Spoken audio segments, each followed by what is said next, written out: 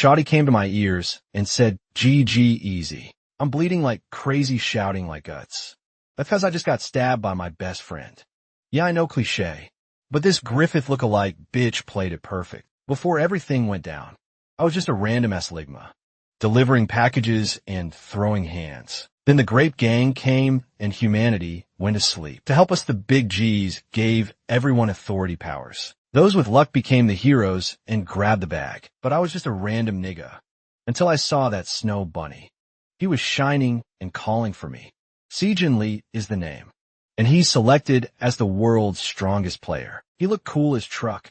Not gonna lie, bro was farming aura like a true G. And now we were about to reach the final boss. At that moment, I thought, damn, this is about to save us all for real. And me, the random-ass warrior, was selected to help him. We formed our gang and fought the hordes. Zoom in on this cute blondie. But life's not that good. We were in front of the last door when my snow bunny backstabbed me. The reason same as in the street. Greed for that power.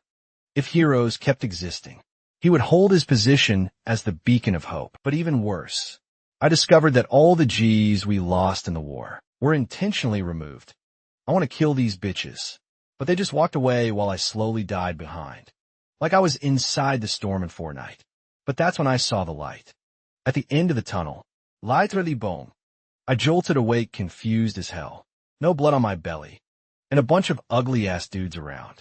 Suddenly brakes were hit, and Boomer went wide-eyed when he saw the Green Gang going rampage. He calls for his goon squad, but the orcs are coming full throttle, and they already want to dip. But then boom, Enanich Kuda, Korean Guts, is standing on business, and starts eliminating the orcs. 3-0 a dodge and a headshot midair. This dude is farming Twitch clips at this point, and now that the orcs saw that, bro is literally smuffing in this lobby. They try to flee, but another bullet reaches its purpose. Boomer Gang has their hands on their heads. CONF confused and shocked. That white-ass young dude just took the whole squad, while bro's tripping, feeling like this dream is too vivid. One of the geriatric soldiers comes to scold him about risking everyone's life, but he gets fully ignored. Like my mom when she used to tell me to make my bed. He sits remembering the snow bunny and thick lips, Lee Zegan and Park Sin-e, the bastards that betrayed him. And amidst this rage, suddenly he hears a ping. You are a player. The Oriole is supporting you. Today's was the day he awakened in the past too, but now he has the option of the dark world. Curse undead and the omnipotence power his past life. A dude named Johan. York chose this class and reached the top, while Blondie was the hero. This guy was the evil, and our MC knows if he's gonna hunt that bastard, he has to become a monster too. So Dark World. Here we go yells. Our group's formed by players with shared interests, and among them, a guild called Phoenix, climbed to second place in Korea, using unfair methods. Because of that, the noble ideals of the Messiah Guild shone even brighter. Moments later, the scene cuts to the Phoenix Guild building. With a paper on the table, the man says those are the guild's terms. In addition, they'll also give a bonus whenever a dungeon is cleared. Gene thinks he won't be able to buy an item of that amount, but he doesn't have a choice. He asks how he can prove his qualifications as a player, since it's not possible for one player to see another's stats. Then the man places something on the table saying, those are the exclusive skills of the agent of a shadow realm, asking Gene to choose one of the papers and tear it, because if he really is a player, he'll be able to confirm it with his own eyes. Our hero begins analyzing the papers, seeing that one of them is related to a skill called Poison Blood. He's also surprised, because he didn't expect to get something like that. Swapping a mage's blood for poison is a difficult skill to manage, but when combined with a blood golem skill, it greatly increases its effectiveness. The boy then chooses the paper, then he tears it. At that moment, a glow starts to surround his body. The scene cuts to another location, where a group is asking why Gene was chosen as a hunting dog, since they thought his Nimbus wasn't exactly fit for that. A man whispers in the girl's ear, saying that in the guild, his temperament is just like a dog's, stating that she'll understand if she stays near him, because he really feels like an animal. At that same moment, our hero says they're getting close. Taking his battle stance, he orders everyone in the array to fight.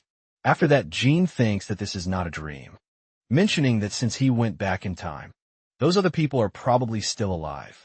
The scene cuts to a parking lot where a man asks if everyone showed up early. The girl says it's her first hunt and asks if they can really trust him. SEB says it's his fourth time in the dungeon, so they can trust him all they want. Even so, he wants to know when the last member will show up. At that moment, the group hears a noise, and a beetle car shows up at that place. The other guy says it's that person's first time, and that they definitely took a while. Then a hooded boy steps out of the car.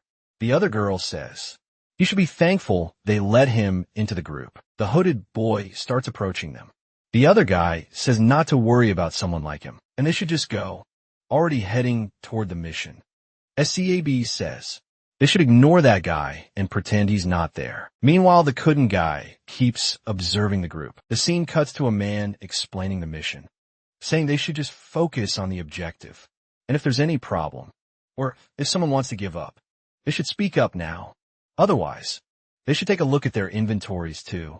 Then all the players begin checking their inventories. The pudding boy thinks that it's just a bunch of people. He doesn't know. It's revealed that he was Jin, thinking there's really no reason to worry. So they should just go into the dungeon already. The girl will impress. Says it's the first time she's seen a dungeon up close. Right after that, Jean removes his hood and starts entering that dungeon. Inside the dungeon, the other girl is amazed because that world is completely different. The archers, surprised as it feels like Earth turned into a game. But Sayab says that this is reality. Even so, they have to stay alert, because they only have one life. Meanwhile, Jean is analyzing the monsters' tracks around them, saying there are definitely a lot of goblins. After that, Sayal walks up to Jean, asking if his name is Jean, and asking him to provide an escort while they build their base. Having no other choice, our hero agrees. As Jean walks off, the other guy says he thought Jean would refuse, but in the end it was easy. Even so, he's an idiot, because he doesn't realize how dangerous that is. SIB, on the other hand, tells them to hurry up and get ready to hunt. The scene returns to Jean, wondering if they're using him as bait. But it's no surprise, because he had already predicted it. Moments later, the scene shifts to the Messiah Guild. A woman says that everyone is already there, so she's going to introduce a new member who will be leading that mission. One of the men is surprised that there's a new member. At that moment, someone opens the door. The guy, recognizing the person, thinks that Eddie is pretty arrogant. The man still hasn't shown his face and says it's a pleasure to meet them, mentioning that his name is Suzuki. Saying that, since there are a lot of familiar faces there, he figured he didn't need to introduce himself. Then another boy says the guy has guts, saying it's a pleasure to meet him, and that his name is Young Lee. The other guy asks what he should do. Right away, the other guy slams his hand on the table, saying not to talk to his master like that, asking why they brought an idiot like that here. Suzuki asks why the guy is so mad, and if he was offended by what happened last time, because it seems like he's holding on to a lot of resentment. Hearing that, the guy gets pissed and says he'll kill him one day. Then the leader tells everyone to stop. After that, the guy sits down at the table, thinking that soon he'll crush that guy's arrogance. Girl says to wrap up the introductions, and then she's going to talk about what was presented. Earlier, asking how many days they have to wait. Suzuki says that to find the material's location, it'll take a total 3 days. And the blonde-haired boy says that's not so bad. Moments later, the scene cuts to a forest. Meanwhile, our Jean keeps analyzing the claw marks on the trees, thinking that all the rumors he heard about that dungeon were true. Jean smiles, thinking it's almost comical, because everything he knows about dungeon exploration, he learned from that person. A flashback plays in his mind, with a man saying that any trail could hold info that helps you survive in a dungeon. Hearing the explanation, Jean asks that just getting strong isn't enough. But the man says that no matter how strong someone is, they'll always be doomed to have a weakness. That person's name was Suzuki, and Jean thought that his words were a lesson, meant for him, but in truth they were meant for the Messiah. Besides that, He wasn't just a cruel assassin to the Messiah. He was also a loyal little dog to the guild. But he was going to turn those lessons into a double-edged sword and use them to kill him. At that moment, someone fires a stone, but Jin narrowly dodges the attack. It's revealed that goblins were at that location. Wasting no time, Jin opens his inventory and pulls out one of his daggers, right after the boy cuts his own hand, saying that for someone like him, who had just been entering and exiting the 7th floor of the dungeon. All the time goblins are just easy targets. Then the group of goblins charges at Jin, but the boy easily slashes one of the creatures, and the system notifies that the goblin moved and was affected by his skill. The goblin once again tries to launch another attack. Jin thinks that since the goblin move, after being hit by the skill, doesn't seem very effective. At that moment, another monster leaps toward Jin, trying to hit him again. The boy grabs his knife again and throws it into the goblin's head. And the monster, seeing its companion on the ground, panics. Jin thinks the goblin's patterns are easy to predict and that it won't be hard to wipe them all out. But if he takes too long, more of those monsters will just keep showing up. So the boy pulls out another item from his inventory, which appears to be a whip. The goblins, seeing that item, start to get scared, and Jin says it was good he came prepared for this. Then the scene goes back to Jin's group, and some noises seem to be coming from the forest. One of the girls notices this, and at that moment, several goblins show up, charging toward the mage who apparently got hit. But in reality, it was SIU who had saved the girl, asking what they were doing, and saying they shouldn't be scared of those goblins. The group then feels relieved that they got out of that situation. South thinks it was a good idea to bring a longsword, because it was going to slice through those goblins like meat. But at that exact moment, the guy seemed surprised by something. The sword just got stuck in the ground, and the goblins, taking advantage of the opportunity, land an attack on the guy. He gets thrown to the ground, leaving his 3 companions behind. The guy, desperate, asks his group for help, saying they can't just stand there. Even so, the 3 of them seem too panicked to do anything, but one of the players hadn't given up yet and went after those goblins. The scene shifts back to Jin, who is defeating some monsters. With a threatening look, he starts watching them. Then some of the goblins start running away in fear. Wasting no time, Jin uses his whip, grabbing one of the monsters, starting to choke it, which is then easily finished off.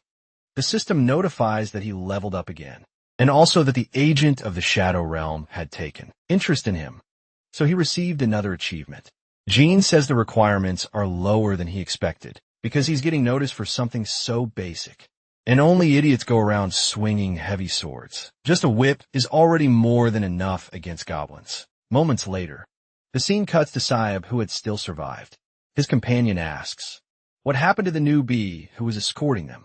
Saib, without mercy, says he's probably dead by now. The other guy says, it would have been way better if they had one more person, and that following him ended up being a bad decision. At that moment, the group starts hearing more noises from the forest. The scene returns to Jin, who kept leveling up. The system appears again, saying that the agent of the Shadow Realm was impressed with his abilities, and he received a new achievement called Skeleton Soldier. Without wasting time, Jin opens his catalog and pulls out that skill. Surprised, he asks himself if he really got that skill already. He mentions that a man named George was the king of the dead and could control an entire army, but failed at a critical moment, which allowed Jin to capture him. Also, the fact that only monsters killed by the summoner could be used as sacrifices was a total weakness. Right after Jin tears the paper, saying that this will speed up his process.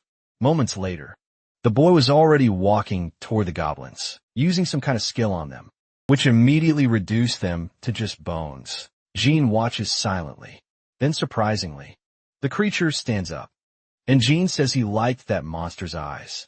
Time passes again, and that creature keeps defeating the goblins. Jin, watching the creature, thinks it's a bit below his expectations, assuming it was because his mana is low, and it's kind of weak to use as his main attack. Either way, he wants to find out about something. Looking at a tree, He wonders if those are the remains of the players, from goblins to dragons. The only thing they have in common is that they exist to hurt people. So there shouldn't be any pity at all for monsters. Either the scene returns to Seeb's group once again. Their captain was frustrated that they still lost the goblins. The other man asks Seeb what they're going to do, because he thinks they let their guard down. Frustrated Seeb says you can't die like this, especially not to mere goblins, and you will never die this way. The group stays silent listening to what Saib is saying. He asks what's gotten into them, mentioning that they've taken enough damage, but even so they can still pull through. The other man, desperate, says that's not it. Saib asks what's going on. Right after the archer tells him to look up. At that moment, a level up symbol appears. The man, confused, says he hadn't even fought, wondering what was going on. Besides that, there's only one way to level up while standing still, which means someone else is fighting in his place. The scene returns to Jean, who apparently is inside a cave. He says that based on his experience, that method of killing goblins is different, because none of them compare to this. Right after the boy throws a torch on the ground. At that moment, an explosion occurs, burning the entire cave from the inside. The scene cuts to those goblins, who were inside the cave, realizing that smoke was coming from there. At that moment, they begin to choke, and the monsters start collapsing unconscious. Even so, they try to resist, but it still wouldn't be enough, because Jean was waiting outside, and the monsters seem to be trying to break through the barricade. Jean watches what's happening surprised. At that moment, several goblins show up, desperately trying to escape the cave, but still can't, with a smile on his face. Jean says he might as well hold a funeral for the players since he's already here, leaving those goblins inside the cave. Time passes and the system notifies that the agent of the Shadow Realm is pleased with his cruelty, but Jean keeps watching something. He says it's strange, because he thought that after doing all this, he'd at least be able to see that person's face, thinking that it's getting annoying. He wonders if maybe they're hiding somewhere. At that moment, something starts to move in the rubble of the cave. The other monster had already noticed it. Then something seems to take shape, and a goblin was apparently still alive, even after all that fire. Jean says it's a relief, because he was getting tired of staying in that place. Even so, the monster came by itself, because it was the champion of all the goblins. Before the Messiah Guild could intervene, many newbies died in the dungeon, all because of that monster. Thinking that running into a goblin champion in a starter dungeon will mean certain death, but for now, no one else will die. Meanwhile, the skeleton keeps watching Jean. Right after it starts walking, Jean sees that monster and wonders if it was waiting for an opportunity. The monster, determined, watches Jin once more, waiting for a signal from the boy, who keeps observing his monster, saying its expression had changed. Moments later, Jin apparently gives the creature a chance. The goblin champion starts watching his opponent, and at that moment charges toward him, going between his legs. The skeleton then lands an attack. Jim, observing the creature's skills, is surprised. A flashback pops into his head, showing his companions fighting a monster. The other guy asks how they're supposed to capture something like that. Jean, appearing on the scene, says they just need to aim for the legs, then destroy its balance, because that increases their chances of winning. Jean, determined, watches his target, landing an attack on the monster's legs. Still, it's not enough, but he keeps repeating the same attack multiple times. Back in the present, Jin had already recognized that technique. The skeleton, meanwhile, keeps fighting the goblin champion, charging once more and ending up behind him. Jean, surprised, realizes he recognizes that fighting style, because it's exactly the same as his own. He mentions that he knew a skeleton soldier's strength would be affected by his mana stat, but he was shocked to see it could copy his fighting style. Before going back in time, he had used every type of weapon imaginable, and not even in the Messiah Guild was there someone who could beat him in a one-on-one. If that were the case, he would have to change his plans. At that moment, the boy receives another notification from the system. Wasting no time, he opens his status window. The system announces that the agent of the Shadow Realm congratulates him on his achievement. and sent a page of a legendary skill. At that moment, Jean smiles because he wasn't expecting to get that. Time passes again, and the scene shifts to a soldier, saying that the dungeon has been cleared. A man surprised asks if that's true. Then he opens a door and is shocked by what he sees, because all the adventurers have returned alive. Thinking that if all the players made it back, it means the dungeon really have been cleared. Wondering if that's actually possible in just one day. At that moment, medics appear to assist the wounded players. The other guy asks why there are only 4 people, and questions where Jean is. Sub hears it, but stays silent with his group. So Guy assumes that Jean must have already been killed, but at that moment, one of the soldiers says someone is coming out. Right after Jean steps out of the portal, which disappears instantly, our hero starts walking out of the place, but the other guy tells him to wait. Meanwhile, Sub is shocked, wondering how someone could clear an entire dungeon alone, because that was definitely impossible. Asking himself who that boy really is. Time passes and a woman comments that the greed of players around the world is growing over time, but the Messiah Guild cleared 5-floor dungeon without asking for anything. In another report, a man concludes that the hero Lee had once again saved the world after clearing the 5-floor dungeon.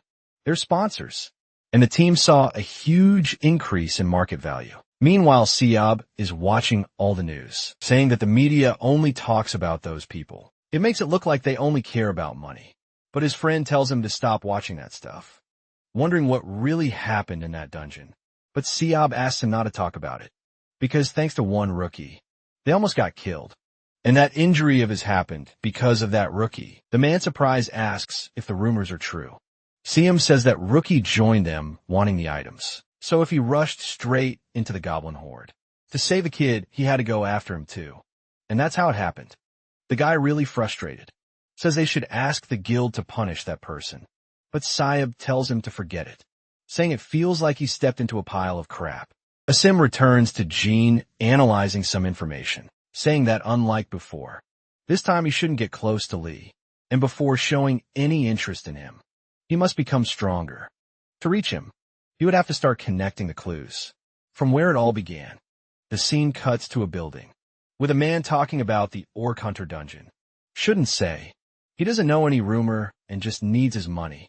Right after, the other guy questions if that's really true, mentioning that life is precious, and shouldn't he be worried about his own as well? And if it's an emergency, the guild can lend him some support. But Jean refuses, saying he'll handle it one day, because he's going to finish the rest. Moments later, Jean had already left the place, and the old man asks what the status is of the dungeon. Jean was trying to enter. The guy says that Yanga's team went in, but even so they were wiped out.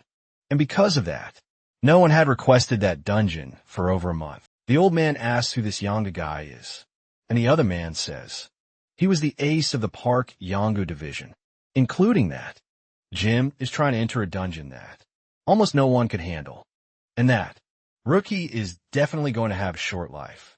Even so, since he doesn't want to listen, they should at least support him somehow. The scene returns to Jean, talking about killing those heroes. That's why he'll even make friends with a demon, if needed. Time passes again, and the scene goes to another place. A man is approaching Jean, asking if he's that Jean guy, and if he really plans to go into a dungeon alone. Our hero stays silent, and the guy assumes that his greedy personality didn't help him find companions. Even so, the guy tells him to enter the dungeon immediately. Surprised, he wonders if he really intends to go alone. Right after, the two were already approaching the dungeon. Jean was observing his stats, thinking that based on his level, clearing that dungeon is impossible, at least if he were alone. But if he can use the orcs as skeleton soldiers, it's a whole different story. At that moment, one of the orcs charges at Jean, who dodges the attack, sliding under the monster's leg and landing a strike on the creature. Watching the situation, Lee thinks it's just a normal orc, but its endurance is way better. And if he got hit by the monster, he'd probably die in one blow. But if he kills just this one and summons it as a skeleton soldier, his chances of clearing the dungeon go way up. At that moment, the orc charges at Jin again, who manages to dodge the attacks, rushing once again behind the monster, landing several strikes on the scratch he had made on its leg. Even so wasn't enough to bring the creature down. Our hero pulls back once more, and the orc was apparently starting to take damage. Jean says that now it's a predator that can't walk, concluding that it would be his prey. Finally managing to defeat the creature, the scene shifts again, with two people facing each other. One man, analyzing a paper, says this is interesting. The other guy asks what he's been looking at all morning, and if he's going to say he's after some weird item for his business again. But the man just gives a smile, handing over the paper. He tells him to take a look for himself.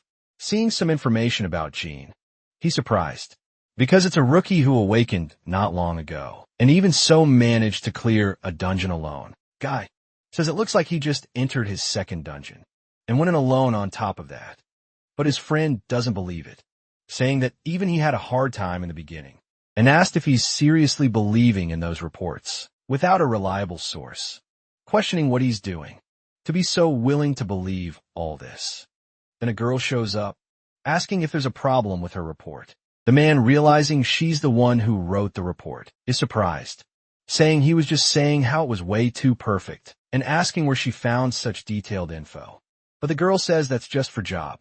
Steakin says the information is 100% trustworthy, since it was gathered by Secretary Lee. If they don't trust his secretary, there wouldn't be anyone else who could do it. By that moment, Chen says he can't trust her, because she told him not to buy instant coffee, since she hates it, questioning why the girl brought it up. Then Lee opens her eyes again, saying she bought the coffee at the place where they had a meeting with the Phoenix Guild, and that the report was printed on recycled paper. Right after, the guy changes his expression, saying the coffee is actually really good, affirming that if they don't trust his secretary, there won't be anyone else who can do the same job. Hearing all this, his friend thinks he's acting like that because of his age. Time passes again, with Chun asking his secretary how is going with the dungeon purchases. She says there were some good dungeons, but they were very expensive, and she's still working hard on it. His partner asked Chun if there were any dungeons they had saved, but the guy asks what he's talking about, and if he hasn't cleared all of them already. But the boy says he just got out of a dungeon yesterday, and should at least be allowed to rest a bit. Teasing him, Chan says he works so much that if he suddenly rests, he'll start getting sick. Moments later, the scene cuts to an orc defeating the skeleton in front of it. Jean says they don't last long, since the skill level is still low. Even so, there was something good about it, because he learned something from the king of the dead, who will be fought in his past life. Then our hero casts an enchantment, and the system says the skeleton soldier has been summoned. That giant orc starts turning to bone, becoming one more pawn for Jin. He says that as long as he has mana, his skeleton soldiers will be immortal. And besides that, he had killed a lot of monsters in that place. The orcs that were still alive were panicking as they watched what was happening. Time passes once again, and Jin was still leveling up rapidly. Looking at his stats, he says he fought trying to level up in that dungeon wouldn't be very useful, and thinks it's better to stop fighting regular orcs and go after the orc hunter. Drawing the map, the boy says the monster that kills its own kind is probably the leader, but it seems like it doesn't get along well in a group. Then one of the skeleton soldiers appears, and Jean asks what the problem is, and if by chance he knows something. Jean is still looking at the map, thinking that there's a place with no monsters to use as sacrifices, and he'll have only one skeleton soldier, which would be exactly the one standing in front of him as he starts walking. Our hero says he really needs a plan. Sometime later, the scene cuts to an orc, who meanwhile is driving one of his own kind, apparently already defeated. Then Network sits in a corner, seemingly eating his companions. Jean watches the monster from afar, thinking that a boss has much greater physical strength than normal monsters, and it'd be idiotic to fight him without a plan. But things would change if he could hit that monster with a poison-filled arrow.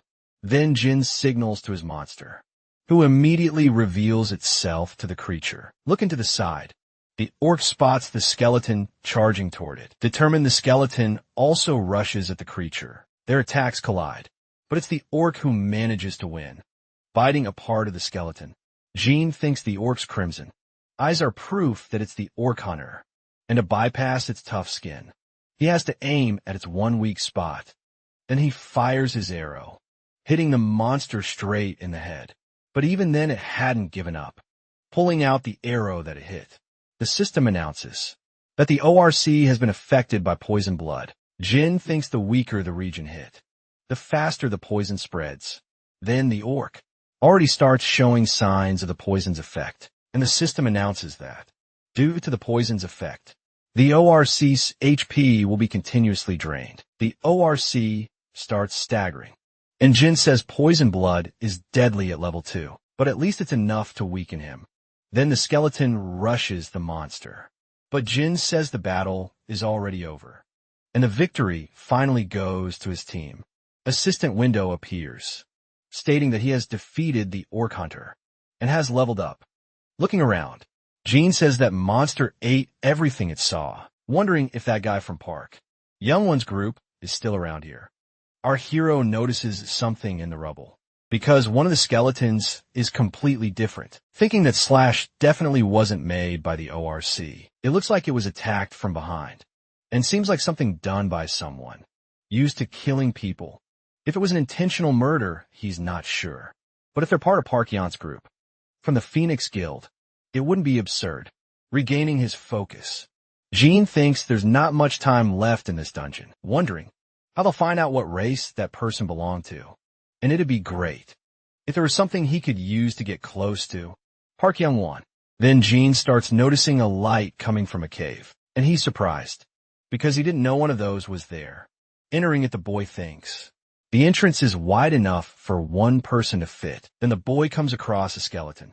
Looking at the sword, he says it's surprisingly clean. Even so, the body isn't damaged like the others, which means that, while his comrades were being devoured, he ran away and counted his days until he died. Still a fitting attitude for the Phoenix Guild, especially for the star member of Park Yongwon's group, because there is no place more fitting for that kind of person than something falls from a skeleton's body.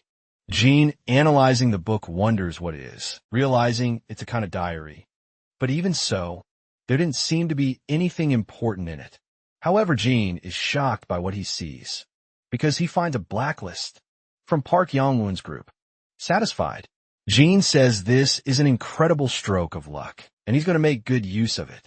Once again, a system screen appears for Jean, informing him that he received a legendary skill page as a reward, and its name was Eye of Anubis. Looking at the stats, Jean says it lets him see the memories of the dead. Then he tears the page, saying, it seems like the luck he didn't have in his past life has finally helped him out.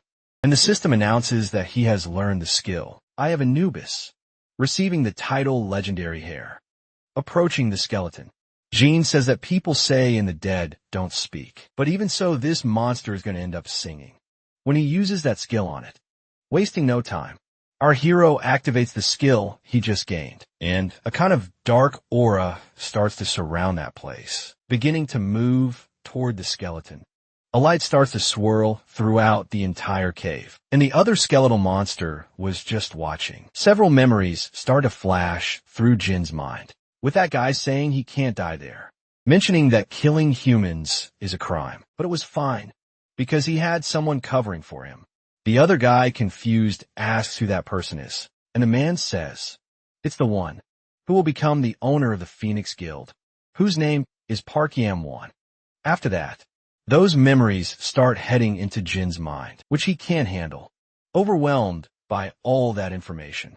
Still confused, Jean assumes those are his memories, stating that seeing the past of a dead man isn't exactly pleasant. Even so, he finishes his preparations and thinks that if he uses the information he got from that guy's memories along with the list, he might be able to pull something off. Moments later, the scene cuts to a house. Meanwhile, a man stands there with his fist bleeding, asking if he really let another player clear the dungeon. The other guy apologizes, saying he'll get rid of that specific person. But the leader says The dungeon he couldn't do anything in was cleared by a rookie, who was alone, and asks how he plans to handle that. Then the other woman apologizes as well, saying she'll take immediate action. Right after that, the guards begin to drive away the guy, who's begging not to be killed. The leader says, the rookie solo cleared a dungeon, and seemed pretty competent, given so nothing about it was impressive. And he asks if the guy doesn't have a bad reputation within the guild. His secretary says yes, because he abandoned his group in the first dungeon, and there are rumors he took all the rewards for himself. But Park says the problem is the reputation, because it would be way harder to grow if he can't do everything on his own. And someone calls the guy's phone, saying that someone named Gene asked to meet him, and upon hearing that, the leader says he walked right into the lion's den by himself. Time skips again, and the man says that 20 slots were designated for their guild in the rank a dungeon auction, mentioning that 3 groups, including Park, young guy wands are competing for the 20 slots. But the biggest issue is that even if they split into 6 slots each, there would still be a fight over the remaining 2.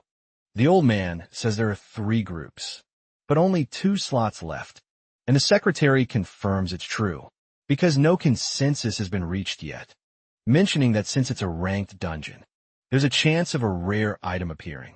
And besides that the dungeon only has 1 floor, the old man says they're not going to back down, because everyone wants this too much, and asks if they realize the kinds of things that can happen inside dungeons. Still, he thinks all of this is a pain in the ass, asking if there's anyone not affiliated with those groups who could take the last slots. The secretary says no. The old man says that's understandable, since you never know what'll happen when you join a group. Right at that moment, the guy says that young guy 1 is calling. The old man answers the call surprised. He asks why young guy 1 is saying that out of nowhere, watching the situation unfold. He says he understands, and that he'll call back another time. The secretary asks what happened, and the old man says that Jin was asking to be placed in the remaining slots, without the other groups knowing. Since they're already talking about Jin, his reputation is already bad because he's the type to walk alone, and the groups don't really care about him. The secretary asks if he's saying that Gene joined Park's group, and the old man says he doesn't know, since it's possible he's just being used as someone to be thrown away later. The secretary asks what's going to happen to the remaining slot, and the old man says Park young guy 1 said he'd be willing to give it up to the other groups if they let Gene into theirs, mentioning that he's an incredible strategist, because you never imagined Park will play a card like this, behind everyone's back, thinking that maybe he's pretending to give up now, just to gain something next time. And the scene shifts back to the secretary, asking why young guy 1 accepted Jin's offer. He replies that it was fun, watching him come all the way there, bringing that with him, and also that there's no one useful in that place anyway, mentioning that Gene is someone he can manipulate however he wants, and discard when he's no longer useful. A flashback from an hour ago plays with young Taiwan, asking if he knew what that was in his hands. Gene replies that yes, he knows because he ended up looking, and young Taiwan asks if he came there to blackmail him for money, because that definitely won't affect him. But Gene says he came with an offer, not blackmail, because he wants to participate in the 1-floor dungeon they've been having trouble with these past few days. Hearing that young Taiwan is surprised and suddenly bursts into laughter, asking if he knows what kind of dungeon that is to be saying all this. Our hero replies that he's fully aware, because it's a dungeon being contested by guilds, like Messiah and Phoenix, due to the limited number of spots. Jan Taiwan asks if even knowing that, he still wants to walk into a battlefield, which is why he's definitely crazy. Even so, he'll accept the offer, but with one condition. Moments later, the scene cuts to Gyeongbu University. Jean from a distance is observing a lecture, which says that they probably already know, just by looking. But that dungeon contains at least 10,000 orcs. Jin keeps watching the explanation silently, thinking that in his past life, the number of survivors from that group had been very few, around at least 70 people. Only elite players from the top guilds went in. And considering that, it's impossible that almost half the deaths were caused just by fighting the monsters, assuming they had no choice but to turn a blind eye to what happened due to the lack of evidence. Concluding that there's a high chance the players started killing each other, since it would have been a good opportunity to eliminate rivals and steal items. Besides, in that dungeon, the reward for killing the ORC champion was the Orc phone, which was awarded to the Messiah Guild for their major contribution. At that time, Jean didn't know anything, but now thinking about it, it all seems extremely suspicious. Moments later, our hero had already stopped watching the lecture, thinking that even if Lee was behind that incident, there's a good chance the Messiah Guild didn't directly participate. Instead, they planted spies in the other guilds, and if he uses his memories to predict the next move, something might happen. Moments later, the scene shifts to the whole group. Entering the portal, the Messiah Guild is introduced. Next to them is the Phoenix Guild as well. Not just them. Other guilds are there too. Jim alone watches all those guilds, thinking that the first thing he needs to get is the Orc Fong, which in reality should be in Lee's possession. And so all the groups enter the dungeon portal. A surprised girl asks where her guild is, and the guy says it's going to be hard to find them with so many people starting to search for the Messiah Guild. He orders everyone to gather there. Right after, a group of people begins walking toward a certain spot. The guy's surprised and says that the Messiah Guild is already in an incredible formation. But the other soldier says it won't change anything if they go in first, because there are at least 1,000 orcs in that place. Moments later, one of the groups had already encountered a monster. The other guy says that they, from the Messiah Guild, will take care of that monster, that he faces the creature, which in turn begins charging at him. But the guy manages to block it with a shield, withstanding the creature's attacks. Right after, the monster looks surprised, and the guy asks if that's all it's got. His partner begins chanting an enchantment, binding the orc with those vines, which apparently were working. Right after, a scream echoes to the forest. The startled soldier wonders if it might have been an earthquake, but the other guy says that's not it. He insists that something's out there in the forest. The group, panicking, begins to hear even more of those noises. Even so, they remain silent. And at that exact moment, several orcs come bursting out from that place, charging straight at the players. And a massive battle breaks out right there, with many players getting taken down. Not just that, orcs were killed too. Some of the mages were chanting spells to assist the players. The soldiers rushing into the fight say they arrived just in time, so they need to finish this quickly. Our hero was watching the whole situation from above, thinking that it happened just as he predicted, and no one would notice if he disappeared. So now is the time to get the item he's after. Jean thinks he's sure that the small orc group won't kill all those players. His goal this time is to kill the champion and all 1,000 orcs, and the groups will try to reduce the ORC numbers beforehand, to minimize their own casualties. After the 1,000 orcs are killed, they'll start searching for the champion, and in the meantime, he has to get the Fong of the orc champion. The scene shifts to another place. An orc is sitting on his throne. His subordinate defeats the other companion. The monster starts staring at the other dead orc on the ground. At that exact moment, the axe-wielding orc stands up and lets out a roar. From afar, our hero watches, thinking it was a good thing. He chased after the orc who ran from the fight, assuming that one is the champion, because he seems way stronger than expected. Besides, he sent his subordinates into battle, and luck is on Jin's side because of that. Concluding that, while the others are fighting on the front lines, the champion will be completely alone. Because of that, Jean will have to seize this opportunity. A flashback pops into his head, with Jean saying that orcs aren't a big deal, so they should keep pushing forward, thinking that there aren't as many orcs as he expected, and the main group is probably somewhere else. Right after, another person shows up and says a massive group of orcs is heading in their direction, with around 900 to 1,000 orcs. It looks like their army. Jean says they should get out of there for now, because they need better gear to face an entire army. Right after another guy appears saying, they're not massacred little dogs, so the Lion Guild will advance alone, saying a huge orc group is coming this way. And even though the competition between guilds is important, it won't cooperate with each other. Hearing this, Jin says everyone is going to die in that dungeon.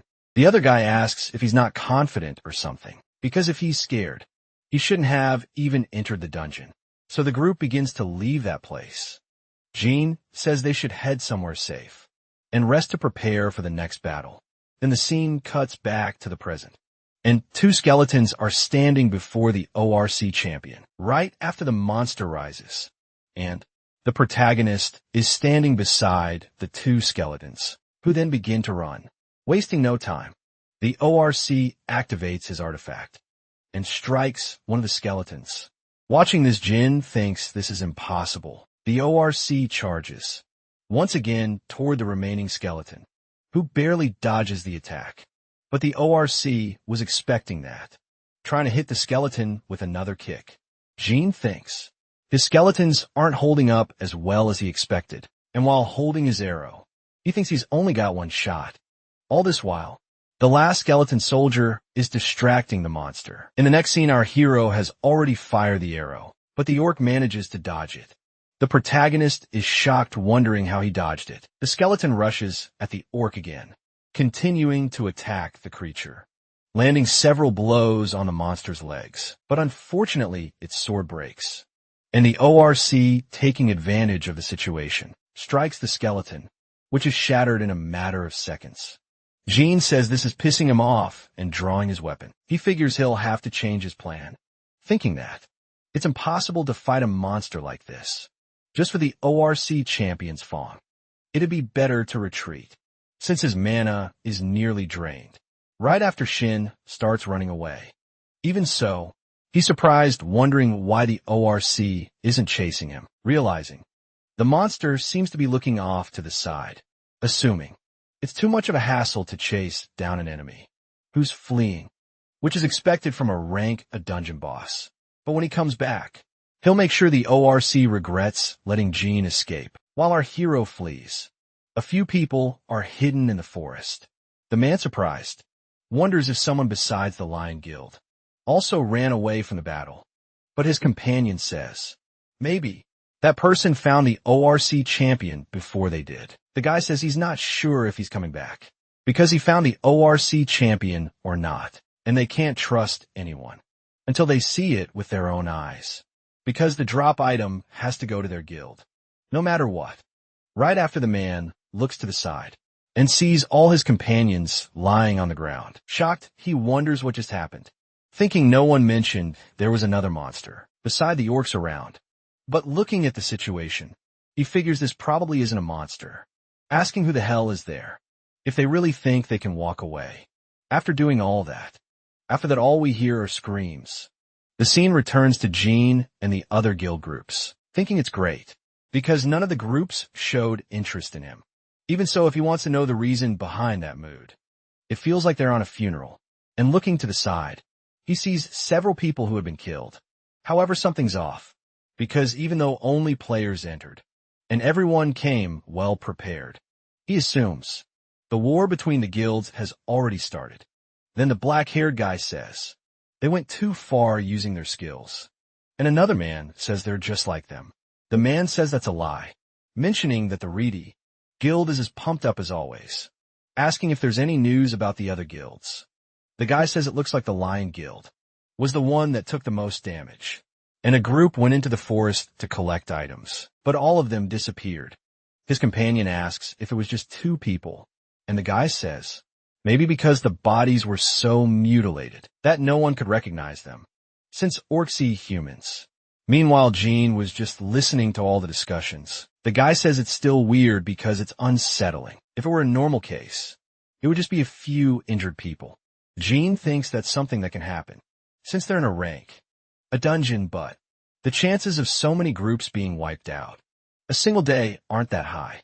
There's definitely someone behind this, and his plan will fail if the players get too weak. Time passes again, and the scene cuts to a group of orcs, apparently heading somewhere.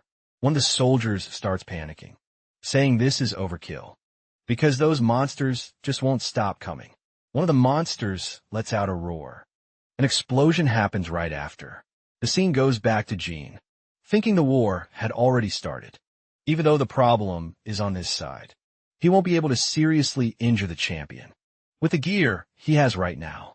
And if he uses the skeleton soldiers as bait, it won't work, because their durability is extremely low. But thinking it through, he assumes the skeleton soldiers can at least use bows and arrows. Moments later, our hero is already standing in front of the ORC champion again, Fakina. Monster seems to have been holding back that day too. Even so, they should begin round 2. And without wasting time, a monster uses its skill. Its artifact immediately begins to glow. An explosion follows right after. In a matter of seconds, the orc leaps toward Jin. Our hero tries to land a hit, but the orc narrowly blocks it, noticing from a distance a group of skeletons with bows and arrows. Using his axe, the monster hurls some stones, but it was obvious. The skeletons wouldn't just stand there. Him while running. They begin to fire more arrows. The orc easily deflects all of them. Jean thinks the skeleton soldiers do know how to use bows and arrows, just like he predicted. That way everything will go according to plan. The boy charges at the orc, striking the creature. Then the monster's necklace rips, dropping the artifact that was on it. Without wasting time, our hero picks it up, and the system announces that he has obtained the ORC champion's Fong. As a result, the monster's buffs start to decrease. Irritated, a monster tries to attack Jin, who manages to dodge his blows. From afar, those skeletons keep landing arrows, so the ORC ends up poisoned by all of them. Jin thinks that now that he has the artifact, his attacks are finally working. That Fong is amazing because it's a legendary ring, and the only requirement was to be over level 1, using the relic. Jin says there's only one thing left to do now, which is to wield a weapon, capable of defeating that orc. Meanwhile, the monster was trying to eliminate Jin's skeletons. The monsters kept firing their arrows, or blocked some of them. Even so, the arrows pierce through his defense, because he no longer has his artifact. At the same moment, our hero appears behind the monster, who notices the boy try and strike at him, but Jin dodges, using his sword to attack him. The system announces that the champion has been poisoned by venomous blood. The ORC drops his weapon. Jean begins analyzing the axe the champion was using, and it was now aimed at one of the skeletons, who immediately grabs the weapon. However, the skeleton seems confused. Even so, drops his bow and arrow. And Jean thinks the right weapon to cut off that damn ORC's head is the axe. The scene returns to that guy from earlier. Surprised you wondered what had just happened, because that wasn't the screen of a normal orc. Assuming someone nearby might be fighting the orc, champion wanting to know who that person is, because he needs to report it to the guild. As soon as he understands what's going on, then the guy jumps, pushing off the mountain ledge. Looking down, he's surprised, because there were 2 summoned skeleton soldiers along the player. Also, he couldn't sense the presence of any other players, assuming that idiot is facing an orc champion. King alone, wasting no time. He thinks he has to report this to the guild. Immediately from afar, Jean was watching that guy. The scene returns to the same idiot, who immediately takes a hit. Looking at his shoulder, he realizes it's an arrow. Right after he falls to the ground. Looking around, he wonders what just happened, asking who attacked him, assuming he had been spotted by that person. But surprisingly, it wasn't Jean, it was someone else. An unknown man appears, but the blonde-haired guy, recognizing him, thinks he's from the Skull Guild. Even so, it's already too late, because the guy ends up being defeated, and the man from Skull Guild finishes off his enemy without mercy, jotting down some notes in his notebook. The guy says there are only 5 people left, asking what's so great about fighting. Like idiots against orcs. Went way better to kill players during that period. Right after his companion says that. Half the items belong to the guild, and they need to be split. The boy says he already knew that, asking if he really was going to kill that person. The guy up in the trees says that person isn't on the list, but he'll take them out to steal the reward. if a chance shows up, because he'll probably be exhausted after fighting the ORC champion. And killing him will be like taking candy from a baby, starting to head off somewhere else. He says he'll leave the rest of the guy and tells him to meet up later. Then the man starts dragging the other guy, saying the orcs will do the rest of the job if they throw that body to them. Meanwhile, someone was watching him from a distance. It's revealed that it was Jean who was doing so. The scene cuts to another location, with several people killing orcs. Another guy calls out to his leader, saying that if they keep this up, they'll clear the dungeon in no time. His leader agrees, but from now on, they'll slow the pace and fall back whenever they get the chance, because they need to prepare for the main event. At the same moment, several system screens pop up for the players. Guy confuses, doesn't know what's going on. A warning screen appears, saying they killed the orc champion. All the players are confused, not knowing what just happened. His leader, surprised, thinks that the main groups from all the guilds were busy fighting orcs.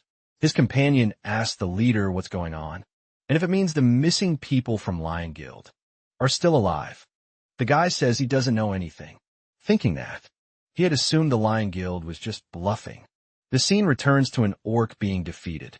It's revealed to be Jean along with his skeleton. The system announces that he has leveled up and received the ORC Champion Hunter Achievement, and a catalog will be given as a reward. Seeing what he got, Jean is surprised because he received a book that holds the power of Osiris and can store up to 5 dead monsters. Looking at the item, Jean thinks it's like an inventory to store monsters. Additionally, it boosts their abilities, so we should test it right away. Soon after, our hero uses that ability on his monster, which is immediately absorbed into the book. A massive light begins to shine in the sky, and Jean says this is amazing, thinking he won't have to kill monsters with his own hands anymore and can just summon the skeleton soldiers as soon as he enters a dungeon. With that, the biggest weakness of the ability to summon skeleton soldiers had vanish moments. Later, the scene cuts to the forest. A subordinate asks where the leader is going, since the ORC champion has already been defeated. The guy, frustrated, asks if he really thought he didn't know that, because he at least needs to see things for himself to come up with an excuse, asking what he's supposed to tell young one. When they leave, from a distance, the Skull Guild group watches, saying that the ORC champion is taken down faster than they had expected. The man says there's going to be a change of plans, because they'll leave the guy who killed the ORC champion alone and take out the remaining targets. Even Sophie wants to know what happened to the rookie, who went out to clean things up. His companion says he told him to come meet them as soon as he finished. So Vavilov had to teach him a lesson. After they leave the dungeon, the man says that if their identities are discovered, the higher UPS will have a lot of trouble, and they have to prevent that.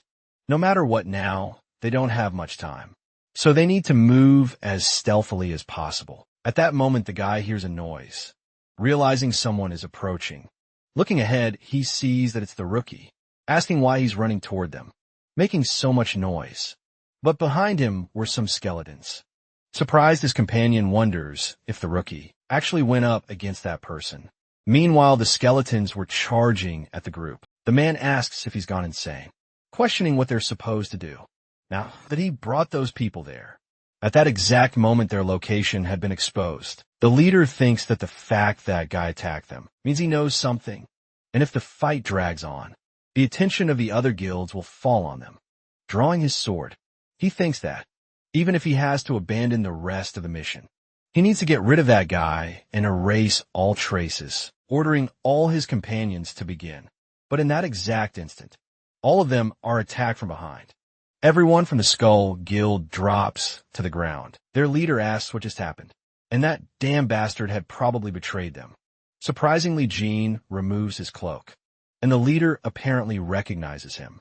Moments later, Jean thinks it was because of those people that only half of the players made it out alive. Back then, even so, he couldn't find any information related to the Messiah Guild in a rookie's memories, thinking that even in the past, that guy was listed as missing. With no other choice, Jean figures he'll have to pay a visit to the master of the Skull Guild. But before that, there's something he has to do. Settle the score with the ORC champion. The scene returns to the present, with the Skull Guild leader, wondering who that bastard was. Right after, one of the skeletons charges at the players. Jin thinks he's lucky, because all the guys from that rookie's memories are right here. Meanwhile, the skeletons were about to attack the players. One of them begs not to be killed, but he's taken down without mercy. The leader thinks that bastard doesn't even hesitate while slaughtering the others. Ben says he doesn't know who Jin is, but he won't find anything out from him, thinking that even if he walked out alive, he'll only be a burden to his leader. Drawing his sword, he thinks he only has one option left. Right after, he uses his own sword on himself to avoid revealing any information. Jim is surprised by what the guy just did, saying that he ended up doing something pointless. Even so, he figures he should thank him, since he just proved there's a lot of info to uncover. Jim uses his Eye of Anubis, revealing some information about his past. A voice says they will cooperate with the Messiah Guild to build a foundation and expand their influence. But the other man disagrees, ordering him to go to Korea, become a member of the Skull Guild, and devote himself to his homeland, because they managed to monopolize the dungeons and items from Japan, including everything being produced in Korea, would be a great benefit. They'd be able to build an empire, even stronger than what they had before. It would be called the Yamato Empire, and the Celestials of Japan would be the ones who helped establish it. Recognizing the people, the guide is shocked, saying it's an honor to meet them all, thinking how surprised he is to be standing in front of the master of the bow and the master of the sword. The scene cuts to a little later, with a guy saying there's someone he has to eliminate once a rank. A dungeon shows up, mentioning that a Korean dungeon breaker named Suwon is a good guy, who's apparently getting in the way of the Japanese dungeon breakers. His companion, surprise, asks if there are skilled dungeon breakers in Korea too, and wants to know the name. The scene shifts back to the present, with Jin saying he's still a hope. Things will be different, but it looks like it's over, mentioning that even in the worst moments, they trusted one another and fought together. But the master of the sword and the master of the bow were still capable of doing that. Before returning to the past, he had conquered many dungeons alongside them, always stepping forward to save the world. And he wanted to be like those people. They weren't just his masters. They were also his mental support, his precious companions, to whom he had entrusted his life, even in brutal battles. At least that's what he thought, because even those two are no different from Lee, and he can't let things go their way this time. Thinking about how they said the next target would be Sicken, and if he's someone on the blacklist, he's probably very skilled. The fact that he's not, in his memories, means they managed to kill him in the past. And if the Yamato guys pull that off, Lee will benefit in some way. As long as he remains on the blacklist, there will be constant attempts to kill him, like moths to a flame. Jim might end up finding a clue on how to weaken their group, and he also needs a dungeon breaker who can secure some dungeons for him. Moments later, the scene cuts to a guy asking if he's always so quiet around portals. The man says there's no chance of monsters coming out of the portal, so it stays that quiet, because once the dungeon reaches that place, it's going to turn into chaos. All because players will be fighting each other for the items. Aside from Messiah Guild, everyone else will be trying to walk away with at least one extra item. But either way, they should worry about that when the time comes right after. His companion looks ahead and asks what that is, since the portal apparently opened, and out of it comes the protagonist. At the same moment, several doctors and staff appear, because the dungeon has finally been cleared. Time passes again, and news about that dungeon spreads across the world. No survivors from the Skull Guild made it out alive. Meanwhile, Yongba listens to the news, asking why it's so damn hard to find a bastard who defeated the ORC champion. The scene cuts to another place, with a man asking if he's seriously, telling him to believe that. The subordinate apologizes, saying it happened suddenly, and promises it won't happen again. Yongba asks, how they plan to make up for the time and resources he invested, along with the disappointment he's feeling now, mentioning that this isn't a charity, where he gives endless chances to worms like them within a week. They're to bring back 5 times the money he put in, and they'll do whatever he says, as long as he's still giving them a chance. The group is shocked, asking if they really have to pay back 5 times. More time passes again, with Yeonhwa asking if that guy is being treated in the hospital, and his secretary replies yes. Frustrated, Yeonhwa says he doesn't have a single useful person, since the guy got injured in a 1-floor dungeon. The secretary says the wound wasn't caused by a monster. Yeonhwa asks what she means, and whether he was attacked by guild members. The secretary says the truth might come out in time, and that it would be better to hear the story directly from him. Next time, getting up, Yeon-woo says they're going to the hospital, asking if she seriously wasn't going to tell the others. Like an idiot. Moments later, the scene cuts to the hospital. A man says that if the boy remembers anything, he should get in touch. Answering the call, the guy says it's bad because the boy doesn't remember anything, and wonders what he's supposed to tell his bosses, thinking that he wanted to know why. Park Yeon will place Jin in his group right after Yeonhwa arrives at the location, saying that judging by the expression of the guy who just walked out, Jin kept his mouth shut. Moments later, Yeonhwa walks into the protagonist's room, who apparently was already expecting him. Jin says he doesn't have much information about the Skull Guild, but just hearing about them makes him highly suspicious, mentioning that he saw that guild attacking the ORC champion, but the fact that all of them died means the items were stolen by another group, stating that the only thing he saw was someone using the Chimerian skill from his Silent Hunter class. Yamaha says he knows that skill, and that it's really useful for completely hiding the user. And now it's clear they were planning to kill the ORC champion, along with the other players. Jin says it's true, and if it weren't for his skill, he would have died. And if the person who attacked him hadn't been affected by the blood he spit out, he probably would have been defeated. Yeonhwa says he was really lucky, since all the Skull Guild players were killed, and there's no one else besides him who witnessed it. Besides, it's incredibly frustrating because he lost so much thanks to that Skull Guild, thinking that he can't let this slide, and needs to gather information on the Skull Guild to reduce his losses. Right after the guy says he gets it and asks what the protagonist wants. Confused, Jin asks what he's talking about, and Yeonhwa questions if he's really going to keep playing. Innocent, Savati spied on the players because of their deal, but even so he clearly has another reason behind it, with no other choice. The protagonist says he's looking for someone, asking if he knows a dungeon breaker named Chan, because he's pretty famous for being skilled. But Jin can't find him, since he doesn't have many contacts. Yeonhwa, surprised, asks how he knows that person, and tells him to answer the phone if he gets a call from an unknown number, mentioning that he's an arrogant guy who picks his own clients, but he's definitely talented. Also says again, just to be safe, but he needs to keep quiet about what happened, because it'll be dangerous for him if it gets out. Watching the situation, our hero says he's aware of that.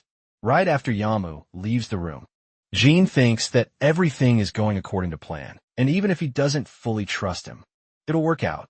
Yeonhwa doesn't know anything about the relationship between the Messiah Guild and Skull, and once he starts gathering information, Lee's brew along with the Swordmaster will shift their attention to him. Besides, Yeon doesn't even know that Jin injured himself on purpose, so Mam will have to suffer a bit. The scene cuts to a car, with a voice saying that, even though the Skull Guild is a large group, the fact that they have no sponsor might mean something. Yeon says they're receiving funds and selling items under the table. That's why they need to investigate black markets outside of Korea to find merchants making deals with them, concluding that those merchants are all the same scum. The scene shifts back to the protagonist, thinking that call should happen soon. At that moment, his phone rings and Jin pleads, thinks the timing is perfect. A voice begins speaking on the call, saying he heard the kid wanted to talk to him. Jin says he needs to find more dungeons, and the guy says they can discuss that after Jin shows his skills. And hanging up, He says he'll send the details later. Gene, surprised, thinks it's true that he picks his clients. And even though it's just a rank 3 dungeon, he's using it as a test. Time passes again. The guy says they've got another new applicant. Client who came through a contact from Park Yanhwa. The other guy asks if he doesn't remember what happened last time. He could be someone trying to kill him. But Chan says he doesn't care. And if that guy really were Yong, was subordinate, Yonghwa himself would have said so, mentioning that it's pointless if he doesn't pass the test. And it's fine even if he's someone trying to kill him, as long as he's skilled. Because if that really happens, they'll be able to shut down all the dungeons. And in this game, that's exactly the kind of guy they need. His friend asks how he can say something like that. Because if you were looking for that kind of guy, he's standing right next to him. But Chan says he still has a long way to go. And he can't even clear a dungeon on his own. Even so, he sent him to the Kobold dungeon. And we'll see what the guy does. His friend asks if he didn't go too far. And Chan responds that it's not like he forced him or anything. Watching the situation, the guy says that Chan really isn't thinking about making deals. Moments later, the scene cuts to a car approaching a dungeon. Wasting no time, Gene gets out of the car, saying it's a Kobold dungeon, wondering if they're seriously trying to make money off of this. It won't make it easy by using a dungeon that regular players would struggle with. But this is just to filter out those who can't even defeat kobolds. Meanwhile, someone was watching the protagonist from afar, and the girl says that Jin was already approaching the dungeon, asking if she should start the timer immediately. The guy, surprised, says the protagonist is really fast, asking if he prepared anything. But the girl says it doesn't look like he brought anything special. Watching the situation, her friend says the guy really is crazy. Either crazy or just way too confident. State-chan replies that it could be either. The scene jumps to another location, with a guy saying that the Messiah Guild doesn't seem like such a big deal. As they know, it's hard to predict what can happen inside a dungeon, and because of the risks, it's a shame they didn't get anything. The other man asks if it wasn't a huge mess, since 5 of his students die, and they still had the nerve to say nothing happened. Guy says he's also aware of his connection to the Skull Guild, asking if that's why he offered the job of handling the rank, a dungeon first. Just like he said, there's no way to predict what happens inside a dungeon, but you wanted him to believe that his members were wiped out by mere orcs, and because of that they couldn't ignore it under any circumstance. Right after the guy mused down, saying he should have fought twice before, saying something inappropriate, and if they could just give him more time, he'd investigate it again. But the man says that's not necessary, because they already begun investigating on their own. Even so, he tells him not to be nervous, and asks why he doesn't have a drink. And just like things are going now, they still have an alliance with the Messiah Guild. Still, he wanted to make one thing clear, because when people get offended, alcohol is a great way to fix things. It makes all the disagreements between companions disappear. That's obviously if they were companions. And the guy agrees, saying they're right. Then the 2 of them leave the room. The man thinks he was careless with the bowmaster and the swordmaster, and because of that, he needs to come up with a solution immediately. Get into a car. The other man asks if they managed to take care of the situation and how big their losses were. Hearing the details, the man seems to already understand, saying that the culprit isn't any of the guys on the assassination list. So it's not someone particularly skilled. His current target is the Phoenix Guild, so they're the only ones left. If there wasn't someone among the targets hiding their power on purpose, then the one responsible must be a faction they haven't discovered yet. Moments later, the scene cuts to a building near the Kobold dungeon. A guy in the hoodies says a player entered that dungeon, so they should take a few days off. His friend says he's never seen a player who's all there in the head, because that guy's probably going to die soon for going in alone. But at that moment, the dungeon opens. A guy in the hoodie says his friend was right, but the other replies that the portal opened again, which means the dungeon had already been cleared. The guy is completely shocked, because even with the whole party, it wouldn't have been able to finish the dungeon that fast. Even so, they need to hurry and find the person who cleared it. And looking ahead, he spots the car Gene was in. Time passes again with Chan, asking if they lost track of the guy, and why they're not doing their job properly, if they accepted his money. Meanwhile, the secretary is listening to all his complaints, right after she calls out to her boss. Frustrated, he asks what she wants.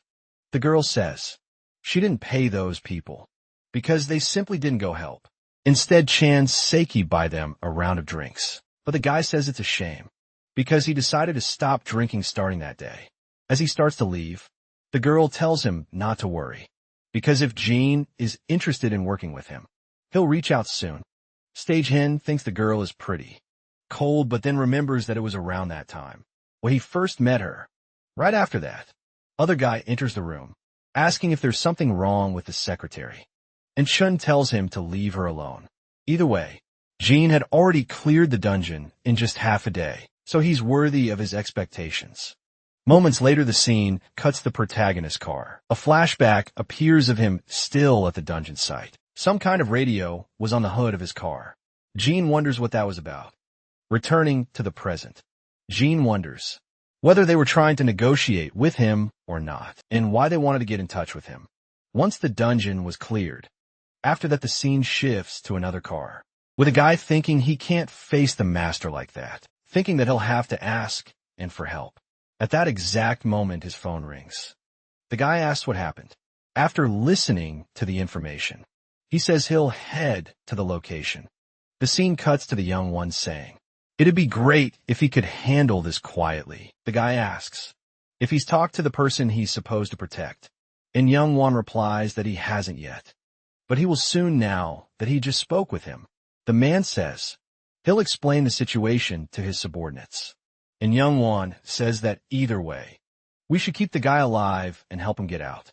From a distance, another guy was watching a conversation, wondering what Young Won was thinking. Soon another person shows up, saying he's curious about that too, and he says he wanted to know about the Skulls Guild. A flashback pops up in his head with the guy saying it would be a bit difficult to share information about the Skulls Guild, even if it was for Yeonwon. Yeonwon says he's being more cautious than usual, asking what would happen if he revealed the secret of the Skulls Guild in the ranked dungeon.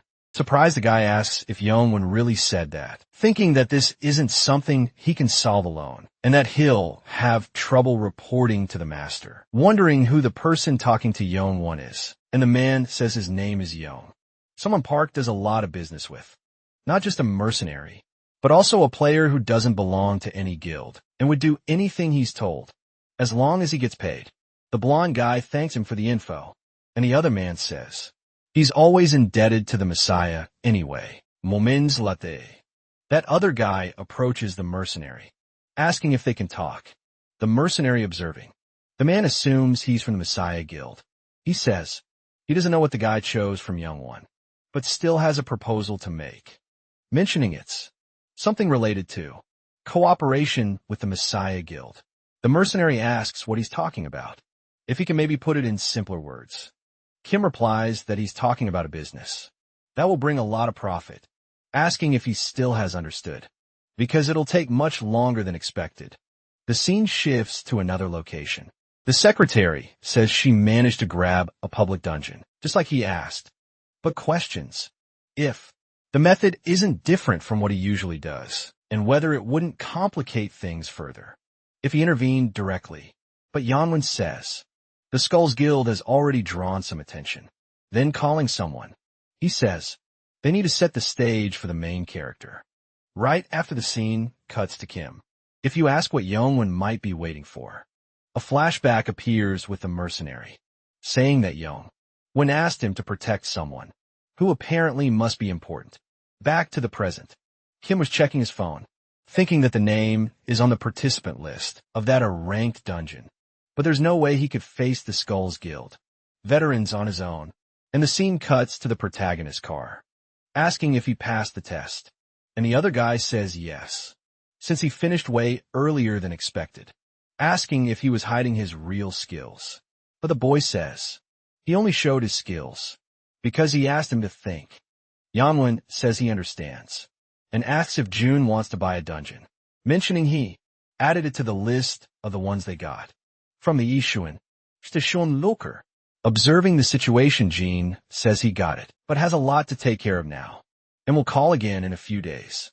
Station says that's great and that he'll be waiting. Then his companion asks if he's really going to do business with him, because he has a bad feeling about him, and says he's a really dangerous guy. Station asks when his hunches have ever been right, and since when is job brokering a risk-free job. Sometime later, the scene cuts to another place, with the protagonist asking if he's saying he should be the bait.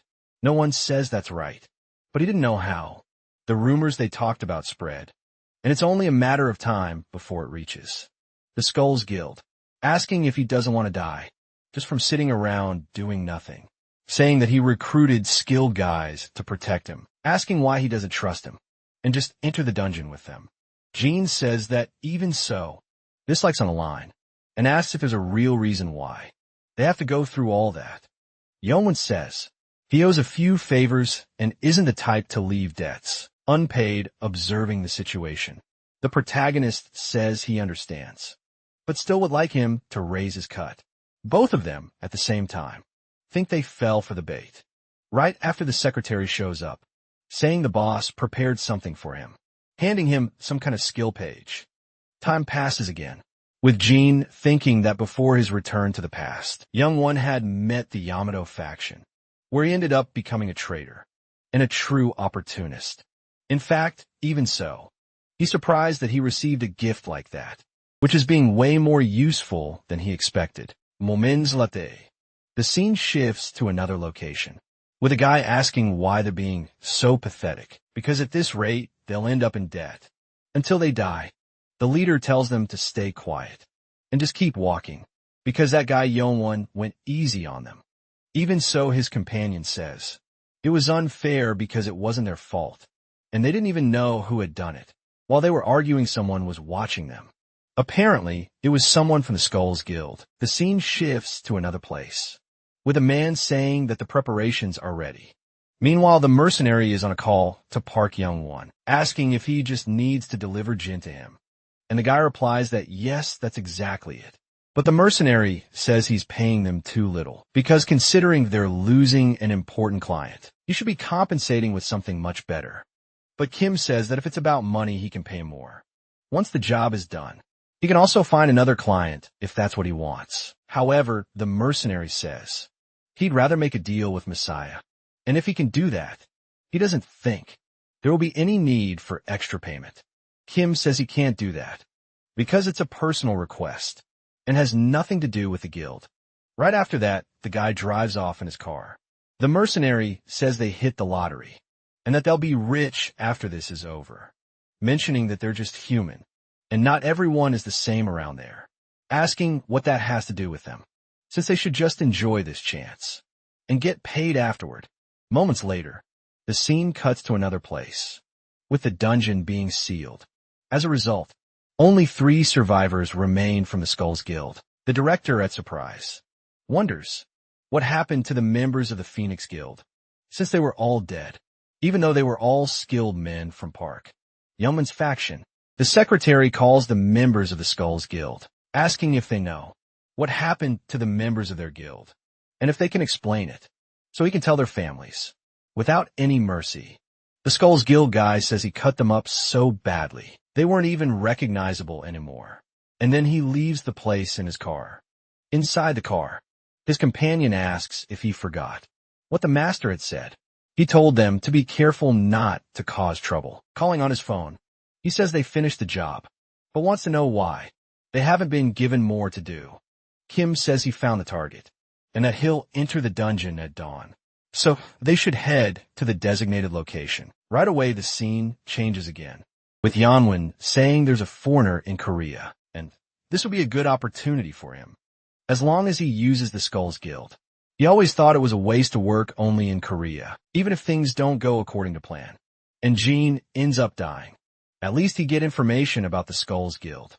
The scene changes again, with the protagonist approaching a group of people, calling the protagonist a newbie. Another guy asks him to come closer.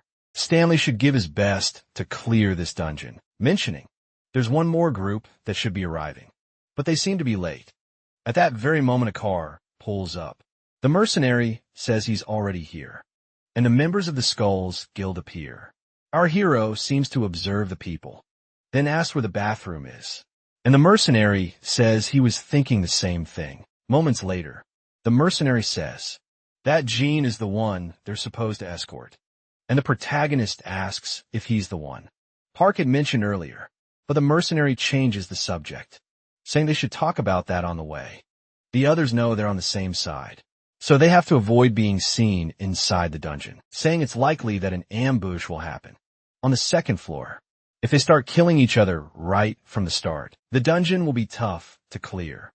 Still, you shouldn't worry, because they know what they're doing. You just need to trust them and enter the dungeon. Jean will be the first to go in, because if they go in together, it'll look suspicious. So the boy starts heading for the location, and the mercenary thinks this will be easier than he expected. Time passes again, and the group finally enters the dungeon. Apparently, they were reorganizing, realizing that the first floor will be for exploration. The mercenary says the objective isn't too hard, so they should split up and walk around alone observing. The protagonist says he had gone in alone, so at least one person should accompany him. At that moment, one of the players volunteers to stay with Jean, and the leader agrees, saying there's no time to waste, so they should kill the goblin quickly and move on to the second floor. After that, the group starts to split up. The mercenary keeps watching the protagonist from a distance, who in turn is doing the same. Our hero looks back, thinking that the real fight will begin. On the second floor, the scene cuts to another guy, asking why he's not going after Jin, and if it wouldn't be annoying if he ended up getting killed. Kim says the people who hired him will escort him properly, so there's no problem. He asks if it won't be even more annoying if the protagonist runs away. And the guy questions what he means by that, and whether he doesn't trust his skills. But Kim says there's no need to get offended by that. The scene shifts to the mercenary, asking what Jean is doing, and the guy replies that he's killing orcs, and is pretty skilled, using a poison skill to take them down, analyzing the situation. The mercenary asks if there's anything else, because he's bothered by how easy things have been so far since. Park and Kim aren't the kind of people who would spend that much money. He asks if Jin Wook is following them, and the subordinate confirms, asking if he should go with them. But the mercenary says no, because he wouldn't trust him anymore if he was in that place. So they should wait for him to lower his guard. Time passes again, and the mercenaries group is walking. His companion says he was definitely there, wondering if he went somewhere else. And the mercenary says if he did, then he must have left a trail. Judging by the smell of blood, he's sure someone was really there, asking why Jin Wook still hasn't shown up. Observing the corpses of the monsters, he suspects something definitely happened there. Apparently something is wrong. Right after one of the subordinates tells the mercenary to look over there, because there were some dead people at that spot. Not only that, the protagonist was also there. Desperate, the mercenary tells them to check on Jin Wook first. The rest should set up a perimeter. The subordinate, seeing what had happened, is shocked. Meanwhile, Jin Wook is coughing up blood. His companion tries to stop the bleeding, but Jin Wook points to the other side. His companion starts looking at the protagonist, who is still lying on the ground. But the guy says that doesn't matter. What matters is that he has to survive. The mercenary, watching from a distance, asks what's going on and wants to know Jin Wook's condition. The subordinate replies that he's in critical condition, and like that he's going to end up dead. Frustrated, the mercenary wonders what happened, since there's no way they would have fought each other. At that moment, a flashback appears in the mercenary's head from when he was talking with Kim, assuming that guy might have planned to kill him. His stalwart man, asking for help, says that Jin Wook is bleeding heavily. At that moment, a skeleton monster appears behind him, landing a strike on the guy, who apparently is taken down. One of his companions yells out for his friend. The mercenary thinks Jin Wook was injured like that, so they could take out their healer. Observing the situation, he says he thinks Kim deceived them, and that he should have noticed it earlier, since that request was already pretty suspicious, right? After the skeleton army starts cornering the group, the scene changes again, with the Skulls Guild guy saying not to overdo it. because he needs to conserve his energy. His friend says those monsters know he's perfect, which is why they keep coming for him. But the guy says that's not the reason. It's probably because he stinks like hell. The man asks how he can say that, and whether he knows how much that perfume cost. The guy asks how many times he's told him that. A bunch of monsters are sensitive to smells. Right after more monsters show up, rushing toward the guy, who easily grabs one of the creatures, then tears them apart. Even so, the group doesn't give up, charging again toward the man who defeats another one, then begins to observe the other monster beside him. Again, the scene shifts to another location. The mercenary, apparently wounded, asks how he could betray them. Jean says that for someone who's dying, he's still being dishonest. Even so, he's not surprised anymore to see players who only use their powers for personal gain. But his greed went beyond the limit, asking if he doesn't always say that. Every person has a different value. A flashback pops up in his mind, with the group, asking why someone from Messiah was there. The mercenary says he told them to keep Jean alive, and that he wanted to ask him a few questions, pulling up the sleeve of his shirt. The mercenary says he can fill that out next time, because there are still plenty of people left to kill. Surprised, his companion says he's already killed a lot, asking if that mark is from the last time, when 3 people begged for their lives. And that it would be great if they got more requests like that, since they made more money killing 3 people than completing a dungeon. The mercenary asks if he thinks all lives have the same value, because in truth, everything is different. So, they just have to kill in a way that matches the value. The scene shifts back to the present, with Jim saying that even he is curious about something. All this about how much his life is worth. Right after he strikes the mercenary, who is easily defeated, and after that the protagonist walks away. The scene changes to another place, already nighttime. Jim says he was hiding in the same place, where he cleared that dungeon in his past life. So now it's time to move on to the next floor, since the skeletons were waiting for him. Right after he takes down that other goblin, a light begins to cover the forest. Kim thinks his companion was supposed to wait, and then send a signal once he found the goblin. The other guy says that, judging by the situation, it doesn't look like things are going according to plan, because the first floor was cleared suddenly, and it seems they're moving to the second floor, waiting for them to show up so they can be killed. Besides, way too obvious. And after that, the group moves toward that light. Kim frustrated, wonders if his real plan has been found out. The scene goes to the protagonist, standing in front of a glowing door. He then touches it. The door begins to open. Our hero looks ahead, and apparently the second floor has been unlocked. The scene shifts to another place again.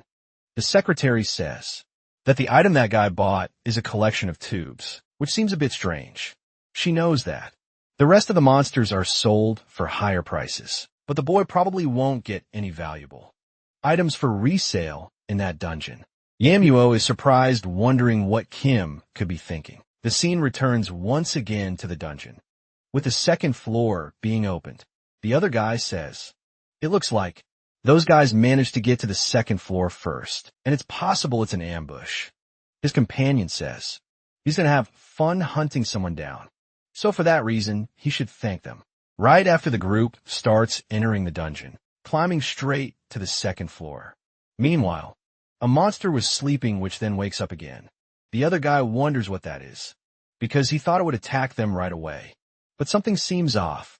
Looking around, his companion says they're probably hiding in fear. Right after that, the guy ends up triggering a trap, and arrows suddenly appear. However, they manage to defend themselves. Still, there was something more, and the vials that were on the arrows explode. Looking at the liquid on his arm, the guy wonders what it is, assuming it could be blood. Besides that, he has no idea what's happening, wondering if this might be a great chance to attack them. From afar, the protagonist was watching everything, saying he thought that scent was on the same level as theirs. Annoyed, the guy asks Gray's companion is, and whether he really thinks he'll be safe after betraying them like that. Jim thinks that it's exactly what he expected, because that guy really believed he was on Zhang's side, coming up with an excuse. He says he already knew the guy was planning to kill Zhang and his team afterward, and he doesn't think it's the right time for small talk. Looking down, the other guy wonders what's going on, because something is heading toward him. And at that moment, a massive creature appears behind them. The other guy just watches, but then he gets bitten. His companions were just watching. And the monster had already made another guy into a snack. The purple-haired one asks what Jim did. The protagonist says, "That. The liquid that fell on them belongs to the goblin, which just so happens to be the favorite snack of the lizard warrior, and since they got a whole lot of that sauce spilled on them, they probably make a great dinner for the creature." Hearing that, the purple-haired one gets furious, saying he'll take Jim down someday, charging at the protagonist. His companion, watching from afar, asks if he's really going to leave him there. But the guy doesn't have time to think about that, charging once more at the protagonist. Satan is going to finish him off right now, but our hero starts mocking him, saying he only barks and doesn't bite. Looking at something, our hero is surprised, because that is his master's sword. Satan. He thought he was just a simple guy when he charged forward, but you're probably a disciple of the sword master. The other guy, looking around, wonders where John's group is, but you shouldn't be thinking about that, since Kim's group is the real problem right now, saying that there shouldn't be any issue completing the dungeon, even if it's just the four of them. Meanwhile, his companion is trying to stop that lizard, begging his teammate for help.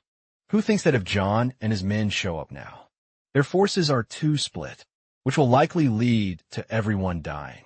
The scene shifts to the other two fighting again. The purple-haired one asks how Jin knew all that. Our hero says his master must be insane for having trained someone as useless as him, thinking he's glad the guy is falling for his provocations, but he really is skilled. It won't be easy to beat him with just his sword, but he still has a plan at his sleeve. At that moment, the purple-haired guy charges at the protagonist again, who dodges with a leap, right after he starts spitting blood straight into the man's face, who immediately backs off, asking how he dared do that, thinking that since he fights using poison, dragging things out will only put him at a disadvantage. So to keep the battle from stretching on, he's going to end this now. At that moment, he casts an enchantment on his sword. Our hero watches from afar, assuming it's exactly what he thought. An attack exclusive to those chosen by Nimbus, enforcers of the sacred light. The guy finishes his enchantment, then launches it toward the protagonist. Our hero just watches, and a wave of energy rushes toward him. The other guy thinks his body is starting to feel heavy. Not only that, but he was supposed to capture Jim alive. But surprisingly, our hero appears behind him. The guy can't believe it, wondering how Jim dodged his blade. But it's already too late, because he's taken all of the protagonist's attacks and is easily defeated by him. A flashback appears in his mind. His past self thinks he can finally use the blade of destruction with his master, but he could only use it once. Watching him, his master says the boy has gotten much better, but it's too early to use that in a real fight. With his arm in that condition, using the blade even once could be dangerous. That move has immense power, but he needs to avoid using it against enemies who might know his weakness, and if he ends up facing a monster, still unscathed after taking the blade of destruction, he can be sure he'll be captured and then killed. The scene returns to the present, with that guy defeated by the protagonist. His companion watches him from afar, but it's already too late, because the guy also got attacked by the creature, being thrown far away. The other man thinks they've been careful about being disciples of the swordmaster, but they're all just pathetic. Besides, Jiang still hasn't shown up with his men, so there's no chance of winning. Now, starting to talk to the protagonist, the guy asks for a truce, asking if they really need to fight anymore. Otherwise, they won't be able to clear the dungeon. With a little smirk, our hero says he doesn't need to worry about that. At that moment, he summons an aura, saying that killing all of them is going to be much easier. Jean Hess still doesn't know what's going on, asking what Jean means by that. At that moment, a skeleton begins to rise from the ground, and the protagonist's army is assembled, asking how he's supposed to trust someone who tried to kill him multiple times. Meanwhile, the guy just watches. At the same moment, a shadow appears behind him. And it's that same monster from before. The man barely manages to dodge the attack. Right after his companion shows up at the scene. Sandy's been asking for help for a long time. He's still just standing there. Right after a creature begins to strike back, trapping the Skull's Guild guy. Then it starts watching him, saying he thinks he's going to suffocate from the smell of that lizard. Then the monster begins crushing the guy. Kim thinks that if he makes it out alive, there's only one option left. This isn't something he can handle alone. First, he needs to escape that place, hiding until the others manage to finish the dungeon. Starting to run, he thinks he'll have to deal with this later, because his priority is to survive. He absolutely cannot die. Right after something appears behind the man, who had already noticed it. At that moment, the protagonist's skeleton charges toward the monster. Kim thinks it's impossible for a soldier like that to move that way. It's similar to the movements of a high-level player. And it's not just one skeleton. There are actually 5. As soon as Kim already got rid of Zhang's team.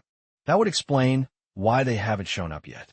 A confusion about how the members of the Skulls Guild were killed, along with the ranked dungeon. All of that can be explained by what's happening now. And the only thing he needs to do is get the hell out of there. Still, he wants to understand why. The monster is ignoring the skeletons and focusing only on him.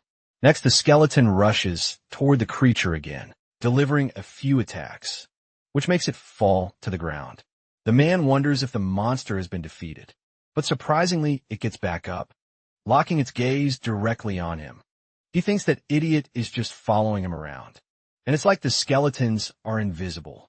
Jean is watching everything from afar, saying it's easier for him now that the guy is distracting the lizard warrior. You probably doesn't understand why this is happening. Right now, there was a time when people relied only on their level, and items especially when clearing dungeons. A flashback appears of the man saying, he doesn't know the details, but he heard that. Lizard warriors don't have very good vision. Because of that, they should try to camouflage themselves with mud, calling out to the protagonist from a distance. He asked if he was right, but our hero says that's not it. The scene returns to the present with Jean saying, he wonders if those guys are doing okay. Meanwhile, that Skull's Guild guy is running from the creature, thinking he can't keep this up.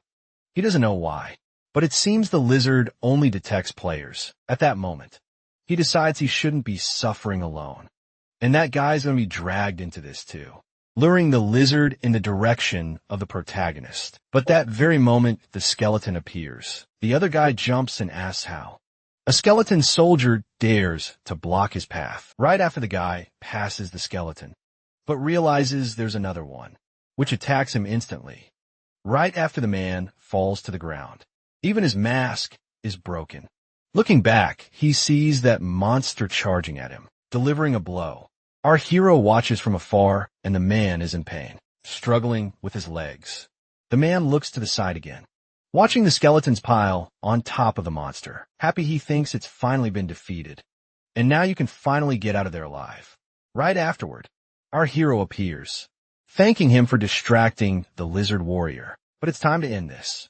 And the man, confused, asks what the protagonist means, and if he doesn't want to negotiate, since he should help finish the dungeon. Our hero accepts the offer, saying he's asking for help, but he should have done that for the guy who was beside him, not for him. At that moment, the lizard gets back up again. Jean says, he must be wondering why the monster only follows him. The reason is that its eyes work as heat sensors, so it goes without saying that it wouldn't be interested in something like a skeleton. After all that discussion, the guy finally understands what happened, but it's already too late, because the monster is charging straight at him.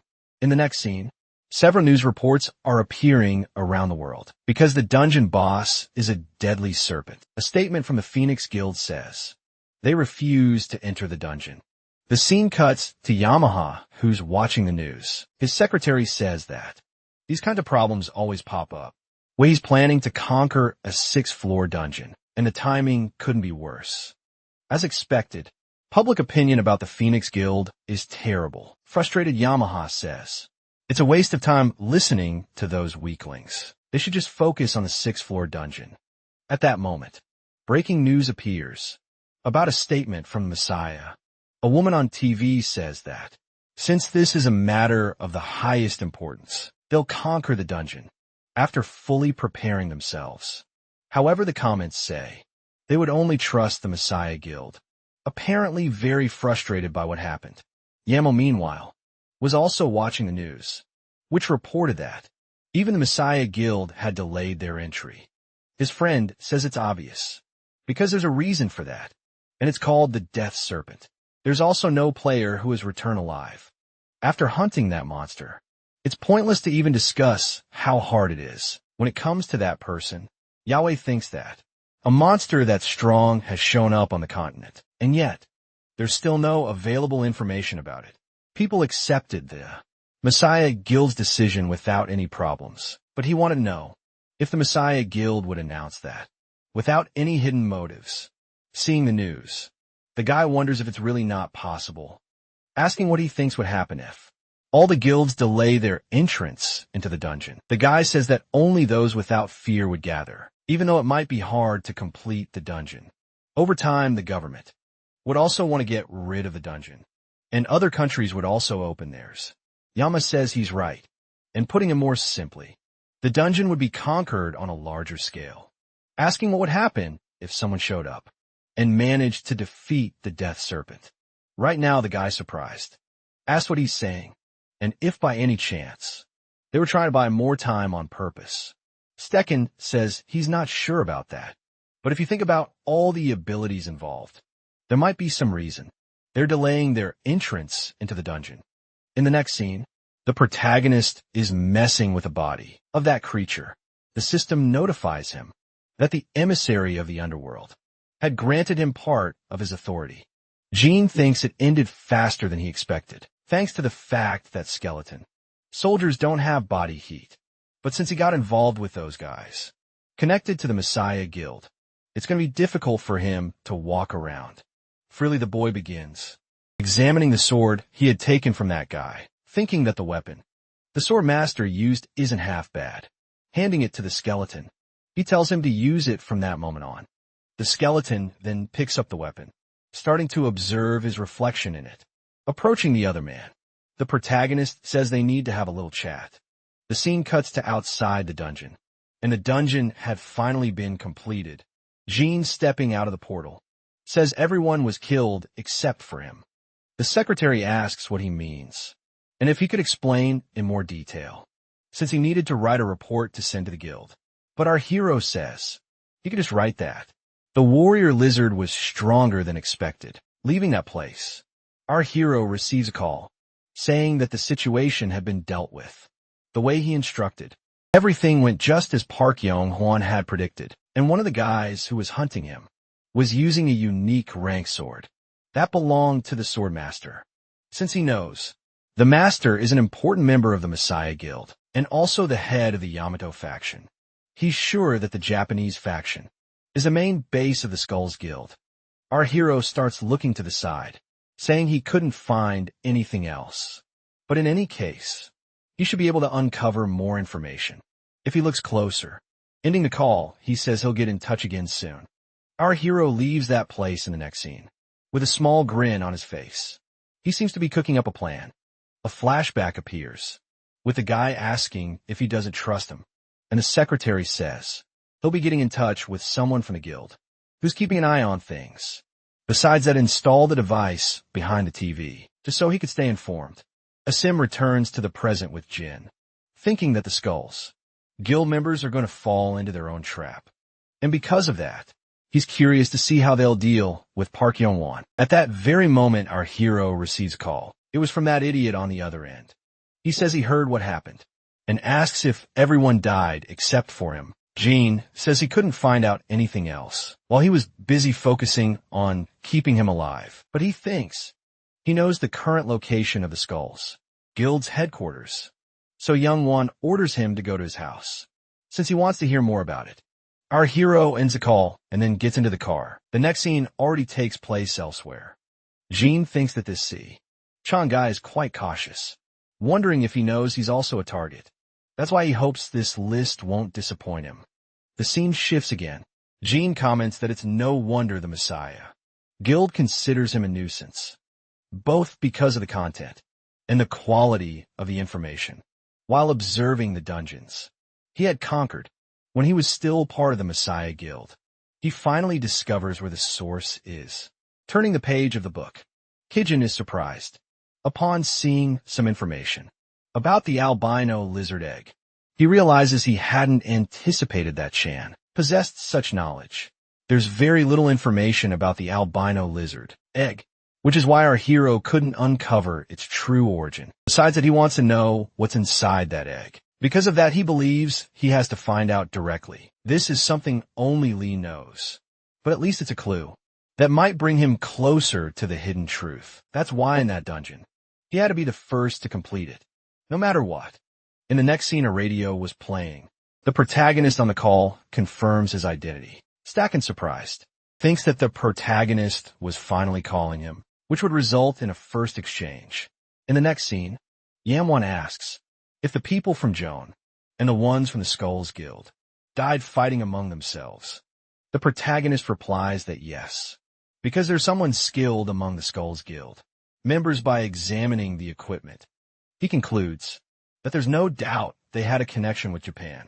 Hart comments that there are many influential factions in Japan. Soon that dungeon will be completed, and for that reason, they need to start keeping a closer eye on this matter. Since he survived 2 dungeons, while all Skulls Guild members were wiped out, they're going to start monitoring him closely. Because of that, Jin should stop acting on his own until he finishes clearing the dungeon. Then the secretary informs that the money was deposited into the protagonist's bank account. Park says that's his reward, and that he'll get in touch again after the dungeon is completed.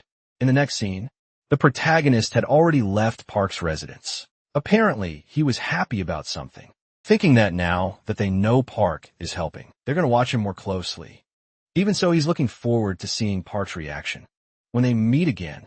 Now that he's taken care of all urgent matters, he believes he should at least go in Park's wishes. In the next scene, he heads to another place. The secretary informs that preparations are complete, but she wasn't expecting the protagonist to show up, at least judging by the situation. On the other end of the call, Shin says not to worry because if there's a problem, he'll talk to him directly. In the next scene, our hero approaches a house. On the other side of the door, he hears a conversation. Legion from the Phoenix Guild seems to be someone the protagonist knows. At that very moment, our hero enters the place. The secretary informs him that an instructor will accompany him. Since he didn't choose any dungeon of his level, Lee thinks that man is a player known for being unable to die. When he was used as a hunting dog for the guild, that man escaped him twice. Also, he didn't know that the protagonist had any connection with Chun. Jean comments that it's the first time he'll meet an instructor and asks if they'll have to enter the dungeon together. The other man replies by asking if he didn't hear what the secretary just said. Jean apologizes and asks if he prefers to be called sir. In the next scene, the man gets irritated and asks if Jean is looking for a fight. Changing the subject, Jean asks if he can talk to Mr. C. Chan, the secretary, responds yes and says he can use a device for that.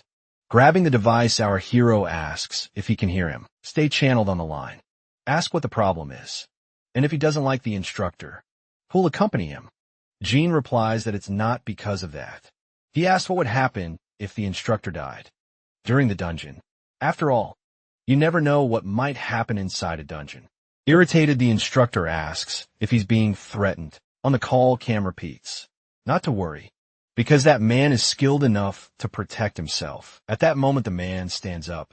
He grabs the radio from the protagonist's hand. He says he thinks his client is a lunatic, and that if once inside the dungeon, he doesn't turn out as expected, he'll just get rid of him. Siegfried, nervous, asks what he means by that. The secretary informs them that the discussion is over, and they should proceed with entering the dungeon. Leaving the place, the instructor tells Jean not to do anything stupid. Jean thinks he's not bluffing, judging by his past memories. Even so, he's quite lucky to have run into someone with such a deadly nickname. From the window, the secretary watches from afar, thinking that they just left, and wondering if everything is really fine, saying there's a chance the inspector might not return. Stacken says that if that happens, Jean will become his enemy. In the next scene, the group had already entered the dungeon. The system notifies them that the next objective is to defeat 111 wolves. Jean asks if Jean isn't happy for having pissed him off earlier, because now they'll do their best to ignore him. Since there are 111 wolves, he'll just watch what Jean can do and wait until the protagonist asks for his help. Sitting on a rock, he tells Jean to go take care of all of them. However, our hero doesn't seem pleased. The guy starts feeling bad for him and asks if it's that hard, to the point where he can't handle it alone. But either way, he doesn't really care. If Jean wants help, he'll have to kneel and beg for it. Jean thinks that guy received the blessing of the Testajex River, and that only those who have the persistent life fighter as their nimbus can obtain that legendary ability. Even if his head is cut off or his heart shattered, he becomes immortal as he begins to walk away. Our hero says that guy is probably feeling lucky for having an immortal body. The guy looks ahead and seems surprised. A skeleton appears out of nowhere in front of the protagonist. Jean thinks he's going to break him out of that illusion.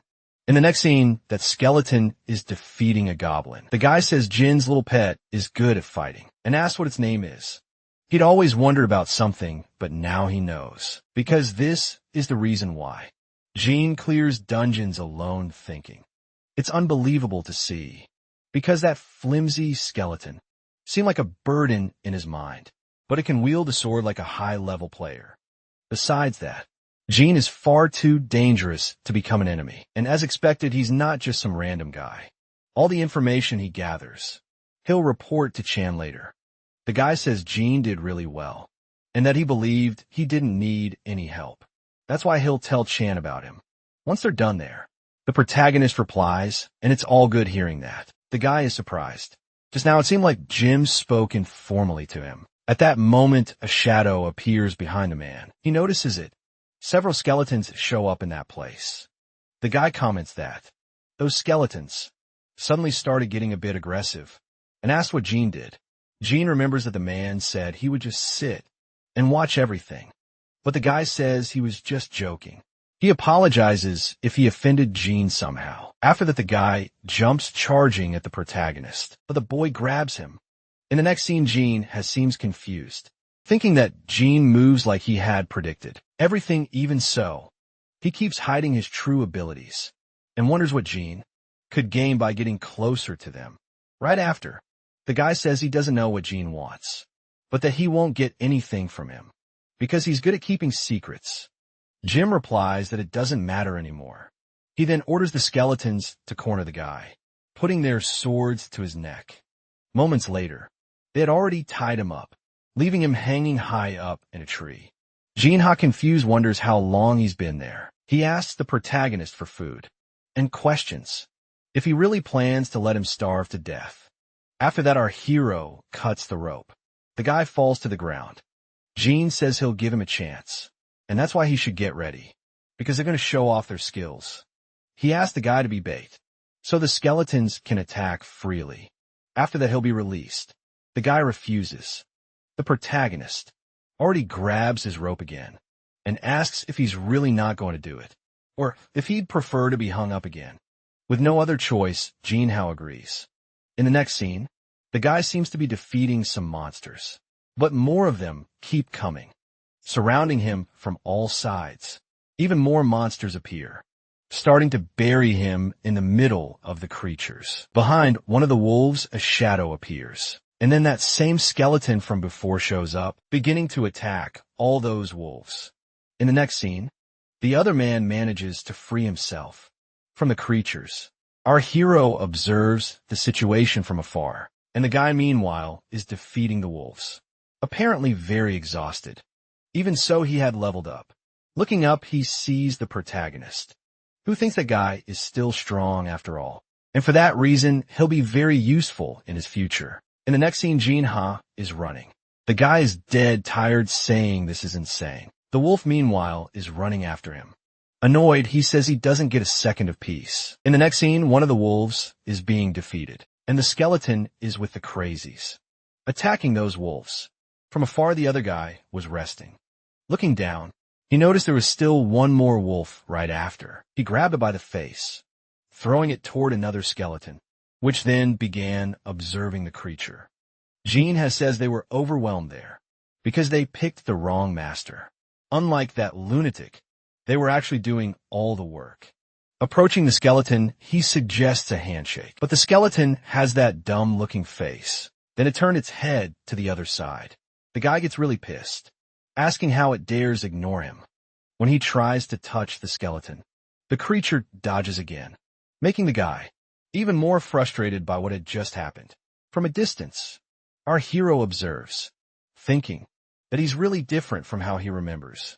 A powerful man fought against the Messiah Guild with an immortal body, and because of that, the leader at that time was one of the strongest men he ever met, with a fighting style that destroyed even himself, breaking his own bones just to be able to use immortality. That's why he couldn't get near the guy. And even so, he sees no trace of that malice in him at the moment, which obviously means there must be some trigger that causes him to change. Assuming that Chan's death is what awakened that man, which would mean that if Chan were still alive, there's a high probability a Messiah Guild would vanish in that new future. From afar, Jean was watching the protagonist watching him, thinking he doesn't know if Jean has bad intentions. He's been drawing in the exact number of enemies he can handle without dying. And that's not a coincidence, but timed perfectly with his recovery periods. This isn't just simple monster and dungeon analysis. It's something that only someone, the full understanding of everything happening, could pull off. He doesn't like to admit it, but the protagonist surpasses him in every way. In the next scene, our hero is approaching Jinha, saying they should move on to the next floor, because it's going to be way more interesting than this one. Moments later, the group was already heading to the second floor. The guy says he's really tired and thought he was going to die. Besides, he worked all day, and asks if he can at least rest for a bit. After that, the protagonist pulls out some helium vials. The guy says, "That doesn't look like potions," and asks what it is. And the protagonist says he better start running. The guy asks why.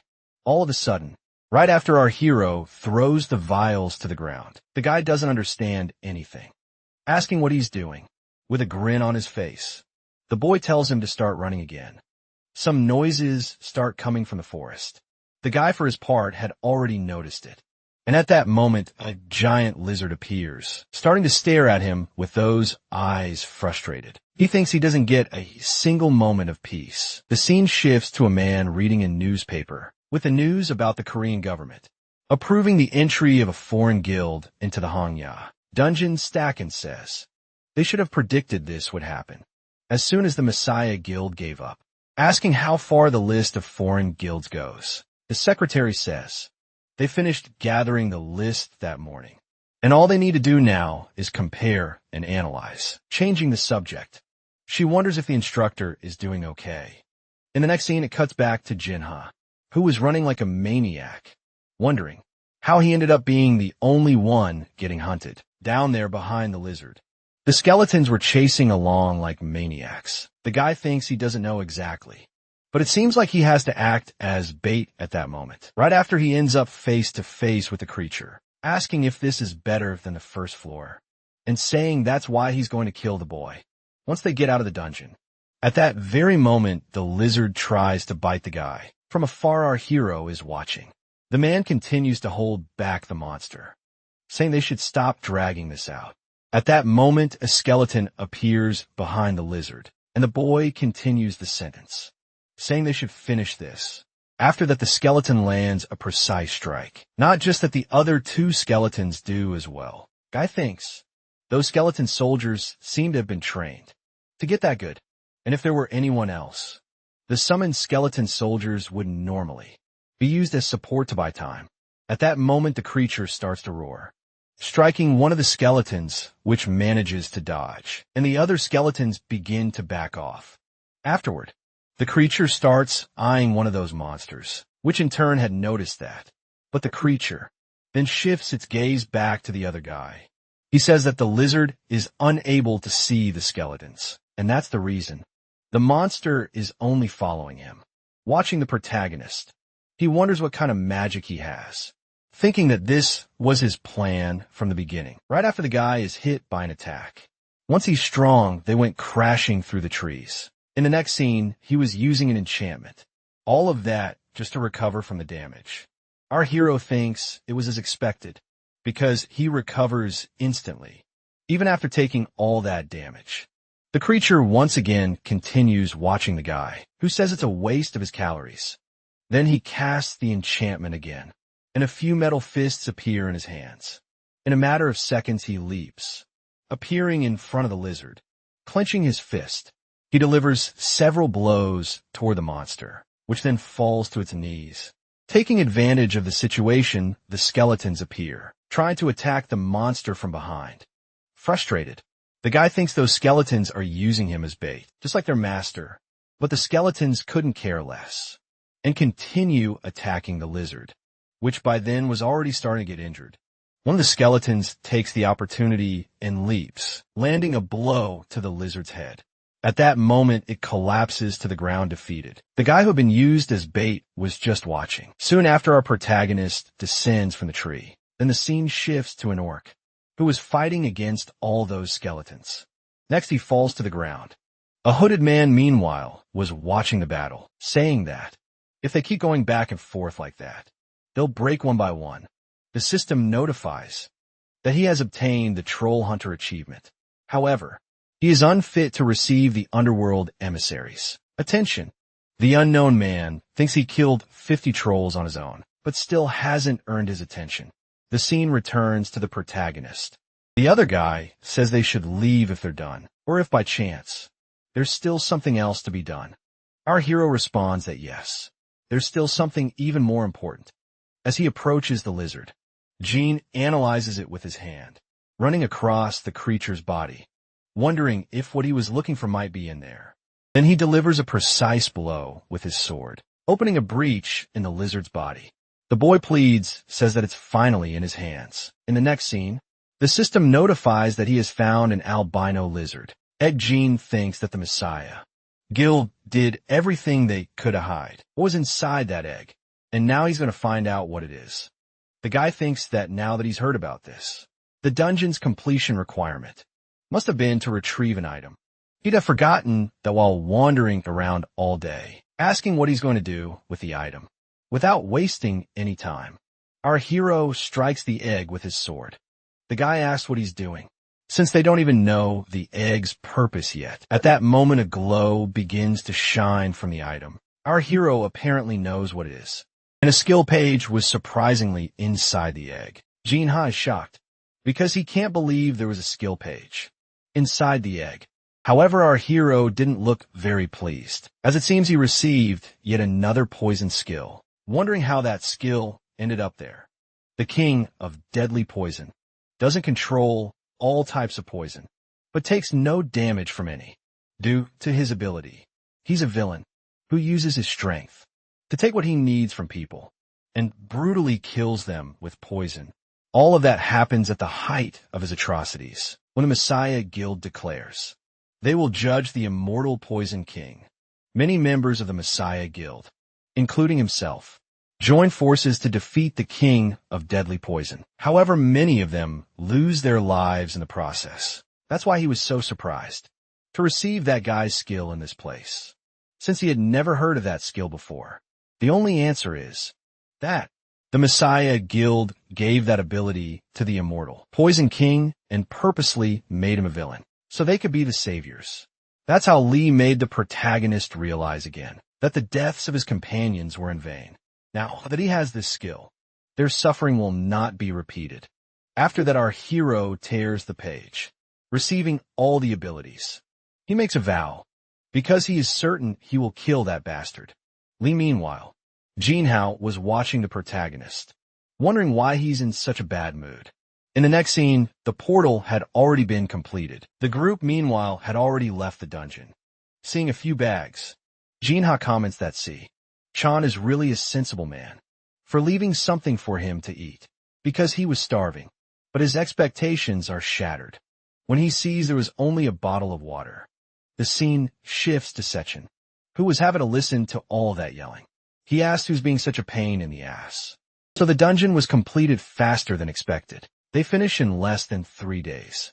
And asks how the experience was. Jean replies that it wasn't bad, and asks if anything happened while they were inside. Sigchin says there's no news of Park Yeong Hwan entering the dungeon. However, there's an external issue, because that giant guild was gathering. Also, the dragon hunter took down the golden dragon in a 5-floor dungeon.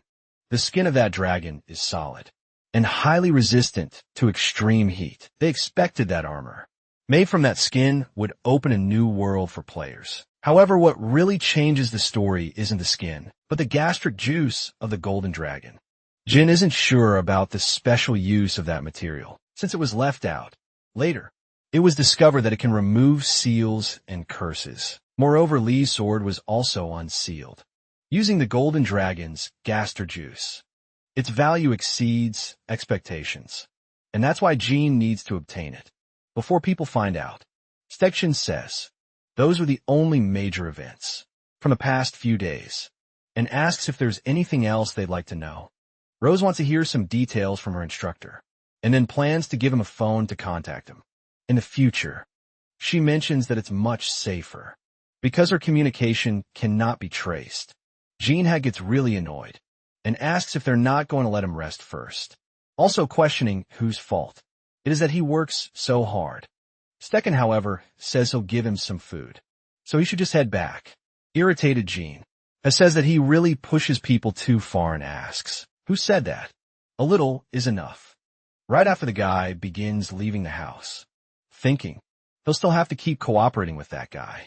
In the future, in the next scene, he closes the door. A scene shifts.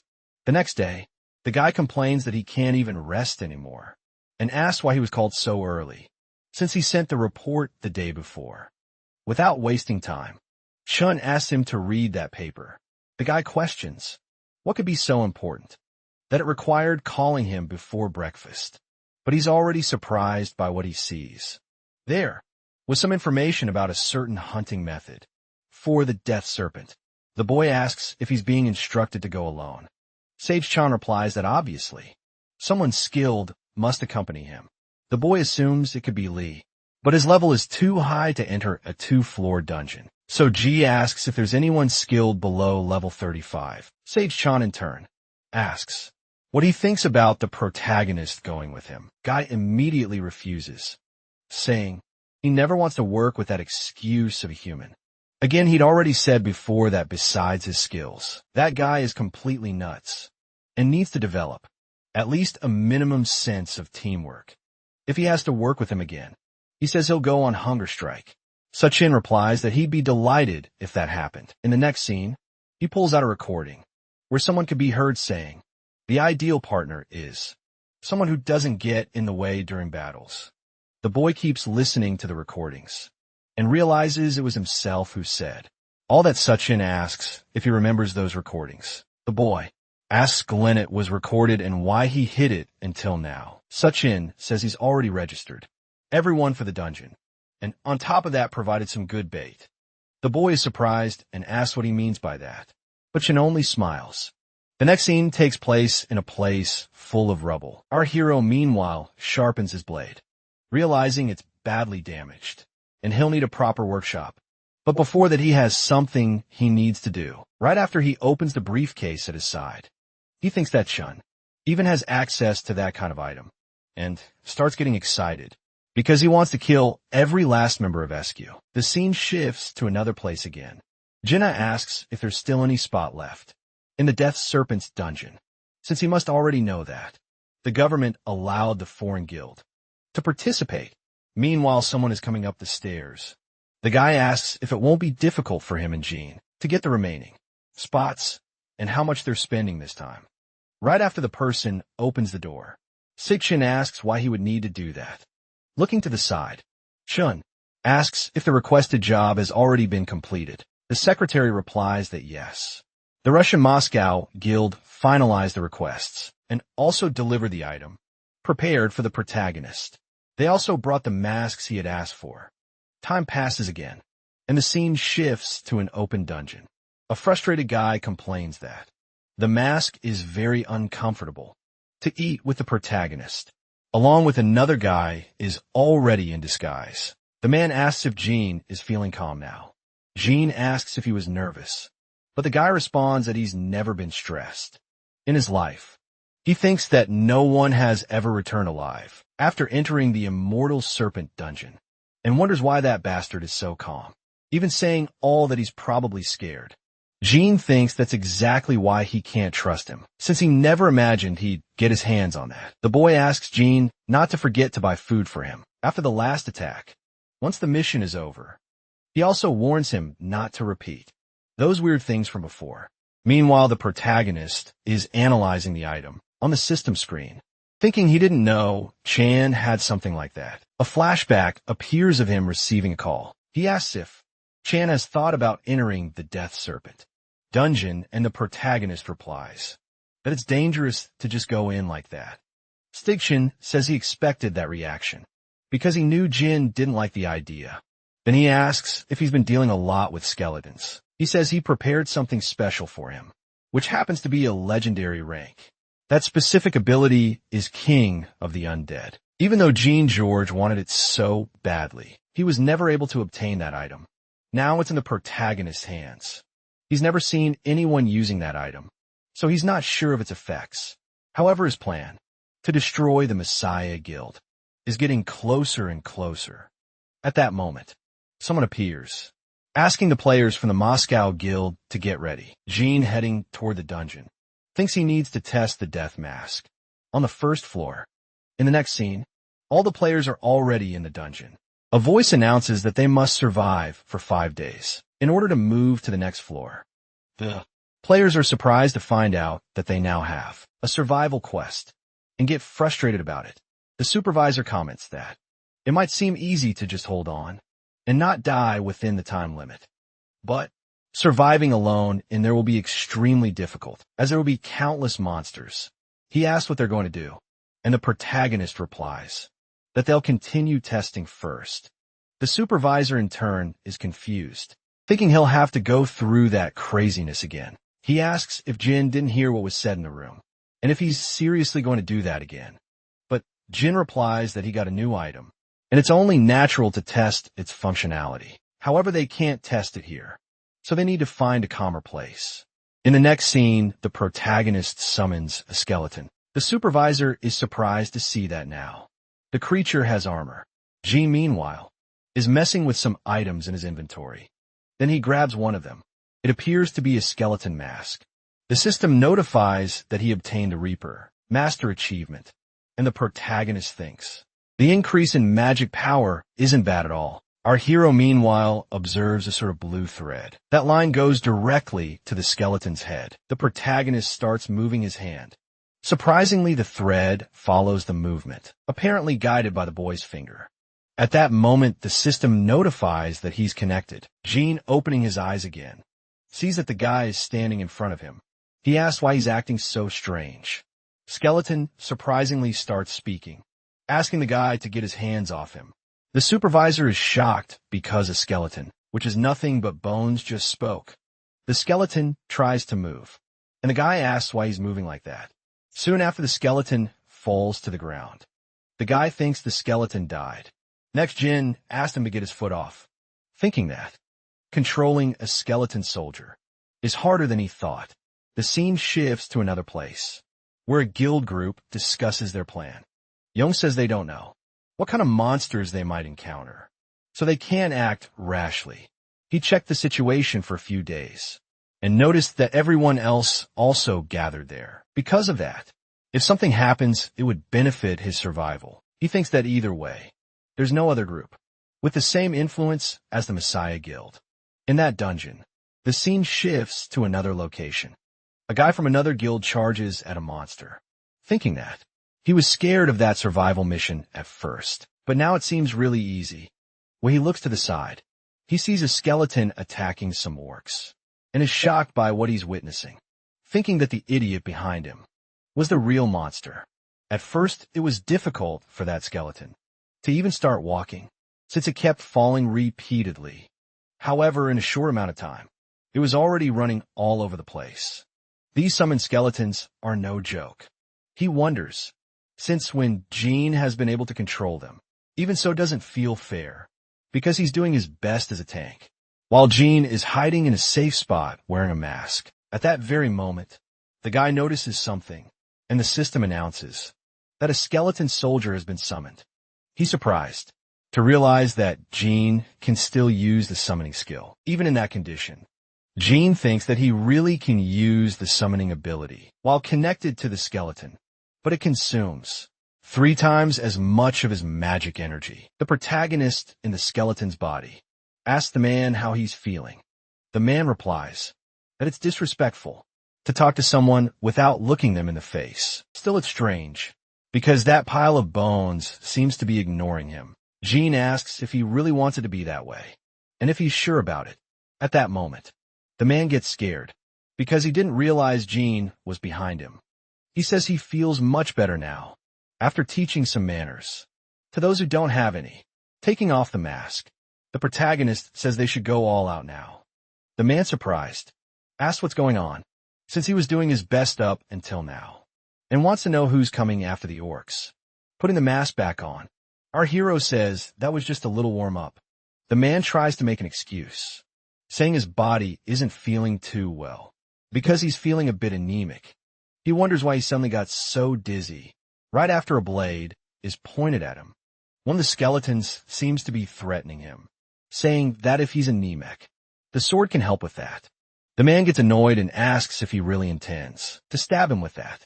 The skeleton says the iron will flow through his body either way, and the protagonist comments that he must be feeling better if he's yelling like that. Gene tells him to follow since there's no time to waste. The man is deeply frustrated, thinking there's nothing he can do against that guy. The scene shifts to another place. A tree falls. It was the supervisor breaking them all. He wonders what Gene could be thinking, since he's been chopping trees in the middle of monsters ever since they entered the dungeon. The scene shifts to another location. A group of people is apparently in a battle, defeating several goblins. The scene changes to another day. The groups are still fighting in the dungeon. The guy wonders why it's so boring, since it was originally a survival quest, questioning whether it should even be like this. Young says it's a survival quest and a ranking dungeon, but even so things are too calm. So you need to explore the area, even if it's risky. The next scene shifts elsewhere. The system announces that the underworld emissary begins to admire the remarkable nature, and because of that, a catalog will be given as a reward. Its effect is to strengthen the skeleton soldier's abilities by increasing the number of possible summons. The boy, without wasting time, acquires the skill. The protagonist from the top of the wall says, "You should get going." The supervisor says they could still use that wall, and asks why they have to leave now, since they work hard to build it. But Gene says the situation has changed, and that he's revised his plan, with a smile on his face. Our hero approaches one of the monsters, apparently using a skill. The system announces that a skeleton soldier has been summoned, and at the same moment, those orcs see yet another one of his skeleton soldiers. The supervisor is shocked, asking if he wasn't only able to summon 5 skeletons. Gene confirms, but explains that was before. Now the situation has changed. The scene shifts to the forest. Young's group, meanwhile, was apparently surrounded by several monsters, but all of them were already dead. Young asks how many monsters are lying there, thinking it looks more like a massacre than a battle, and wonders what kind of person could have done that. Right after one of his companions asks Gene to take a look at something, the guy asks what happened. But at that moment, he's shocked because there was some kind of giant labyrinth in that place. Without wasting time, the group begins walking through that area, realizing that underneath the labyrinth, there were several dead orcs. Young, surprise, wonders if this was made to attract the monsters and then trap them. In addition, there were more bodies in another direction. Even so was nothing compared to the deeper part of the labyrinth. That's why he wants to know what the person behind this is planning, because it's completely different from any battle he's seen before. Assuming that's the reason everyone could relax, even though it was a survival quest. The scene shifts to the supervisor. who says that it's not his style to use traps to catch monsters, but it depends on the situation. He asks why they keep going in that direction, since they should at least repeat that strategy. However, the protagonist says they won't need it anymore, because now that his power is increased, traps and labyrinths are just a waste of time. This way it's much faster to hunt them down. The supervisor is pleased, saying that this is much better, and that now he'll use his skills. Jin then begins to enchant his sword. The guy scared asks Sway's, pointing his weapon. The protagonist replies that he's the one going up front. The supervisor says he'll do his best and doesn't really care, but he can't stand a clumsy guy running ahead of him. In the next scene, the supervisor seems tired, asking Jin to wait at least a little bit. Meanwhile, the skeletons were still running, started to look at the other guy, but even so they ignore him. The man gets very frustrated, asking if they're making a fool out of him, wondering if Jin is actually an idiot, since he has a massive stamina pool. Whenever he fights with his own hands, his stamina drains quickly, while that guy can attack his enemies without any trouble and then run away easily. That's really frustrating, but he wants to learn a bit more about that fighting style. Looking at the guy, the protagonist asks if he didn't say he was going to show his skills. The man, frustrated, says he really was just about to show them, beginning to charge at the monsters, thinking he has to do it, even if he dies again. Jin thinks that is the Jenna he had once known, and that he'll definitely repeat the same moves he showed before. Until now, there was no one to guide him. That's why Jenna believed only in his immortal body and in his reckless attacks against opponents. The man had an inefficient fighting style, but now he'll become more useful over time. Still, he's wrong because, in truth, it's Jin who will have to make him become useful. The scene changes again to the 5th day of the dungeon. Jin keeps defeating monsters, wondering why he's going so far for a survival quest, and if maybe he missed something in the monsters. Gina, frustrated, asks if this isn't too much even for a human, since he's been working non-stop for 8 hours straight. The protagonist says they'll take a break, and the guy quickly changes his expression, asking where they'll rest. In the next scene, Gina is already eating. Looking at the skeleton, he asks if he wants some too, because I'll at least give him a piece. Surprisingly, the skeleton extends his hand. The man says the skeleton is opening up to him too much, telling Jin that this is a real partnership. Even so, he's very moved, because that's a feeling between partners that can't be explained. He asked if Jin is also hungry by any chance, but right after, the skeleton hands that food to the protagonist. Gina asks if the protagonist was controlling the skeleton the whole time, and the boy says he wants to know what this so-called partnership tastes like. Gina says that instead of buying food, the protagonist just steals it, and if he likes free stuff that much, he'll end up bald like Chun. Our hero is surprised, thinking that this is the first time he's heard about Chen's appearance. At that moment, both of them start hearing a noise coming from a forest. The supervisor thinks it was a rescue signal, but even so, there's little time left for the quest to end, asking if there are still any monsters left. And the protagonist says that wasn't a rescue signal, since they're going to the 2nd floor.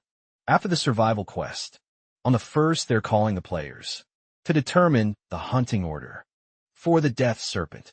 Jin asks if he means that combining their power isn't enough anymore, and that's why they'll set a hunting order. Jin says they made the other groups feel comfortable over the last 5 days, and it was obvious they'd start feeling confident. At that moment, the boy summons the system window. The supervisor is surprised by what he sees, asking if that is by any chance a gold catalog. Chin thinks that this is the main skill that John George used.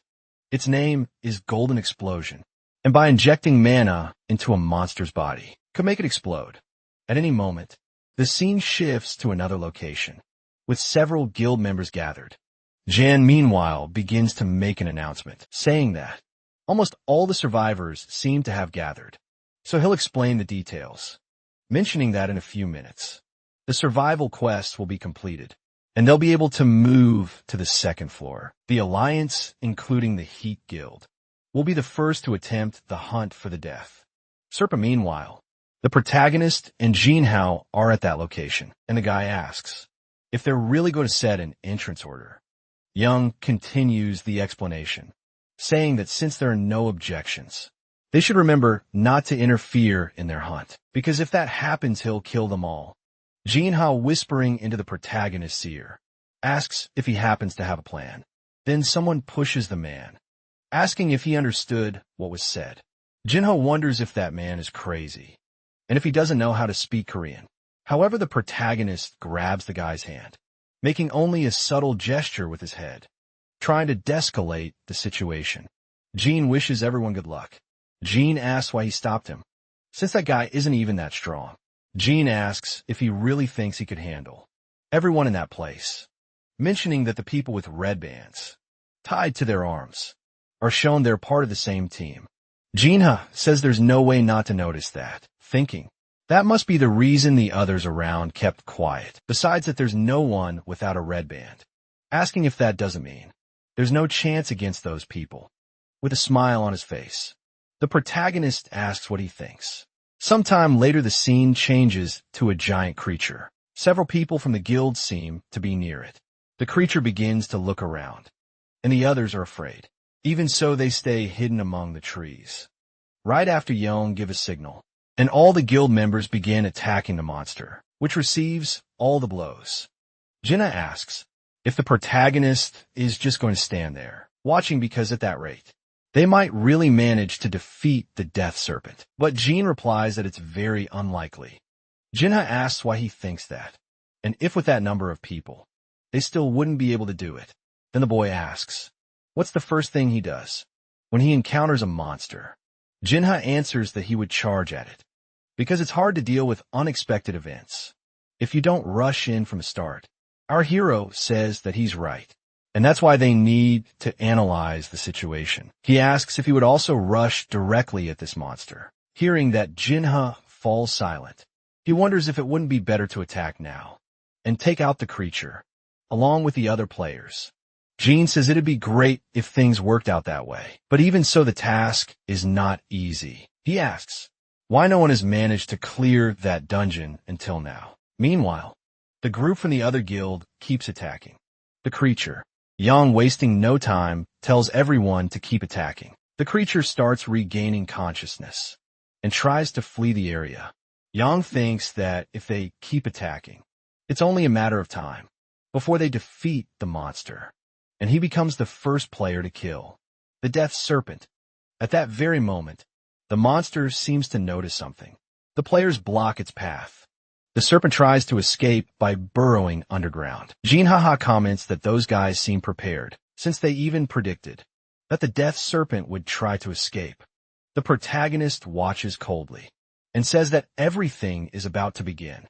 The Death Serpent hasn't even truly attacked yet. In addition, it has needle-like spikes all over its body. He wonders why no one finds that strange. Meanwhile, Yeon orders everyone to keep attacking, launching a series of blows at the creature. The monster takes the hits, but at that moment, it lifts its tail and uses it to strike the forest. One of the players tells everyone to regroup, because they need to keep attacking, and are also responsible for protecting that area. The boy opens his eyes and sees several players using shields to defend against the attack. He quickly pulls himself together and says, they need to finish this. The guild members keep attacking the creature. Yang notices the serpent's movements have slowed and orders the front line to charge. The guild members quickly advance against the monster. However, it's still conscious and raises its tail again. This time it's facing forward, and several spikes cover its surface.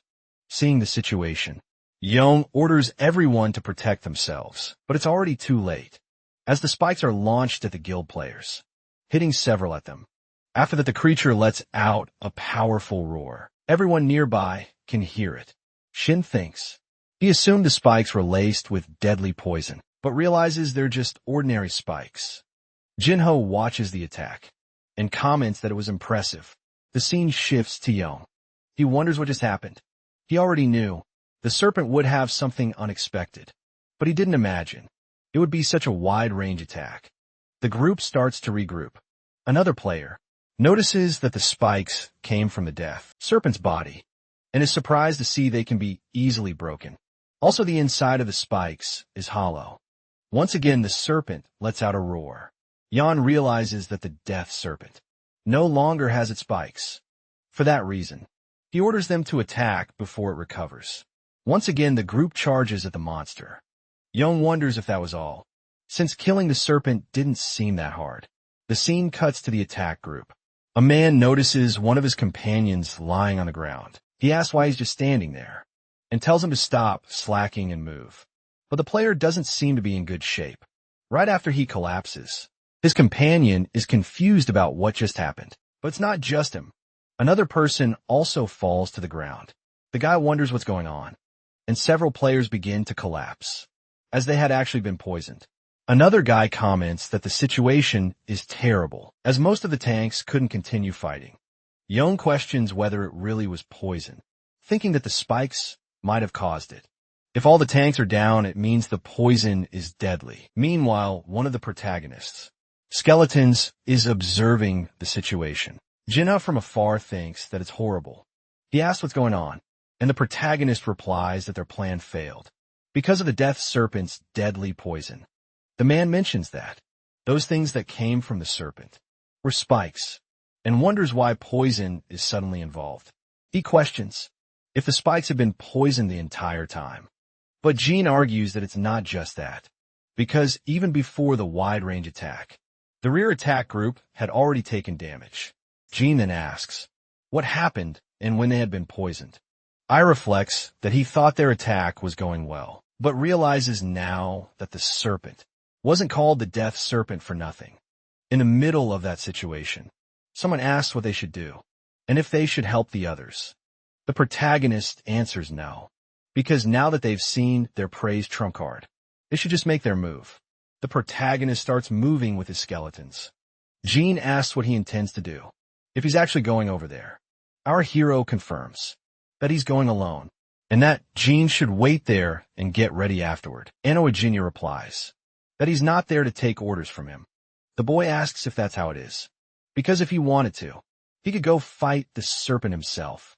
The guy replies that's not what he meant, just that he'll stay there by his own choice. The scene shifts again to the giant serpent. The protagonist is now beside the creature. He thinks the poison has no smell and is invisible, which caused the other players to lower their guard. By the time they noticed the poison, they had already suffered irreversible damage. However, he's different from the others. His trump card is simply a poison-resistant skill. The boy smiles, thinking that when Apophy's power is active, the strength of his venomous blood is amplified. Looking to the side, the boy is surprised. He spots a very flashy spear, and then opens his system window. He thinks he could use his spear with the right combination. The serpent's skin must be very thick, and instead of slicing it bit by bit, he could handle this in the most efficient way. The next scene focuses on a member of the other guild. Young, frustrated, thinks he completely let his guard down, and that the deaths of all the players are his fault. Seeing his companions, another guy asks how many people managed to escape, because those who aren't there are probably already dead. The guy is shocked by what Young said, asking if he doesn't realize it's impossible to fight with so few people. But Young says they'll just lose more people if they go looking for the dead. So he's going to reorganize the attack and challenge the serpent again. He's already given up on winning, but going back would be total suicide. The other man gets really upset with the situation, saying there are still many people alive, and questioning if abandoning their companions is really the only choice, because it doesn't make any sense. Yoon thinks that even if they regroup, the result will be the same without fighting again, because fighting without tanks is like entering a battle without a shield. At that moment, the group hears a noise coming from the forest and panics when they realize the serpent is heading their way. Without wasting time, Young asks them to confirm the death serpent's location. Immediately, one of the players climbs a tree. The people below ask what's happening and demand the location right away. The boy is surprised and says that the serpent is apparently fighting a player. Another one, irritated, asks for more details. The boy responds that it's exactly what he said. Someone is fighting the death serpent. Amid the confusion, Young thinks this definitely doesn't make sense, because it's almost impossible to get close to the serpent. Due to its poison, he wonders how that boy managed to challenge the monster, assuming the poison might have disappeared. But that shouldn't be possible. Even so, there may still be survivors. Without hesitation, he says they should head there as well. His companion asks if he really wants to face the monster again, and reminds him that he had said it would be suicide. Yap replies that the poison seems to be gone, and thinks this is a golden chance to make up for his mistake. The scene changes to the serpent, which is taking a few hits. Protagonist skeletons keep firing arrows. Our hero confirms he was right. Arrows don't penetrate those scales, but there's a simple way around it. Poisoning the scales. Moments latte. The serpent seems to have taken some damage. The skeletons simply watch. The creature charges at them, but the two manage to dodge. The serpent keeps crawling through the forest. Meanwhile, the protagonist approaches the creature's head and uses his spear to attack. As a result, it ends up getting poisoned. He comments that since the spikes are gone, many holes are left behind, and he'll inject poison through them. These holes are like human pores, and they must hurt a lot. Speaking to the serpent, Jim asks if it pretended to run away, as if it were in danger, just to lure people close. In reality, the spikes were released on purpose to open holes, through which a large amount of poisonous gas would be emitted. Right after, the serpent is hit again and takes heavy damage. Jim keeps running through the forest, commenting that his poison is way worse than hers. The scene changes to another place, where an orc was defeated. The supervisor says that Jim had told him to stay quiet, but now he's standing out a lot, questioning if he hasn't been treating someone this talented unfairly. Besides that, he's extremely irritated just thinking about it and wants to take it out on someone. At that moment, the protagonist takes control of a skeleton and asks if Jim prepared everything as instructed. The other says that's the last monster, and asks if the death serpent is really going to show up there, and how he knew that. The protagonist replies that there's no time for explanations, and that they need to finish everything quickly. The scene returns to our hero, who thinks that preparations are complete, and it's time to start the show. Meanwhile, one of the skeletons continues attacking the creature. A monster looks back, and the system notifies that he had connected. Gitman has apparently taken control of the creature. Looking to the side, he sees some spears and grabs one of them. He charges at the creature again, and lands another poison blow on the serpent. At the same moment, the serpent nomosizes the skeleton. Our hero disconnects from it, leaving the poor skeleton alone in that spot. However, another monster shows up to help, hitting the serpent again. And the protagonist, it says, he's going to turn the serpent's body into a sieve. Jim connects to the other skeleton, starting to observe the monster from a distance, and saying that the poison's effect might take time to kick in due to the size of the target. He then throws another spear and connects again to the skeleton that was in the fight, grabbing the flying spear and striking the monster once more. Meanwhile, some skeletons climb the serpent's shell, and Jim comments that now she's running away because she can't handle the poison. Even so, it was all part of his plan, because the serpent went exactly where he wanted. At that moment, an explosion occurs, and the serpent goes wild, catching fire all over its body. Still, it keeps running, and Jim thinks it's useless to run in the other direction, since there are more monsters in that area. Another explosion follows. A scene shifts to another place, with news about the failure of the Phoenix Guild's attack. Steeken comments that this is the end of the elite force Park Young-won built with so much effort, saying things are getting much more interesting now. He asks the secretary to rent a car and send it to the entrance of the Serpent Dungeon. The girl asks if there isn't still a week left before they return, but C-Chain deeply that he didn't spend that much money for nothing, and that he wants to see skills being shown, not sightseeing around the area. The secretary asks if it wouldn't be better to rent any car like they did in that junkyard, since they were disguised as Russians. So she says she'll prepare a diplomatic vehicle to avoid any immediate commotion. However, Chun tells her to wait and ask if there's any diplomat who rides in a compact car. Leaving the room, the secretary replies that there isn't. The scene returns to the battle.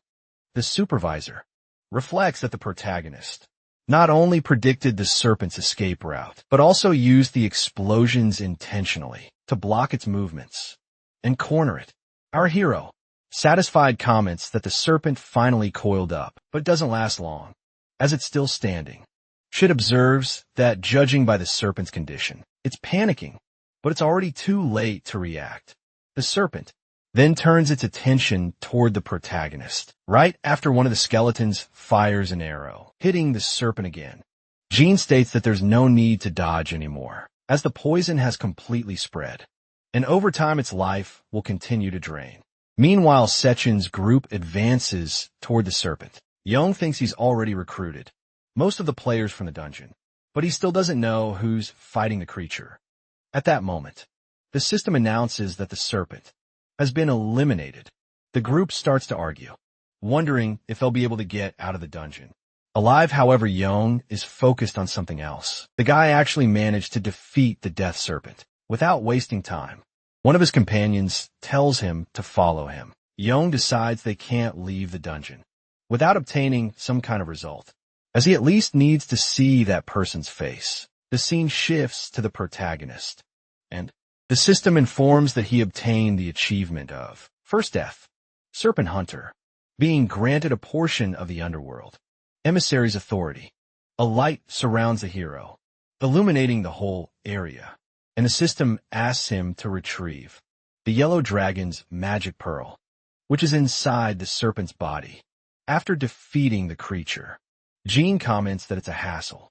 At that moment, members of the other guild arrive at the scene. Jinha also appears in the area. The guild begins to argue, but things get even more complicated. As that guy doesn't speak Korean, Young tries to talk to Jinha, saying they were just passing through. He adds that they're not bad people. However, Jean doesn't seem convinced by that excuse. Young, seeing the skeletons, thinks that since they aren't affected by the gas, they're useful against the serpent. But there's no way. Their failed attack was what took it down. Besides that, he insists that he needs to check the serpent's body before making any conclusions. At that moment, the group is surprised by something unusual. Everyone looks up. The serpent rises, both in completely different form. Young is stunned, unable to understand what's happening. He starts to suspect that the protagonist is trying to turn the monster into a skeleton soldier. Yun tries to break through Jinha's defense, determined to see the face of the one responsible. But Jin had already anticipated that move and blocks his way with a powerful punch. Young is thrown to the ground. Questioning Jin has aggressive behavior. However, Jin has simply repeats that they should stay away. Young says they're leaving the dungeon, but guarantees they will never forget that man's face. The scene shifts to the protagonist, who really was trying to turn the serpent into his soldier, with a smile on his face. He comments that it would save him a lot of work, but the system informs him that the summoning failed because his skill rank is too low to transform such a powerful creature. The monster begins to disintegrate. Even so, this was part of the protagonist's plan, to buy time to retrieve the magical orb. A scene shifts to another place. Two men comment that they've been there for over a week, and there still hasn't been any notification. One of them says that from the start, no one had any real expectations of success with that attack. His colleague replies that even so, will be a shock if they manage to complete the dungeon. The first says he doesn't care about that, and just wants the dungeon to end already, as he can't stay there forever. And then, as if in answer to their prayers, the dungeon is finally completed. They get out of the car, trying to understand what's going on ahead.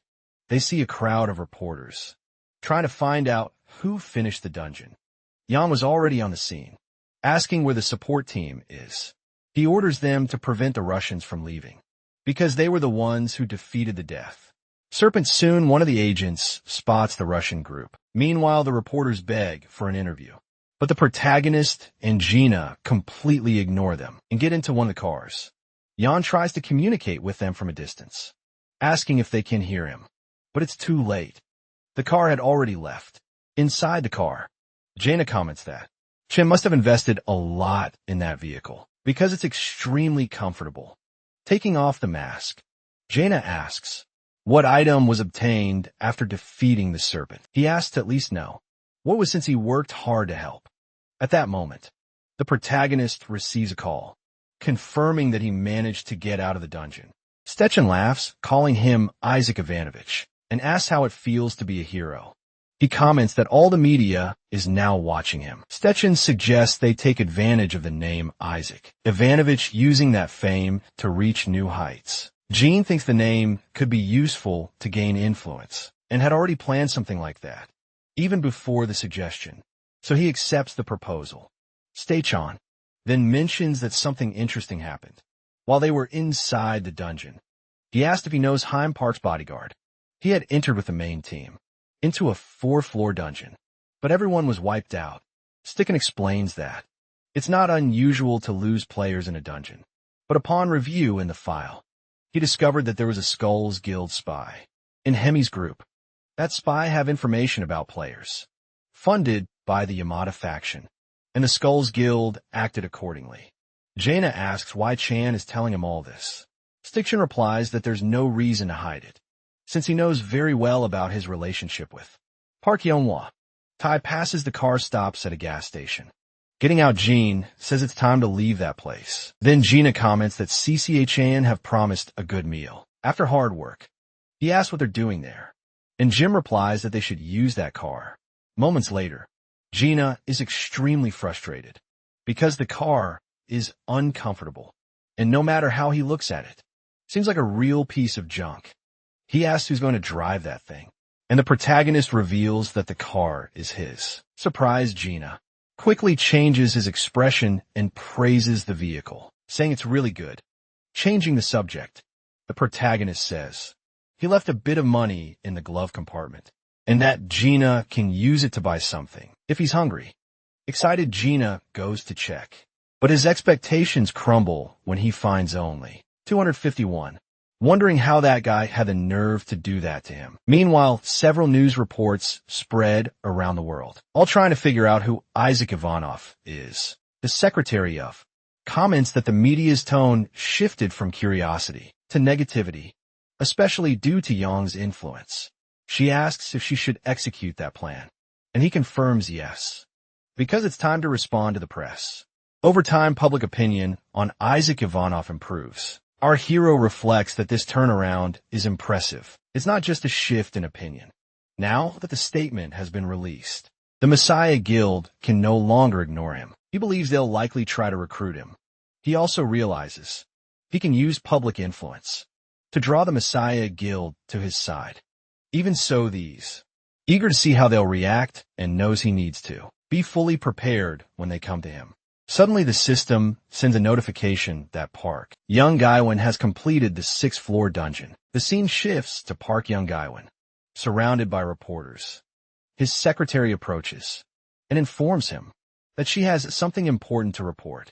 She reveals that Hemi's group, which entered a dungeon, was completely annihilated. Park's expression changes immediately. He quickly calls his security and ends the press conference, saying he needs to leave for a checkup.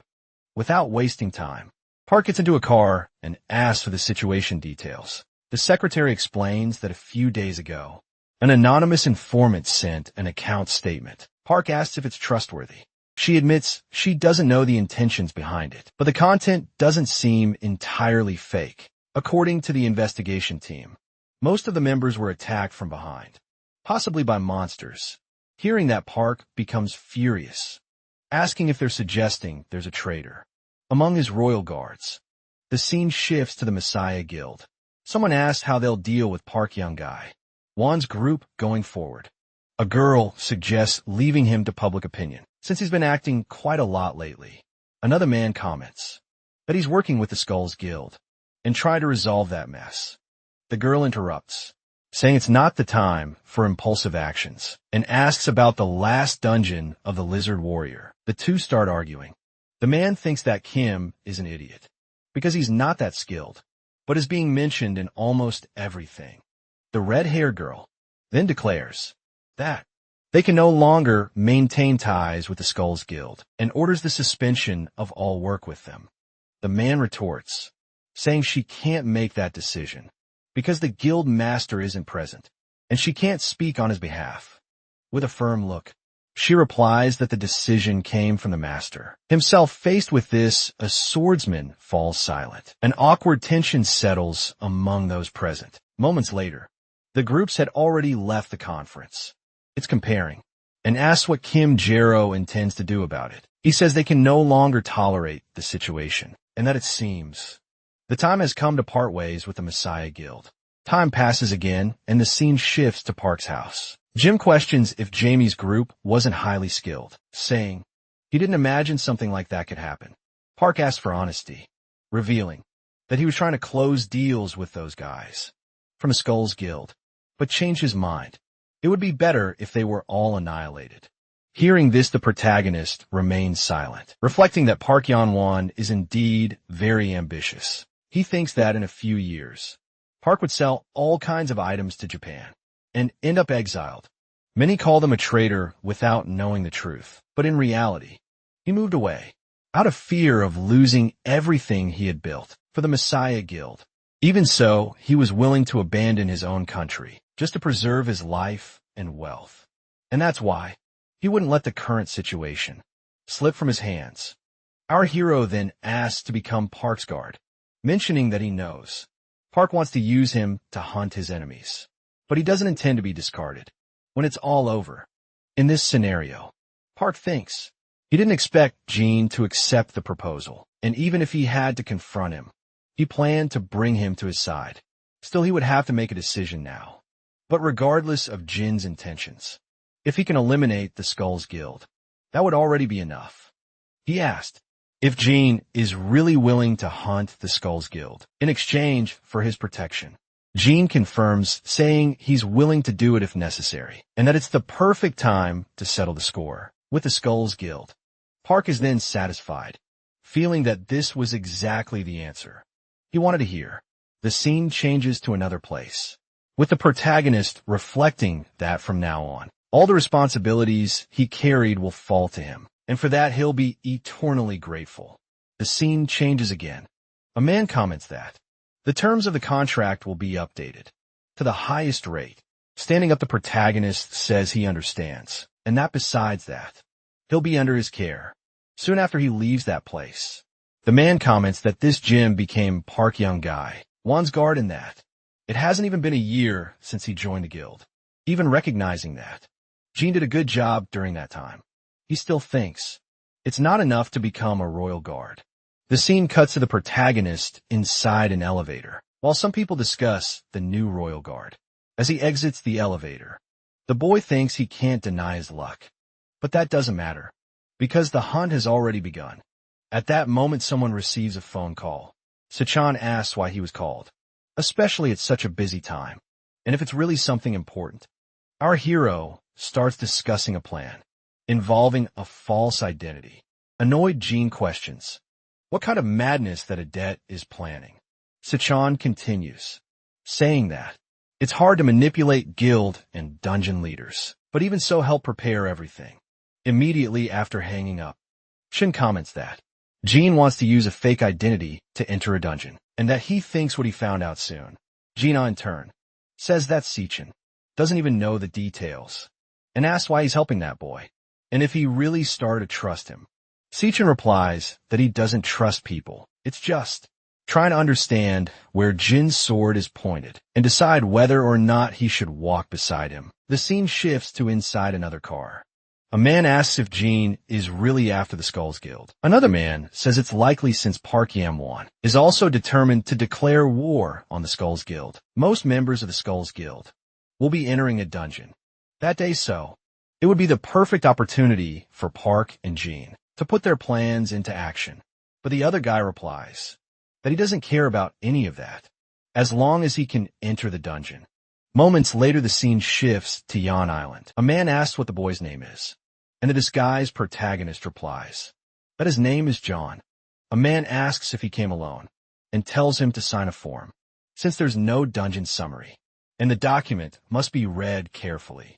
Jean thinks that even though it's a ranked dungeon, the capacity is 60 people, and the administration seems extremely negligent. He already expected this, because that dungeon is just a trap to lure him in. At that moment, the boy notices something strange. A group of people gets out of a car, watching from afar. The protagonist thinks he was expecting to find more skilled fighters. The scene shifts to Chun, who asks why that name was listed in that place. The secretary responds that she had already checked the list, and that guy probably entered under the name Zhang Wan, which means he's in the same dungeon as Jean. Jenna asks who that crazy person they're talking about is. Stage-In answers that he's a rookie under level 50, but problematic, because he's one of the Knights of the Round Table. Besides that they're in trouble, the scene returns to Jean, who thinks he didn't imagine the guild would send that guy, especially when the Knights of the Round Table, his players, possess legendary items tied to the legend of King Arthur, and they are followed by others who submit to them. Over time the weekend, Knights of the Round Table became Park Shin, A's guards, and rooted their presence within the Messiah Guild. He found out too late that all of it was part of a planned scenario, and that the weakening of the Knights was caused by the deadly poison. King himself back to the present.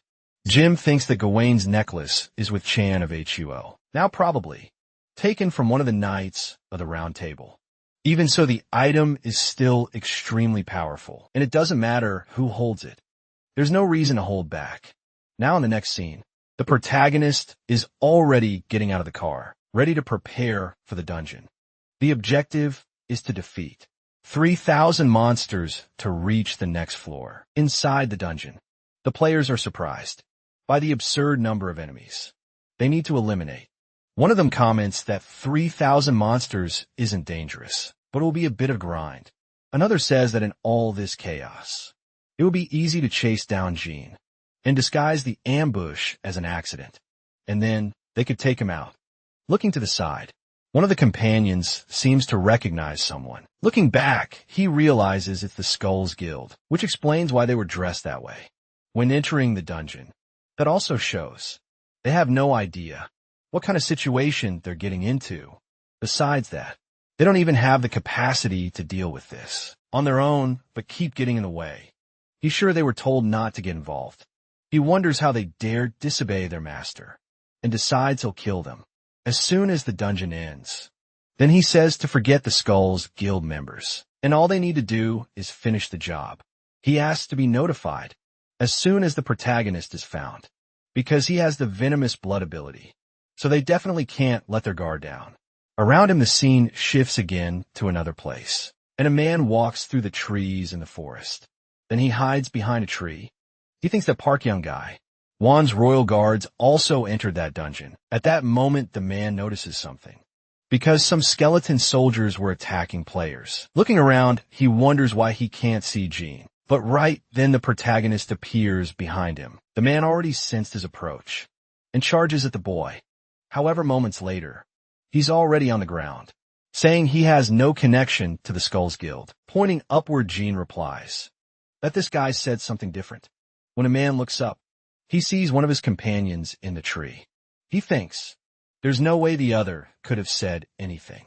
A flashback appears in his mind, with a man saying that no matter what happens, he needs to survive and report everything to their master.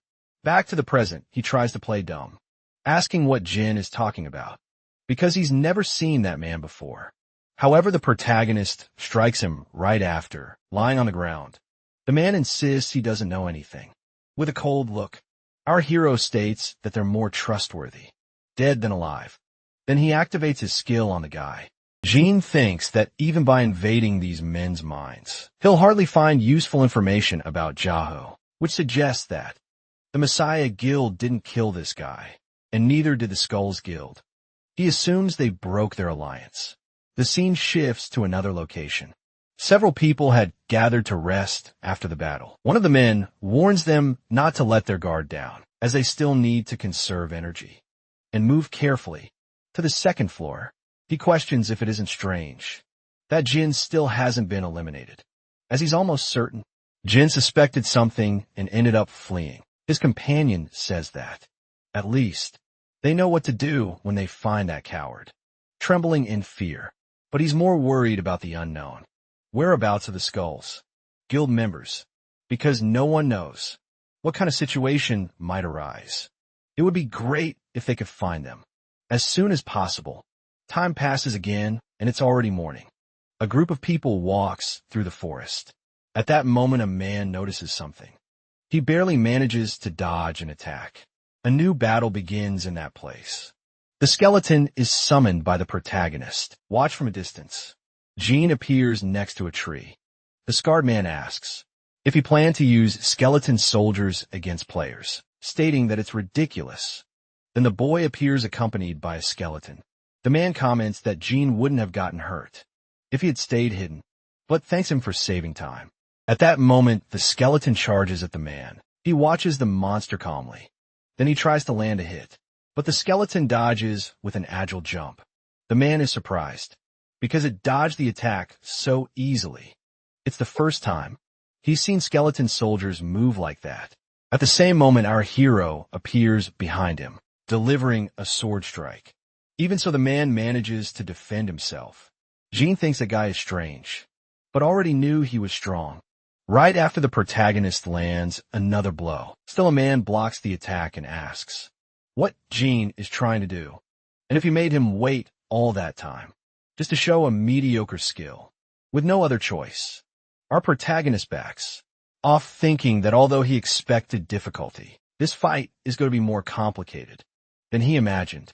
At that moment, the system sends a notification saying that the immortal fighter is interested in the battle, and not only him, so is the emissary of the underworld. The other man comments that he doesn't receive those kind of notifications unless he's facing someone decent, asking if that means Jean caught the Nimbus' attention, observing the situation. The protagonist thinks it'll be dangerous if the fight continues. The scene shifts to Sechin, who says they need to resolve this problem. Gina asks why he's so worried about something so trivial. Sechin asks what he means by that. Gina questions what kind of player Chun thinks Gina is. Seiji responds by asking if Jenna is doubting it, because he still hasn't figured it out, and states that he's fully aware that Jean is much stronger than Jenna. Irritated Jenna says he regrets asking that question, and that besides, he even lost his appetite. Seiji comments that he had already eaten more than 5 whole pizzas. Hearing that, Jim explodes in rage, asking if he's not even allowed to eat the pizzas he bought himself. Changing the subject, Chun states that that guy is a very cunning person. He never enters a fight you can't win. If there's no chance of victory, he definitely won't fight. The scene returns to the protagonist, and the scurried man is surprised. Several skeletons had appeared in that place. All of them were summoned by Jean. The man asks if the protagonist was hiding his skills, only to go all out in the end. Even so, he admits he likes it. Right after the two clash swords in direct combat, the Scar Man smiles, saying this is fun. He tells Jean to come at him with everything, because he's ready to deal with him. Meanwhile, the battle intensifies. The man looks at the bottle and notices something strange. The skeletons aren't going after him. Soon after, the creatures charge toward his companions. Meanwhile, one of them begs his leader for help, as many skeletons were attacking him. The scarred man becomes furious, calling that a coward. They attack. Jin hears and asks if he just heard a dog barking, but actually it sounded more like a puppy, since he doesn't even understand what's happening, and clearly doesn't belong in that situation. The man gets even angrier, saying Jin messed with the wrong person. Then he activates an enchantment. Right after his body begins to glow, Jin watches and thinks that he finally activated it. At that moment, the skeletons charge at the man. He, however, hits them all at once, launching them far away. Jean recognizes Gawain's necklace, one of the items from the round table set, and thinks the skill's effect is amazing. As expected, analyzing the situation, the protagonist orders the skeletons to retreat. The monsters begin to fall back. The man believes Jin intends to hide again, Now that he knows he can't win in direct combat, he shouts to his subordinates that he'll go after Jin. And as soon as they're done with the skeletons, they're to follow and finish this once and for all. Meanwhile, Jin is fleeing, thinking that the man hasn't changed at all and still doesn't care about his allies. He probably relies too much on his own strength, especially Luca Wayne's necklace. Someone like him, who doesn't know how to use an incredible item, like that is worth nothing. It's like a pearl on a pig's neck. At that moment, the man appears in the area again. Amid that situation, Jin acknowledges that he can't ignore the difference in status between them. The other man thinks that no matter how much the protagonist runs, he's still in the palm of his hand. He says that after activating the blessing of the sun, it's impossible for Jin to escape. But suddenly he steps on something. An explosion goes off. The explosion is so strong, it shakes the entire forest. His companions watching from a distance see the smoke rise. They ask what happened. One of them tries to reassure the others, saying that the captain isn't someone who could be taken down so easily. But at that moment, another companion is struck by an attack. The system announces that he was affected by venomous blood. From afar, Jin's skeletons hit the players with their arrows. The man says they can no longer consider those skeletons a waste of time and orders everyone to prepare to defeat them. The scene cuts back to the Scourge Man. He shouts for Jim to stop running like a coward and face him. Our hero replies by asking how it's courteous, if it's obvious he'd lose in a direct fight. So if he wants to catch him, you should run faster. The man becomes furious, saying that when he catches Jin, he'll rip him in half with his bare hands. Right after, he activates another ability called Immortal Fighter. With a jump, he charges toward Jin. The boy hears him and looks back. The man's about to strike, but falls straight into a trap, and below him were some orcs. Another explosion happens. Jin, meanwhile, just watches. The frustrated man says he's had enough, and begs the boy to stop playing around. Jin replies that he lacks understanding and strategy, and asks if he's ever considered the possibility that he's just playing tag. Out of boredom, he continues saying that formulating a strategy based on the enemy's weaknesses and taking the battlefield into account are basic principles.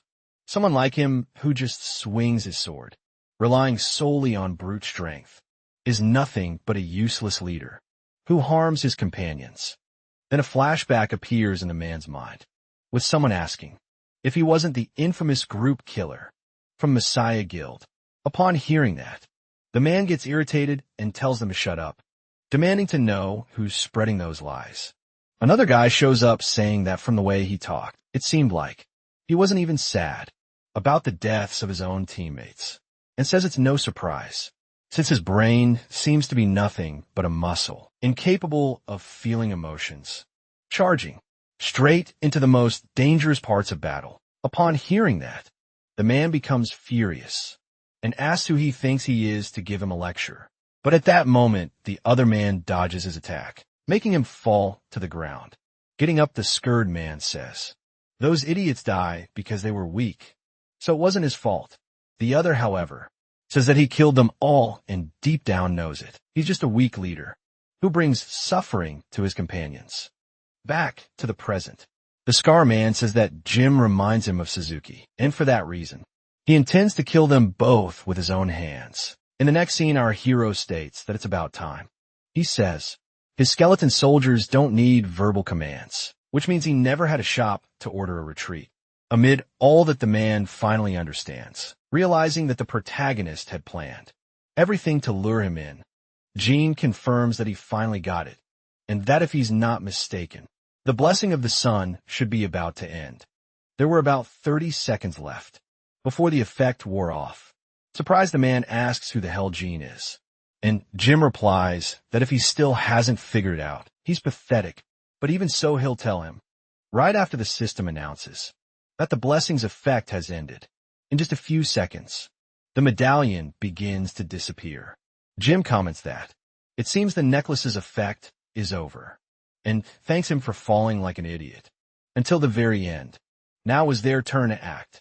At that moment, several skeletons appear on the scene. Jean says the man was so focused on chasing him that he didn't even realize where he was. In fact, they were near where the plane had first arrived, because Jean had been running in circles from the very beginning. Thanks to that, his skeleton soldiers eliminated all of the enemy's allies. With that, they were able to get there in a matter of seconds. The man, surprised, wonders if his soldiers were really annihilated, and questions how Jean dared to underestimate him. Right after acting like an idiot, he activates another ability. With a leap, he charges at the protagonist again, but the boy coldly watches the blade, and then one of the skeletons blocks the attack. With a smile on his face, Jean tells him not to get so full of himself. The scene shifts to a car. Jenna asks if that guy wasn't making him work too much. It also wants to know why he had to go check on that person. A flashback appears in Jenna's mind with C-Chain, saying he thought a lot about the matter, and that he'd only feel better if they went there to check how he was doing. Gina says there's nothing to check. He bets he'll walk out of there safe and sound. But Chin replies that actually it's the opposite, because if the scarred man loses the battle, they have to act fast to set up the next plan. And yours betting, the same goes for the protagonist. Since he's a smart guy, that's why he believed. He wanted to figure out the goals of both sides. Like the reason they created the false identity of Isaac, or even a connection between Park, Youngwon's faction, and the Skulls Guild. Not just that, but also why they keep helping Jean, even knowing that the Messiah Guild is behind. Everything, all of this is part of the plan to bring down the Messiah Guild. And even if the protagonist defeats the Scarred Man, it'll still be hard to fully understand his intentions. Even so, they need to figure out whether or not he'll stay involved. More time passes inside the dungeon. Several skeletons were destroyed. Meanwhile, the other man is frustrated, realizing his body has slowed down due to the blood poisoning. Even so, there are still many monsters in that place. Still, he can't accept that he's losing to mere skeletons. Soon after, Jihu blocks another attack. Looking to the side, he sees another monster, but manages to defend. However, he is struck from behind and ends up getting poisoned again. Annoyed, Jihu swings his sword in anger, but something unexpected happens. His legs simply refuse to move. Watching this scene, Jean thinks that he held up well against the 12 solder skeleton soldiers. Now only 2 remain, and it would be concerning if he hadn't increased the number, using the Mastery Stone. Now that Jedahu is completely poisoned, the battle has lost its fun. Meanwhile, the angry man demands that Jean fight him. He says Jean shouldn't just stand there, and should at least face and head on. Wartime passes, driving himself across the ground like an idiot. Jehu begs to be faced, but at that moment he passes out, right after the system appears, informing that the world emissaries smiled at the easy victory, and the underworld emissaries shared part of his authority. Our hero then opens his system window and finally acquires Gawain's necklace, saying this is the first time he's gotten an item from a round table warrior. Besides, that other guy will definitely show up soon. Then the Giro starts searching the enemy's memories, and a flashback shows the man saying he can imagine how hard it was to get that far. With that head, it was obvious he was talking about his subordinates, not himself. The scared man claims that if he's a hunting dog, he should bark like one, and since he was going to see his master, he'd let go this time. But next time he won't be so lucky. Moments later, Jahu introduces himself as the newest member of the Round Table and says it's an honor to meet the great hero. Vasily finally appears in that place. Back to the present. Our hero is frustrated to think that Lee has finally decided to show himself, and if they find out Jaguar is dead, the Messiah Guild won't stand still. All those who supported Lee's ambitions turn their backs on justice, and for that help make them all pay. Next scene shows an orc lying on the ground. From afar, the group watches and wonders how much longer they'll have to wait. One of the companions comments that as soon as the target falls into the trap, they must act immediately to end everything without complications. At that moment, a system window appears for all the players. The dungeon has been completed and Jin wastes no time. He's already exiting through the portal. Looking ahead, He finds Gina, who comments that he finally returned. She mentions that she was taking care of a few things and took the opportunity to visit the place. After seeing something interesting, still she has something to deliver to Jin and asks if they can talk along the way. In the next scene, Jin says that Hillian wants the two of them to enter a dungeon together, changing the subject. She asks how the battle against that guy went. In the middle of the conversation, Jin thinks that he already expected to be the target, but they already know everything. According to Jin Woo's memories, he probably used a fake identity, but Young already knew that. Gina asks if he really fought the guy in the dungeon. Our hero replies that the enemy was much stronger than. Gina hearing that, Gina gets annoyed and asks if he carries a power level meter in his pocket. Jin then says that Jinmu faced 12 skeleton soldiers and took down 10 by himself, and that if Gina wants to prove he's stronger, he just needs to say so. He'll test him right away. Gina quickly changes his expression and says that a truly strong man doesn't brag. Switching topics, Jin explains that it's the Horn Fox dungeon in Buckingham, and there have already been 12 failed attempts to clear it. Gina says she'll skip the explanations and just mentions that he'll have to use the identity of Isaac again. Upon hearing that, Jin thinks there's meaning behind sending him to the Horn Fox dungeon right after defeating Jinwoo. So the boy accepts the mission, and after that, Gina gets out of the car. She calls Si-chan and says she already told him not to worry, because the protagonist never enters a fight. You can't win. He accepted the mission without hesitation and already knows all the details of the dungeon. Hearing that, Shun reflects that he still doesn't fully trust the protagonist, but knows they'll need much more if they really want to go up against the Messiah Guild. They don't have much time, 3 years at most. And if a group capable of challenging the Messiah Guild doesn't emerge, they won't hesitate to bare their fangs. The scene shifts to another location. The protagonist thinks that this happened after he completed the Horn Fox dungeon. A flashback appears in his mind with a girl saying she watched inside the dungeon and his skills are great, asking why he doesn't join the Messiah Guild. Jean says that if she wants to recruit him, she should talk to her master, or make him a personal offer. And right after, someone gets out of a car saying he has a lot of courage. Approaching a protagonist, he says he needs his strength to save the world. It's revealed to be Lee, who was in that place, asking if the protagonist would like to join him. That was the first time our hero met Lee. The scene cuts to the present. The message saying he was approved for the Horn Fox dungeon in 2 days and should make sure to show his skills. Jean thinks that just like before returning, he bets the Messiah Guild guys will be there too. Turning off the phone, our hero thinks that's it for today. Save and he'll show off so much they'll be disgusted. But in truth, it was the value of Isaac Ivanov and help. Be very busy making sure he's ready in time. Taking some items out of his inventory. Our hero thinks that it's a dungeon he had already cleared before, so there's no better place to showcase his abilities. Time passes, and the scene shifts to the Buchan Sports Stadium. A voice asks the players to get ready, because it was almost time to enter the dungeon. Jean in his disguise asks Jenna if he's ready, and she replies that she is, because she's the one who conquered the Spine Snake dungeon, the one everyone said was impossible, but her expectations are crushed, because after entering the dungeon, she starts feeling something. That place is extremely cold.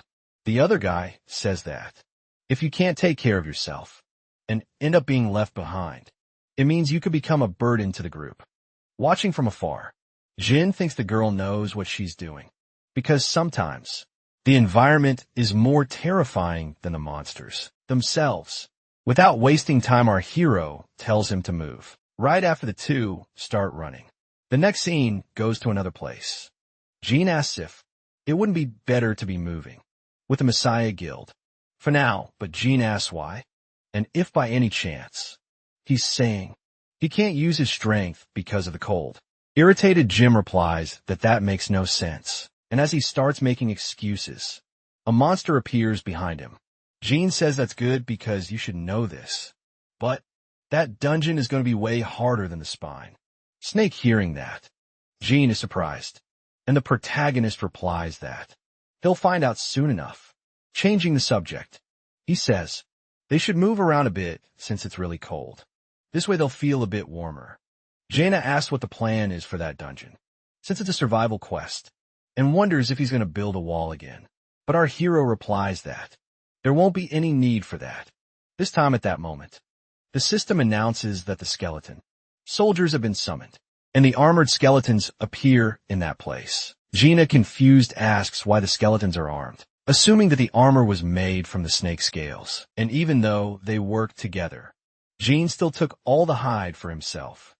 Jean replies that his office should have received its share. Then Jaina realizes it was Chan who swindled him. The scene cuts to another location, where a girl is thinking that two people have been missing since early on, and wonders if they're those Russians. Talking to her group, she asks if anyone has seen Isaac, even now with his partner. But the other guy says they were so focused on building the camp that they didn't see anything. The girl thinks that clearing the dungeon is important, but even more important is figuring out whether it's worth forming an alliance with that Russian main Isaac. Then she asks them to finish setting up camp before she returns. But the other guy says there's no need to do that. The girl asks them to blow the whistle if anything happens, because she needs to see it with her own eyes. All of that just to judge how skilled they really are. Meanwhile, the protagonist group was defeating a pack of wolves. Jean was also taking part in the battle, and the skeletons were doing the same, taking down a considerable number of monsters. The girl was watching everything from afar, recognizing that it really was a skeleton soldier whose abilities surpassed any she'd seen before. The guy asked the captain what they should do, and the girl says they're showing off their power, to warn that it's their hunting ground. If they go into that area, they'll only get in the way, thinking that those men are beyond their level. It's to be expected from a player who cleared the Spine's snake dungeon, and for that reason, she needs to report back to the guild. At that moment, the group hears a whistle, and the girl says something must have happened at the camp. So they start moving, and the protagonist had apparently noticed this. The scene shifts to another camp, breached the defensive line. The group of players tries to defend against the attack. At the same moment, someone appears above the wolves, striking the ground with a powerful blow. It's revealed to be their captain, who asks what they're doing. After all, they're just monsters from the first floor. That's why they need to secure the camp by moving slowly backward. Then a wolf starts to howl. The ground begins to shake. A guy within a tree is watching the area ahead, and a horde of monsters appears in that place. Amid the chaos, the girl thinks their defensive line has already been broken. Meanwhile, our hero, along with Jenna, watches from a distance. Jenna says they'll be annihilated if things continue like this, asking if by any chance he's thinking of going there. A flashback appears in Jin's mind, with a man saying he was caught off guard when he asked for a skill page. But luckily, there was one available for purchase, and that skill has the effect of releasing an aura with enhancement or weakening properties. Back to the present. Jean says he doesn't need to say anything anymore. Meanwhile, the girls' group is completely surrounded, and she thinks she should have known that 12 teams hadn't failed. By accident. Who's careless for still being on the first floor? Surprisingly, an explosion goes off where the wolves were. Another guy assumes they're reinforcements, but the girl tells him not to talk nonsense, because besides them, there wasn't anyone else in that dungeon. But looking to the side, she's surprised. Someone is apparently holding a wolf, then throws it off the mountain. It's revealed to be the protagonist, who uses an explosive skill with the corpses of the monsters, which then begin to explode. Next, Jin appears down below, beginning to charge at the wolves with the skeletons. A battle breaks out in that place. At the same moment, Jean uses the blessing of the sun talisman that he had received earlier.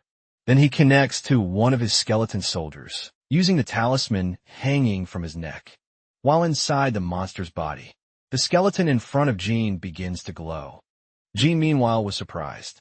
The glow kept getting stronger, and Jean wondered what kind of crazy aura that was, and why he had never seen a skeleton soldier do something like that, assuming they had taken some kind of steroid and gone nuts.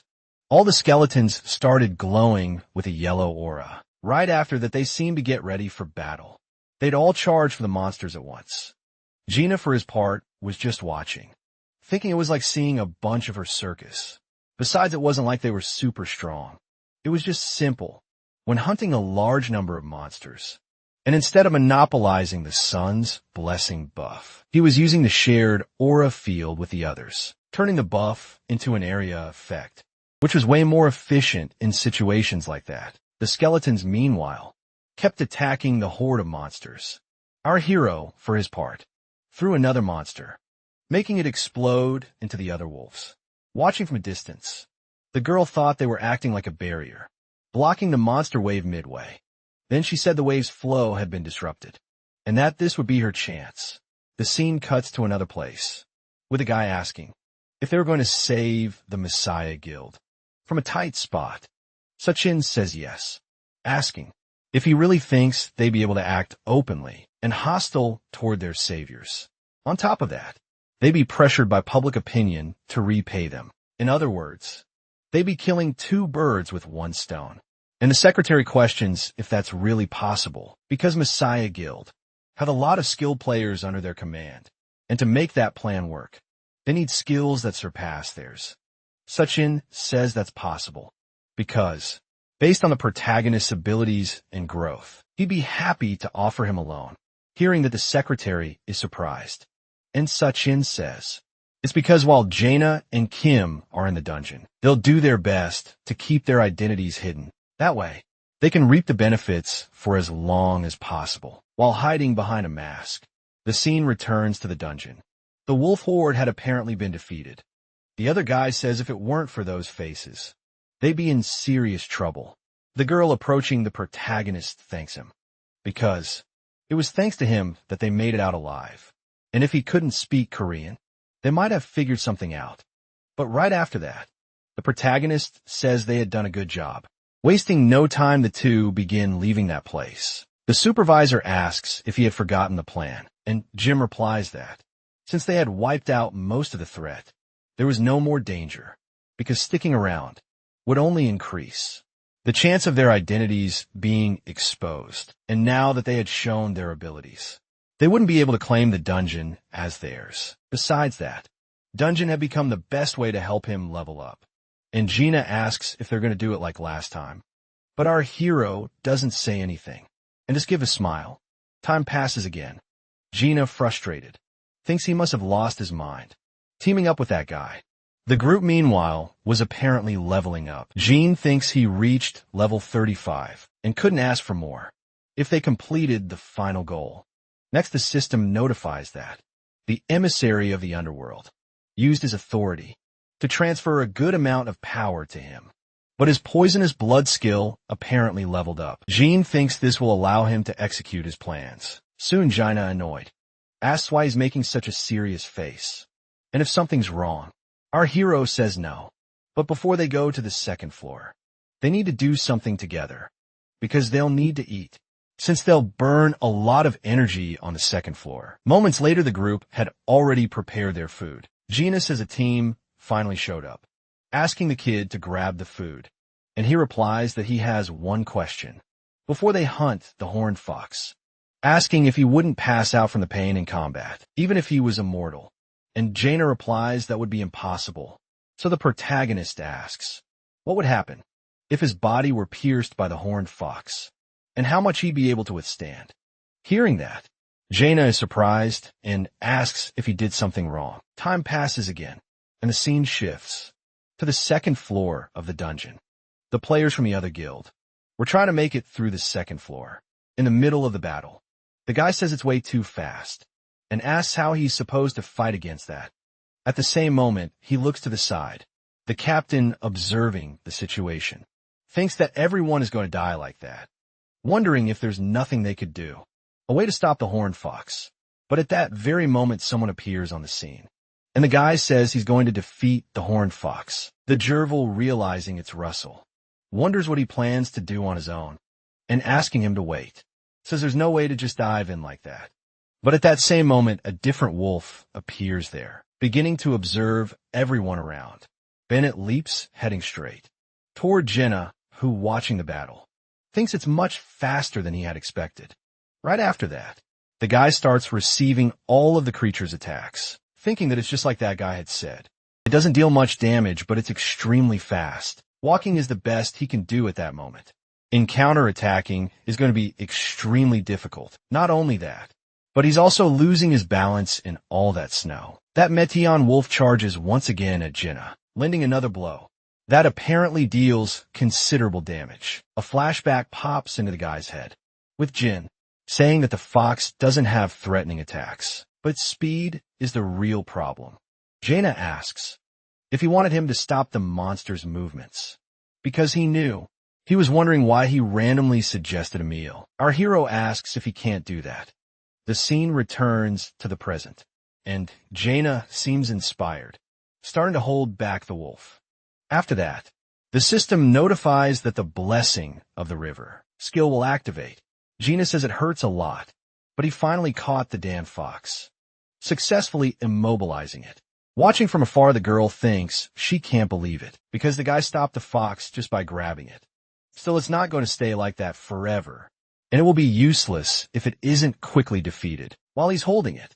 At that moment, a spear appears beside her, being aimed at the wolf, who soon seems to notice the object, and the system notifies that the horn fox is being affected by poisonous blood. The protagonist, along with the skeletons, begins to charge for the monster. The girl, for her part, just watches, wondering if both of them are really under level 40. Soon after, its skeletons continue attacking the creature. The girl thinks they're total monsters compared to her group. The scene cuts back to the real world, and the dungeon has finally been cleared. The reporters are curious about who cleared the dungeon, waiting for all of them to appear. Right after that, a car shows up there, and the reporters assume it's Isaac's car. Our hero, meanwhile, is looking at an item, asking Chun to make a statement on his behalf, because they need to know that. If they desperately want that item, they also be willing to donate the horn of the fox. Hearing that, Jenna gets really pissed, asking if he's lost his mind, because after everything they've been through, he wants to donate the item. But surprisingly, Chun agrees, saying he probably has a good plan. Not only that, but GYN wants one more thing, because he needs to emphasize whether the Messiah Guild even wants the item in the first place. Having no other choice, Chun agrees to do what the protagonist asked. Sometime later, news about the donation of that item came to light. Shin thinks he can definitely count on those people to help him, because they took care of the matter quickly. Then he gets a call from Park Young-won. Time passes again, and our hero is already at Park's house. On the television, the only thing airing is news about Isaac Ivanov's unknown identity. Park says the only thing playing on TV is about the Isaac Ivanov guy, but either way he's better than expected, handling things well, because those bastards from the Skulls Guild apparently gave up on operations in Korea and went back to Japan. Part of him wants to annihilate them completely, but he's already satisfied with everything that's over, and Gene fulfilled his part of the deal, so he'll be rewarded. Even so, he can't get overconfident and should keep getting stronger, because he still wants to rely on the kid. In the future, right after that, the secretary delivers a skill letter named Bloody Mist, and its effect is to create a mist with one's own blood. Park says he wants him to become superior as a member of his elite squad, and the protagonist simply accepts. At that moment, a breaking news alert comes on, reporting that the Messiah Guild will not accept the offer, but instead will reward Isaac for saving their members' lives. Park, upon hearing the news, says that Messiah will only sink further as long as they cling to that stupid pride. Right after, a protagonist starts analyzing the news on his phone, thinking that if he had stayed quiet, they might have tried to steal a horn, stirring up public opinion. But that would only work against people considered enemies of the Messiah Guild. Besides Sagan, the members of the guild, who was even saying he'd donate the item. So there's no way they could take issue with that. To protect the image of your heroes, and if they really want the horn, foxhorn, they'll have to pay a very high price for it. Moreover, if he's receiving a level 40 skill scroll, that means Park wants him to focus on leveling up. He asked if Park could guarantee some dungeons for training, and Park replies that won't be a problem. It tells him to buy some through a dungeon broker and send him the invoice, as he'll handle it personally. With a smile on his face, our hero thanks him. The scene shifts to Jean out watching the news, where it's announced that the Messiah Guild plans to send a gift of gratitude to Isaac Ivanov. Jean comments that Jean is an idiot, because that donation stunt was done precisely to provoke this kind of reaction. The boy starts wondering what kind of gift he'll get, and Chan replies that it will be the golem summoning skill. He mentions they came to confirm before announcing it to the press, since no matter what the gift is, ideally, it should be given before any public announcement. For that reason, they offered the golem's summoning skill, and it was accepted immediately. Upon hearing that, Jenna gets annoyed, asking why he didn't get anything, even though he gave his best in that situation. At that moment, Shin shows up with a box full of chocolates, saying that since he likes food, he was preparing a special gift. Even so, Jenna doesn't calm down, saying that's the kind of gift you'd give if you thought they were Russian, and asks why he's acting like he bought all those boxes. Right after one of the boxes is opened, Stacy-chan comments that he received a dungeon purchase request made by Park Young-Won. Gina asks if he hadn't stopped doing business with Park, since he had cursed him out thoroughly, but now he's working with him again. Stacy-chan explains that Park wants to buy a few to train his new elite soldier that he loves, maintaining an air of mystery. Jaina asks who this elite soldier is, and Suchin replies that it's someone he knows very well. Suspicious, the boy asks if they're teaming up to bring Park down, calling him crooks. Suchin pulls out a piece of paper and says, "It seems like the perfect time." Jaina notices it's a survival quest, and a pretty straightforward one, which means you can make a lot of money from it. Surviving in a ranked dungeon seemed like a good way to level up, while risking his life. Suchin questions why he's handing over the mission, since it's Gina who's going to take care of it. After all, the boy needs to level up, but he himself admits he might not be the best person for the job. Time passes again. Gina is already inside a dungeon, thinking to himself that he had to enter yet another one. With that lunatic, it's revealed that the protagonist is there, and he asks if they should start with a brief walk.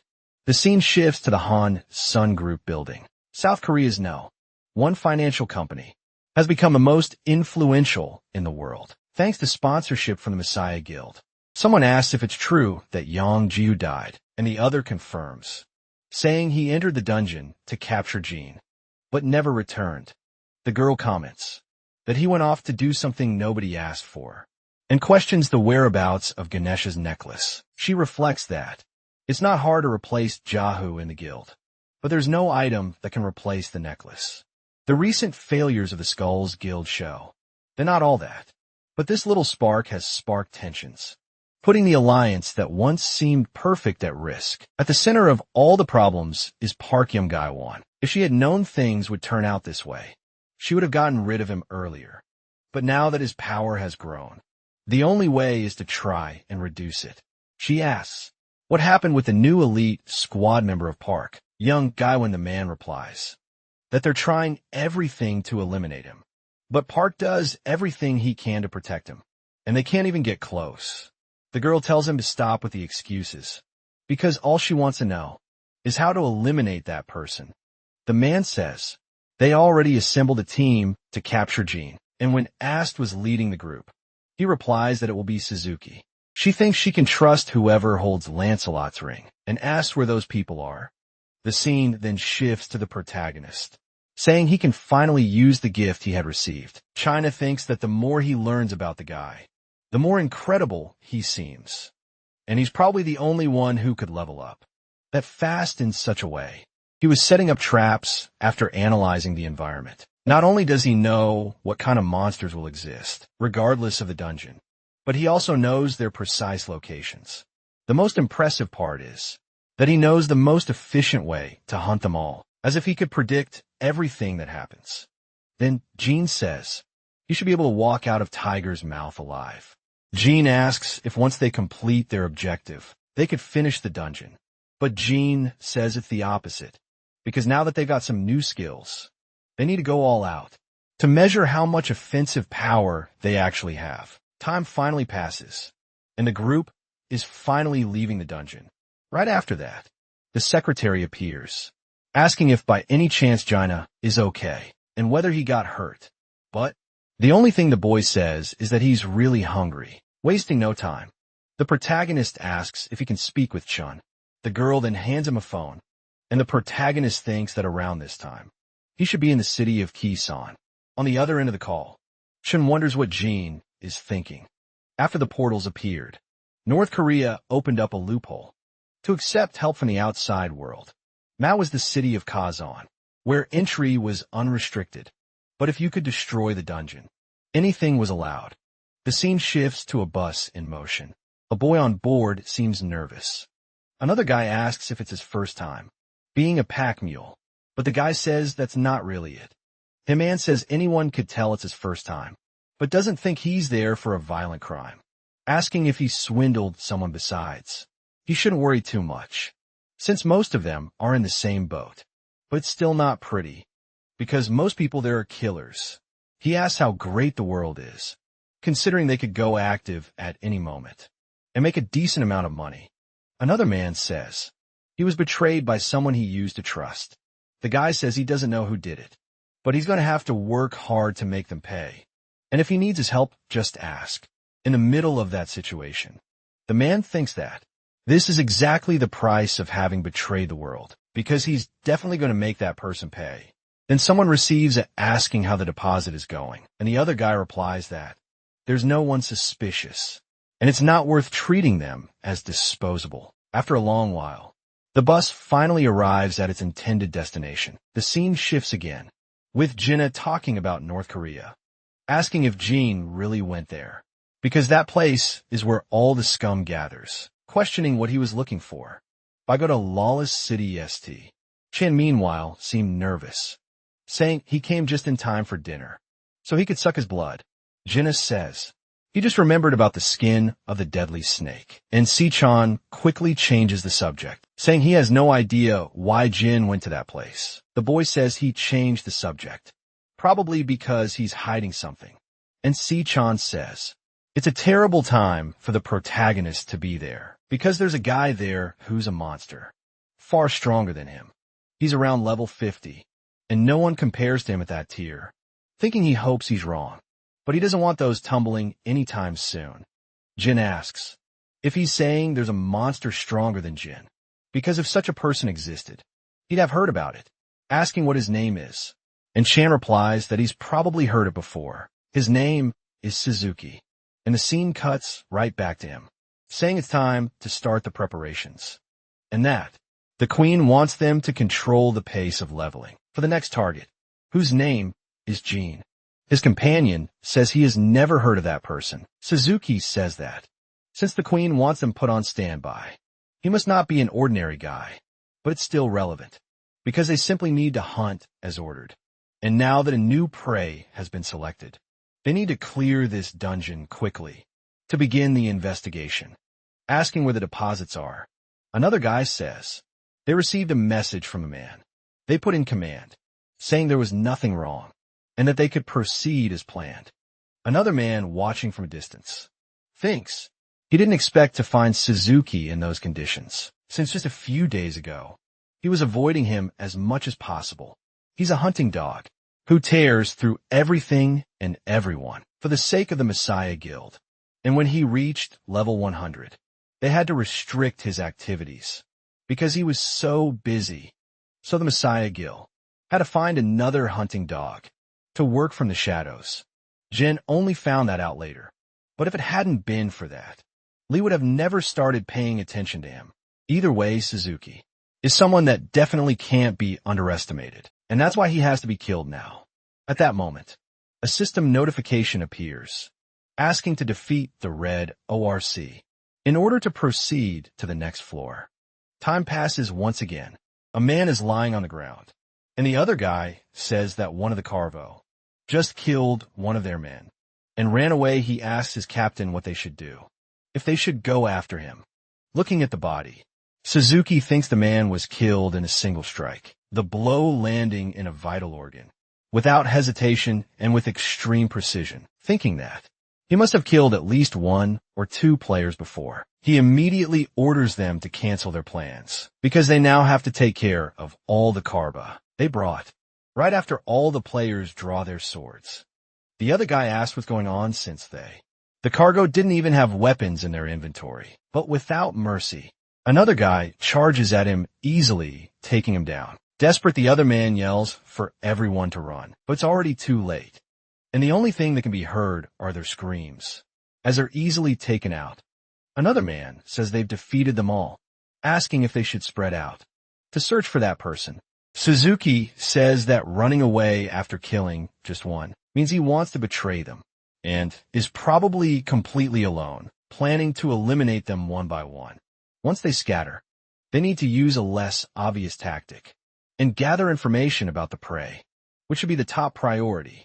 At that moment, Suzuki notices something, and a stone golem appears in that place. Suzuki thinks that the nimbus of that person is probably an emissary of the underworld, thinking he can't use other summoning skills without a sacrifice. He says the plan will change. They'll take down that golem first, right after another man casts an enchantment, binding the golem with several lines, saying that golems had high resistance against sharp weapons, and everyone should switch to blunt ones, because they won't have much trouble if they take out the monster's legs first. And the group starts attacking the monster's legs. The other guy thinks they're able to switch weapons without being ordered. And on top of that, they have excellent teamwork. The players keep attacking the monster. One of the men leaps, landing a strike on the monster's head. Another guy, watching from a distance, wonders what that sound was. A beam of light appears aimed directly at him, but the man barely dodges. It's revealed to be several arrows. The guy then apologizes. Suzuki tells him not to underestimate that guy, just because he's alone, thinking that he was targeting the healer, while everyone was focused on the golem. Not only is he familiar of that kind of work, but he must also be highly skilled, able to land long-range attacks, and summon creatures at the same time. At that moment, his companion says another attack is incoming, seeing several shadows from a distance. He wonders if they're players. Using his bow, the other guy says he'll buy them some time, so he should get into formation. Without wasting time, the man fires his arrow, aiming it at those shadows, which shortly after hit their target. The guy, surprised, thinks they moved right into the arrow's path and dodged it, at the same time wondering who these people are. Right after the hoods of the figures come off, and it's revealed they're just skeleton soldiers. But it was already too late, because the men have been attacked, barely managing to dodge backward, wondering if that thing is in. Way too agile for just a skeleton soldier. A battle starts taking place in that area, and the other guy thinks they're completely relentless, since they don't mean to recover from injuries. Also, he's never heard of skeleton soldiers that can fight that well. Sudoku, meanwhile, keeps attacking the skeletons, thinking they're probably mimicking the summoner's movements, which gives him an idea of how skilled that person must be. And nothing good will come from continuing this battle. Right after Suzuki defeats a skeleton soldier, his companion is surprised. But Suzuki says not to assume they're just ordinary skeletons, and to not let their guard down, because they're wearing armor. So they should aim for the exposed areas. Wasting no time, the guy contacts his teammates, saying that from now on, they'll focus on the unarmored parts. The players, meanwhile, keep attacking the monsters, now aiming at the parts without armor. And it seems to be working. Suzuki thinks he can feel that person, hiding from something in the middle of that battle. And if he can take care of whoever's summoning those monsters, he might be able to resolve the situation. Looking to the side, Suzuki thinks he found him, and without hesitation, charges toward the person. At that moment, he slashes, cutting through the hood, but the man realizes something, as only the hood was sliced. Also, the person in front of him is wearing a skull mask, assuming it could be the hunter of the thorn snake, whose name is Isaac Ivanov. The next scene cuts to a skeleton being defeated. Another man says There are only two skeleton soldiers left, and looking ahead, he recognizes the protagonist, Isaac, even now wondering if he wasn't on friendly terms with their guild. Amid the situation, our hero thinks it's time to start Plan B. Right after they begin fleeing from the battle, Suzuki wonders if this was a plan to lure him in, and if that's the case, and they end up buying time, there'll be a serious disadvantage. His companion says they lost 4 of their men, and because of that they have to chase them.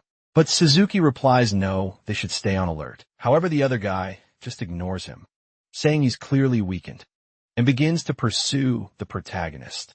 Suzuki tries to stop him, saying it's a trap, but at that moment an explosion occurs. The group is confused, wondering what just happened. Suzuki says they must be on full alert, because without visual contact, there's no telling where a person might appear.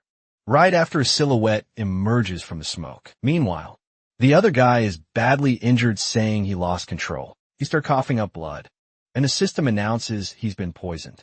Suzuki, surprised, notices that guy's blood is a different color. Wasting no time, the healer appears, saying he'll heal him. But Suzuki stops him, saying the color of his blood changed. So it's already too late. Right after the man falls to the ground, saying it's just a mild poison. And still he's fine and lunging toward the healer. Says he doesn't want to die like that. Right after Suzuki strikes his companion, thinking there was no intel, saying Isaac Ivanov used poison. Even so, if he wants to know why, he never used it from the start. The man seems to realize something. His companion says he didn't notice because of the explosion, and wonders why that black mist isn't dissipating. Suzuki realizes it's poison, ordering everyone to get out of the mist. The group, confused, wonders what's going on, but it's already too late, because they've all been poisoned. Suzuki thinks that was his goal, to use the poisonous mist to leave his subordinates without a chance to defend themselves. At that moment, a skeleton appears behind Suzuki, but it's not targeting him. It's actually going for his subordinates. Then the protagonist appears behind Suzuki, but the man manages to block the attacks, and both of them retreat. At the same time, the system announces that the executor of the Sacred Light is taking an interest in this battle, and Suzuki realizes it's a Nimbus alert. As expected, this guy is well above Jehovah, because he wanted to distract him, and then finish him off with a strike. So if he's not careful, he'll end up dead. The scene shifts to Sechen's building. The secretary says she was able to trace the protagonist's location, and as he predicted, he went to that dungeon. Sungrin asks if he really went after Suzuki, thinking that if it's true, then he's definitely targeting the Messiah Guild. And because of that, Jean would be an incredible ally. All of this only if he makes it back alive, telling the secretary to prepare that, which is in fact the Pharaoh's power. The scene shifts again to the dungeon. Jean alongside Suzuki continues fighting. Suzuki says it's just the two of them now, asking if he's finally out of tricks. Shin thinks that even using multiple skills, Suzuki is far stronger than he remembered, assuming he was overconfident for thinking he could take him on. Suzuki says he's the first person who ever forced him to fight this hard, and because of that he acknowledges him. And if it weren't for that ring, he would have been dead a long time ago, just like his subordinates. Suzuki thinks he already knows it, but if he loses any more blood, he'll end up dead. So if he charges at the protagonist to land the finishing blow, a flashback appears, with Park saying that since his blood is poisonous, if he were ever seriously injured, it wouldn't be easy to perform a blood transfusion. That's why he could become useless once he gets even stronger. But until then, you should at least save his own life once. Right after the secretary hands over a skill page, the scene returns to the present, with Jean remembering the page he had received. At that moment, the protagonist charges at Suzuki, apparently activating a skill. A light begins to surround Suzuki's body, and after that the two falls in the ground. The system announces that he's suffered excessive bleeding, and that all his stats would drastically drop. Jit, meanwhile, had recovered some of his HP, and his bleeding had stopped. The boy says Suzuki should have known his true nature by now, asking why he still follows that bastard. Suzuki asks if that's the reason he dared attack, mentioning that everyone says the world is going insane, But that's far from the truth. For the players who rule the world, that's justice. And finishing the game is nothing but foolishness. Then the protagonist takes Suzuki's ring, saying that since he was stronger, he should accept his fate and die by his hand. Then the boy uses the Nimbus Eye skill. Time passes again, and the dungeon has finally been opened. Jit, meanwhile, is watching something and an unknown man appears, saying he was waiting for him, and that you should take the radio. It's revealed to be Chun, saying he couldn't believe he really killed Suzuki, and Jin asks if there's a problem with killing a fake hunting dog from Messiah, but Chun says there's no problem. He just didn't think it would cause so much trouble. At first he thought Jin was just an eccentric client, but either way he got the message loud and clear, mentioning that they're interested in what he plans to do. So he wants to meet again to talk business. And since it's an important topic, they should discuss it face to face. After that, Jin accepts the offer, saying there's no reason to refuse. Because if those business deals are about eliminating Messiah, he's all and the scene shifts to another location. The secretary, meanwhile, seems to be in a room with several lockers.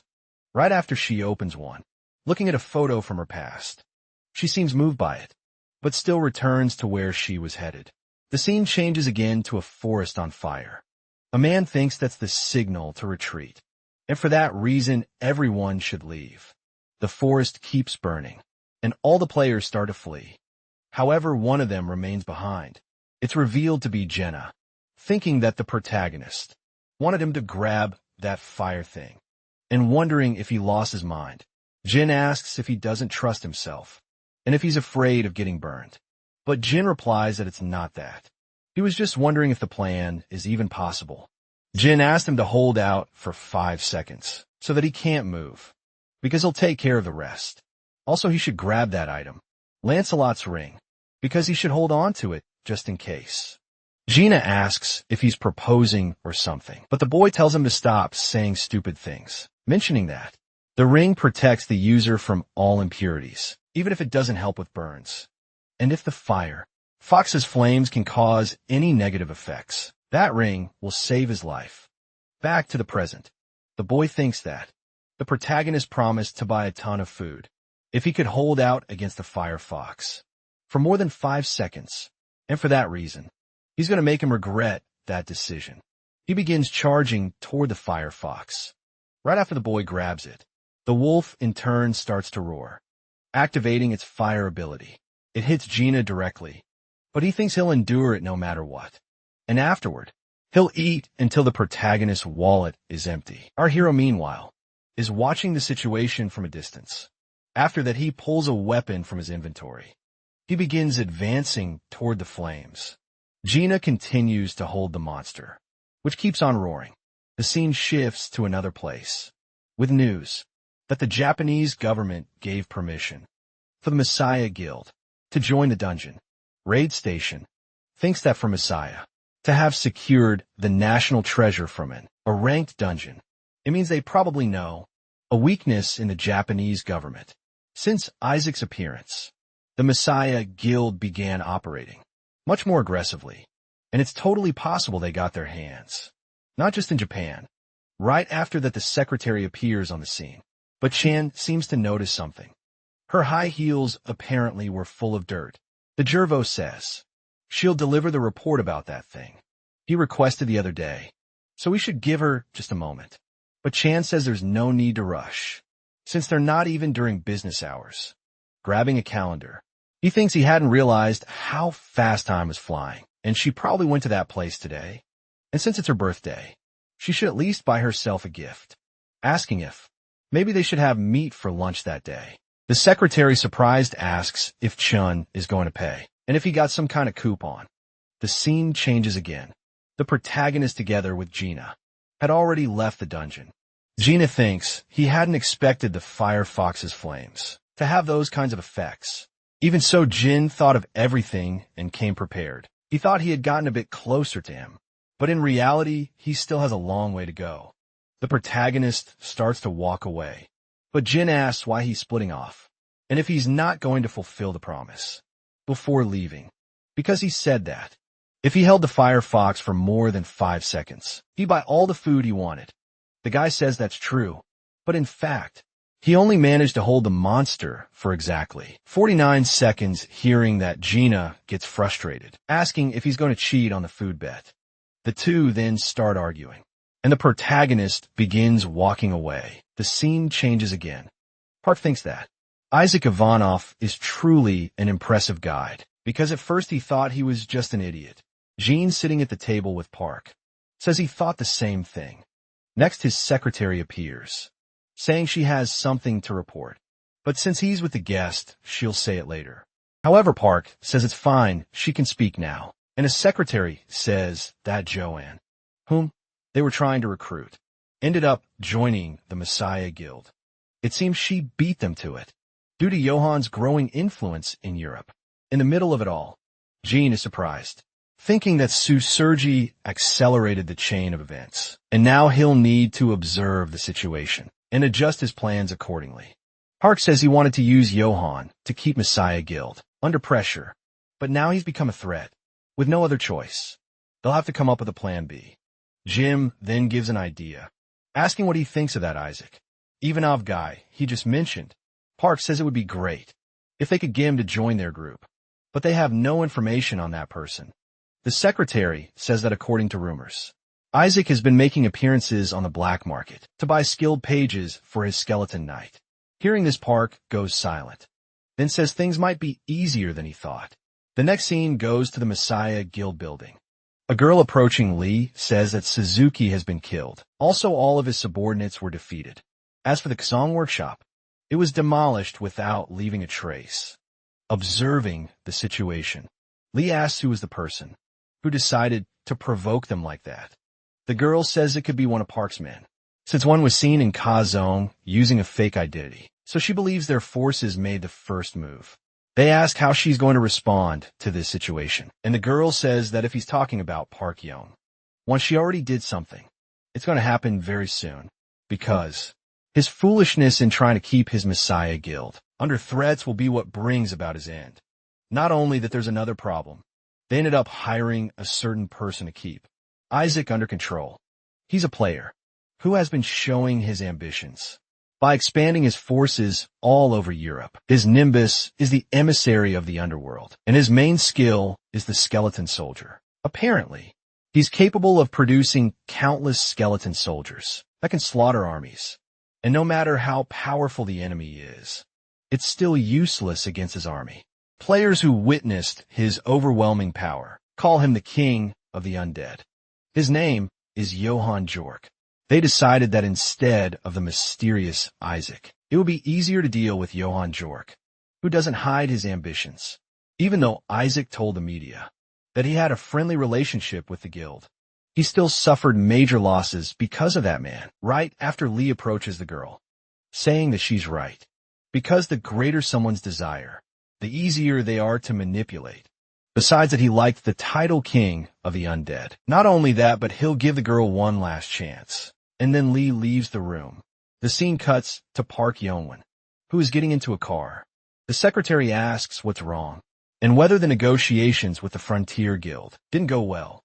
But Park says everything went smoothly. He mentions that those guys have been wanting to enter the Korean market for a long time, but their pride wouldn't let them bow to the Messiah Guild. His secretary says that cooperating with one of the 5 largest companies in the country will be great for them in terms of keeping Messiah in check, and ask if something's bothering him.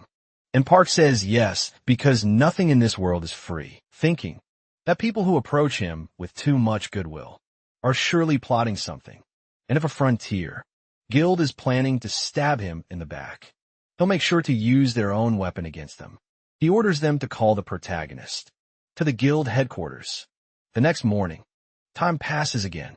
Jim asks if he only needs to work with the Frontier Guild for now, but Park says they won't work with them. They only need their protection and then level up safely. They said they'll enter a dungeon in 2 days, so Jim must make sure he's ready. Time passes again. Jim thinks that to maintain the Messiah Guild, Park had no choice but to ask for help.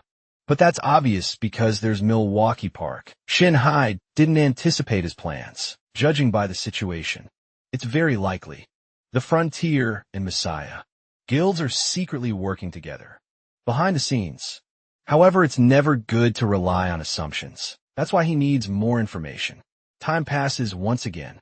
One guy says he's really excited to meet the Frontier Guild, and another says going on a dungeon raid with their support was amazing because he's happy to have joined Park Young Ju's elite squad. Right after someone opens the door, the man says his name is Kim, and he was part of the legal team at the Frontier Guild, and if he could sit down, he wanted to explain a few things. Then the man explains everything. Staying the Frontier Guild is doing everything they can to ensure their safety. Therefore, everyone must comply with their restrictions, because from now on, they're forbidden from entering any dungeon without being accompanied by the guild. Not only that, but inside the dungeons, they are not to do anything at all. Another guy confused asks what he means by that. Kim says he thinks they misunderstood the contract because it only states they'll help them level up safely. So there's no clause in the contract about honoring their freedom. And if they don't accept the restrictions, it'll be problematic for both parties. That's why they should just sit down, because he's going to make it very easy to understand, saying once again, don't even think about doing anything inside the dungeon. Just let the guild power level you like little kids. If they have any complaints, they should make them out, because he'll make sure to notify Park Young-won personally about the termination of the contract for refusing to cooperate. Leaving the room, Kim says he'll assume everyone understood and that they'll enter the dungeon in 30 minutes. Observing the situation, Jim wonders if they plan to control Park Hyung-won's men in the name of supervision. Right after the protagonist receives a call, and the person says they believe a major change of plans is necessary. It probably wouldn't be a good idea to enter that dungeon, and after doing some digging, they found out that the Messiah and Frontier guilds are working together. Second had thought the Messiah guild's recent actions seemed odd, but he had no idea they had joined forces with one of the biggest guilds in the U.S. Ask him why he won't give up on that dungeon, since he could find one much safer. And the protagonist says he thought he was underestimating it too much, because you'd have to enter the lion's den if you want to hunt one. If he weren't reckless, the two of them wouldn't even be talking. And he doesn't think now is the best time for a conversation, now that they know both guilds are working together. Sachan says that's true, because they need a new plan as soon as possible. Jim says there are two things he wants to ask for. First, to keep the information about those Frontier died updated, and second, to handle the fallout. Hearing that, Sachan agrees, saying that since he made his decision, he should do what his heart tells him, because he'll make sure to clean up the entire mess. The scene shifts to a dungeon. The system announces that they have leveled up.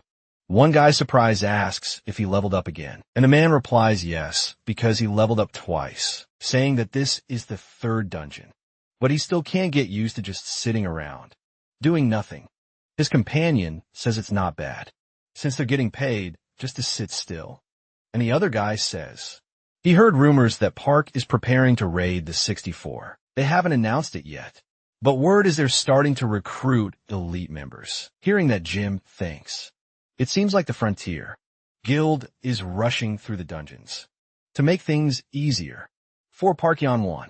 Time passes again, and the players continue to level up. Exhausted, one guy asks it is finally over, but Gisherman says he doesn't remember telling them to stand up, asking why they started moving on their own. The guy asks what he means by that, since a dungeon completion message popped up, wondering if it's not actually over. The man says he'll say it again. There's nothing they can do inside a dungeon without his orders. Meanwhile, the protagonist was silently listening to everything. The scene shifts again to another place. Steve Chen says that Jean must be behaving, not doing anything. But those guys won't dare try anything stupid because of how closely Park is watching. Though that might not last. Park Young-won must be getting impatient because he held a press conference much earlier than expected. Jean says it was critical for him to reveal his intentions as quickly as possible, so it's not like he had much choice. Stig Shan says that the moment Park enters the dungeon, the Frontier guys will show their true claws, and he's sure Jean will handle it the best way possible. Jin asks about the intel he requested, and Shan tells him not to worry, because it'll be in his hands by the next day. Time passes again, and the scene moves to another location. Our hero remains silent, then says he thought Shan was going to be the one there that day. It's revealed that it was the secretary who was there, saying it's been a long time since she last saw the protagonist. A flashback appears with Chun, saying that he needed to meet with Jean in person at least once. Watching, the secretary asks if he has something to say, and he replies that she could attend the meeting the next day, because this is important for her too. Back to the present. The girl apologizes, because something important came up for her boss at the last minute. Then she pulls something out of her bag, saying that business plan will proceed without any problems. Jean begins analyzing the documents, surprised by what he sees, because not only does it have information on the main members of the Messiah Guild, it also includes detailed outlines of the guild they're affiliated with. The secretary says that, according to the information they summarized, it managed to infiltrate not only the Frontier Guild, but also all 5 of the world's top guilds. First, they need to eliminate those who are working with Messiah Guild. Jen asks if she's suggesting they start by trimming the branches. The secretary says that's exactly it, because that's the only way to get a glimpse of hope. And as for the previous mentioned payment, that should be more than enough. Looking at the document, the protagonist is surprised. The girl says, the information in that file is incredibly valuable because it includes a list of items used by the Messiah Guild. Seeing all of it, the protagonist is shocked, saying this is more than enough as payment. He then starts flipping through more of the pages, finding information about a man named Oliver. Jean thinks that's the guy who was guiding him in the previous dungeon, but he never imagined he'd be the owner of such a rare spear. Right after, he asked the secretary to send a message to Saitan because he needs to get the same person who guided him. Last time, the scene shifts to another location. The other guy asks why he was just standing there doing nothing. Oliver says that today they only need to kill one person, and it doesn't matter whether they kill or spare the other 4, because they need to focus on that one individual. The other guy says he thought he was worried again because there was too much work to do. Oliver says he heard the other teams have to deal with 4 to 7 people. He thought he was lucky too, until Chief Naomi called him. A flashback shows the man saying that, since Park Young Kwan is absent, dude entering a dungeon, he should begin that day, asking if he's been taking care of his spear, because Jin is a top priority on the elimination list, after surviving multiple assassination attempts from other guilds. Also, that spear wasn't given to him just because. It's amazing amid the situation. Oliver thinks he has to succeed no matter what, and after everything he's been through, he can't let them take his spear away. Time passes again, and the group finally enters the dungeon. The objective was to survive for 4 days in order to proceed to the next floor. Oliver thinks it's a survival quest, and if that guy senses something's wrong and starts running, they might have to chase him for 4 whole days. And if he makes it to the second floor, things will get really complicated. Observing the situation, Jean thinks they plan to make the first move on the first floor. For that reason, it's his time to start acting too. Then a man approaches Oliver asking when they'll begin. Oliver says they'll finish it quickly by isolating him and then getting rid of him, pretending it was a minor accident. At that moment, the group starts hearing an argument, realizing it's the protagonist himself who's causing it. Without wasting time, Oliver orders everyone to grab the boy, and looking to the side, he orders the other players to do the same. Another man watching this situation wonders if that Kim guy had gone crazy or something, even if it's a bit overwhelming. There's no better situation than this one. The scene cuts to the players chasing the protagonist. One of the men wonders where he went. His companion asks if they should split up to find him, since he's probably not too far from there. But the guy says that if they split up carelessly, they'll end up in danger, so they should return to base. It would be better to talk with Oliver. Meanwhile, someone is watching the group argue. It's revealed to be the protagonist. And without wasting time, he jumps down from a tree, back after he pulls an item from his inventory, saying that he was never able to test it before because the security was too strict. But he finally got the opportunity. Think of it, the spoils of war. He got from Angela. Dungeon and the Fire Dungeon were very interesting. Not only that, but he also has the Ultra Ring. Jim, activating his skills, thinks that he can finally summon a new type of skeleton soldier. So the video ends here. If you don't want to miss the next part, activate the notification bell. And see you next time on Toby's channel.